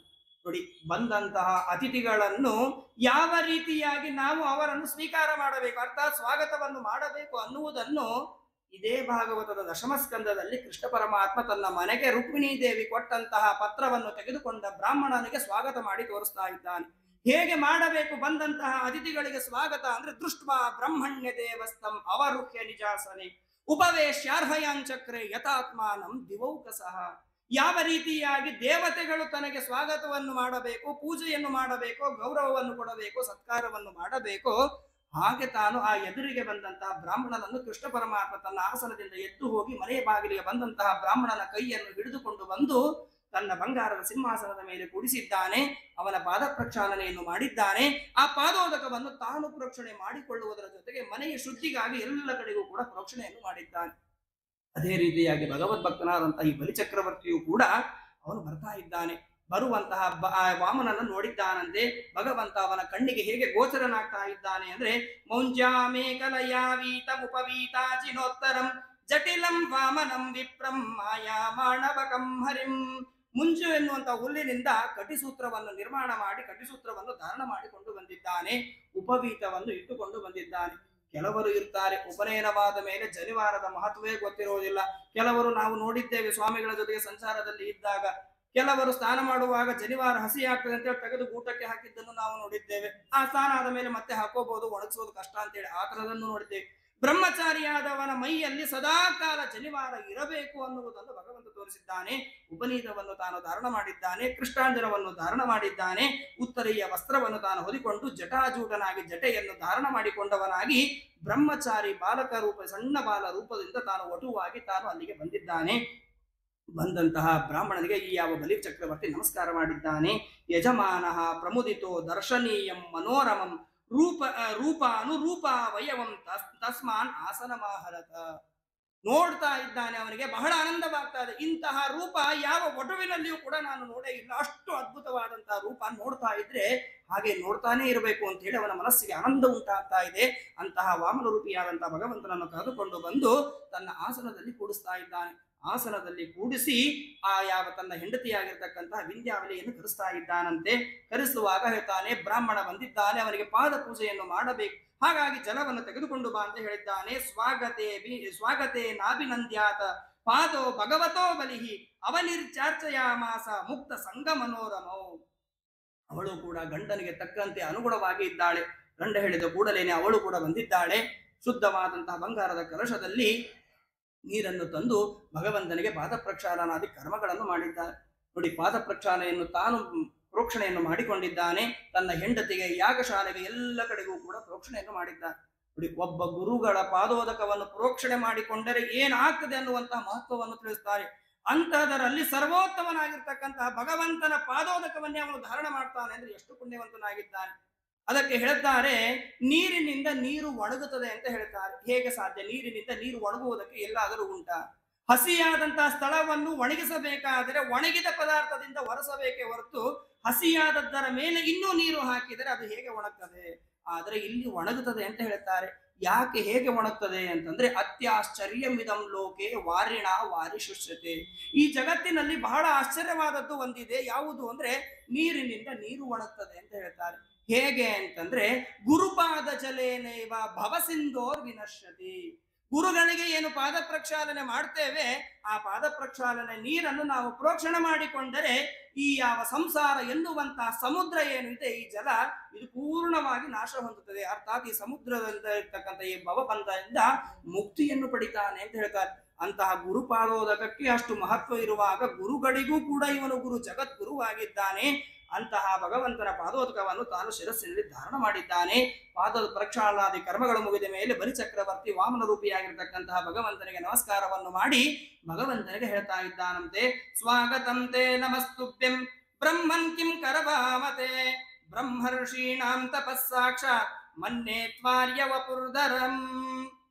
ಅವನು ಯಾರು ಅಂತ ತಿಳಿಯದಲೇನೆ ಭಗವಂತನಿಗೆ ನಮಸ್ಕಾರವನ್ನು ಮಾಡಿ ಸ್ವಾಗತವನ್ನು ಮಾಡ್ತಾ ಇದ್ದಾನಂತೆ.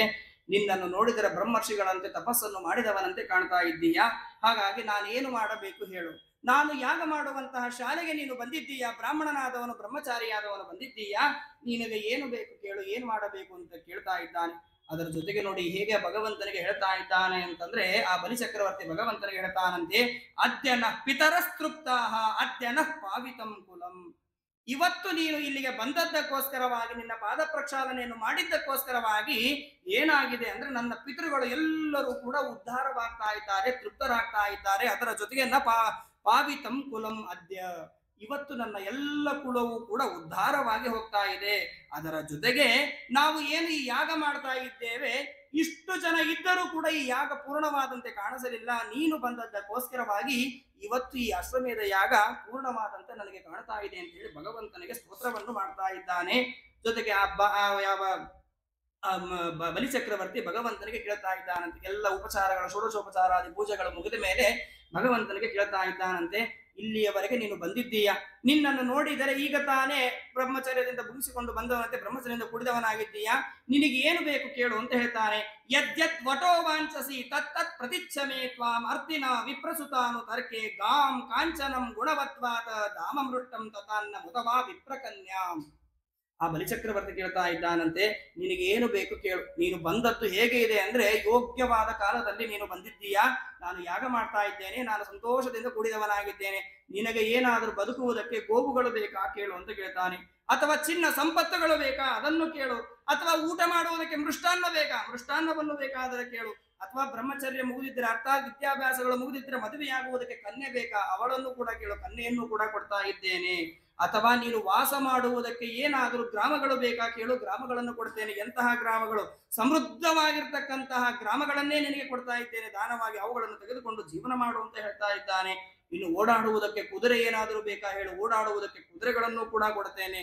ಕೇವಲ ಕುದುರೆಯ ಮೇಲೆ ಕುಳಿತುಕೊಂಡ್ರೆ ಸಾಲದು ಅಂತಂದ್ರೆ ಹೇಳು, ಬಂಗಾರದ ರಥಗಳು ಇದೆ ನನ್ನ ಹತ್ತಿರ, ಆ ರಥಗಳನ್ನು ಕೂಡ ನಿನಗೆ ಕೊಟ್ಟು ಬಿಡ್ತೇನೆ, ಅವುಗಳಲ್ಲಿಯೂ ಕೂಡ ನೀನು ಸಂಚಾರವನ್ನು ಮಾಡಿಕೊಂಡು ನೀನು ಸಂಚಾರ ಮಾಡ್ತಾ ತಿರುಗುತ್ತಾ ಇರು, ಈ ಎಲ್ಲವನ್ನು ಕೂಡ ನಾನು ನಿನಗೆ ಕೊಡ್ತೇನೆ, ಏನು ಬೇಕು ಕೇಳು ಅಂತ ಹೇಳಿ ಭಗವಂತನ ಹತ್ತಿರ ಪ್ರಾರ್ಥನೆಯನ್ನು ಮಾಡ್ತಾ ಇದ್ದಾನೆ.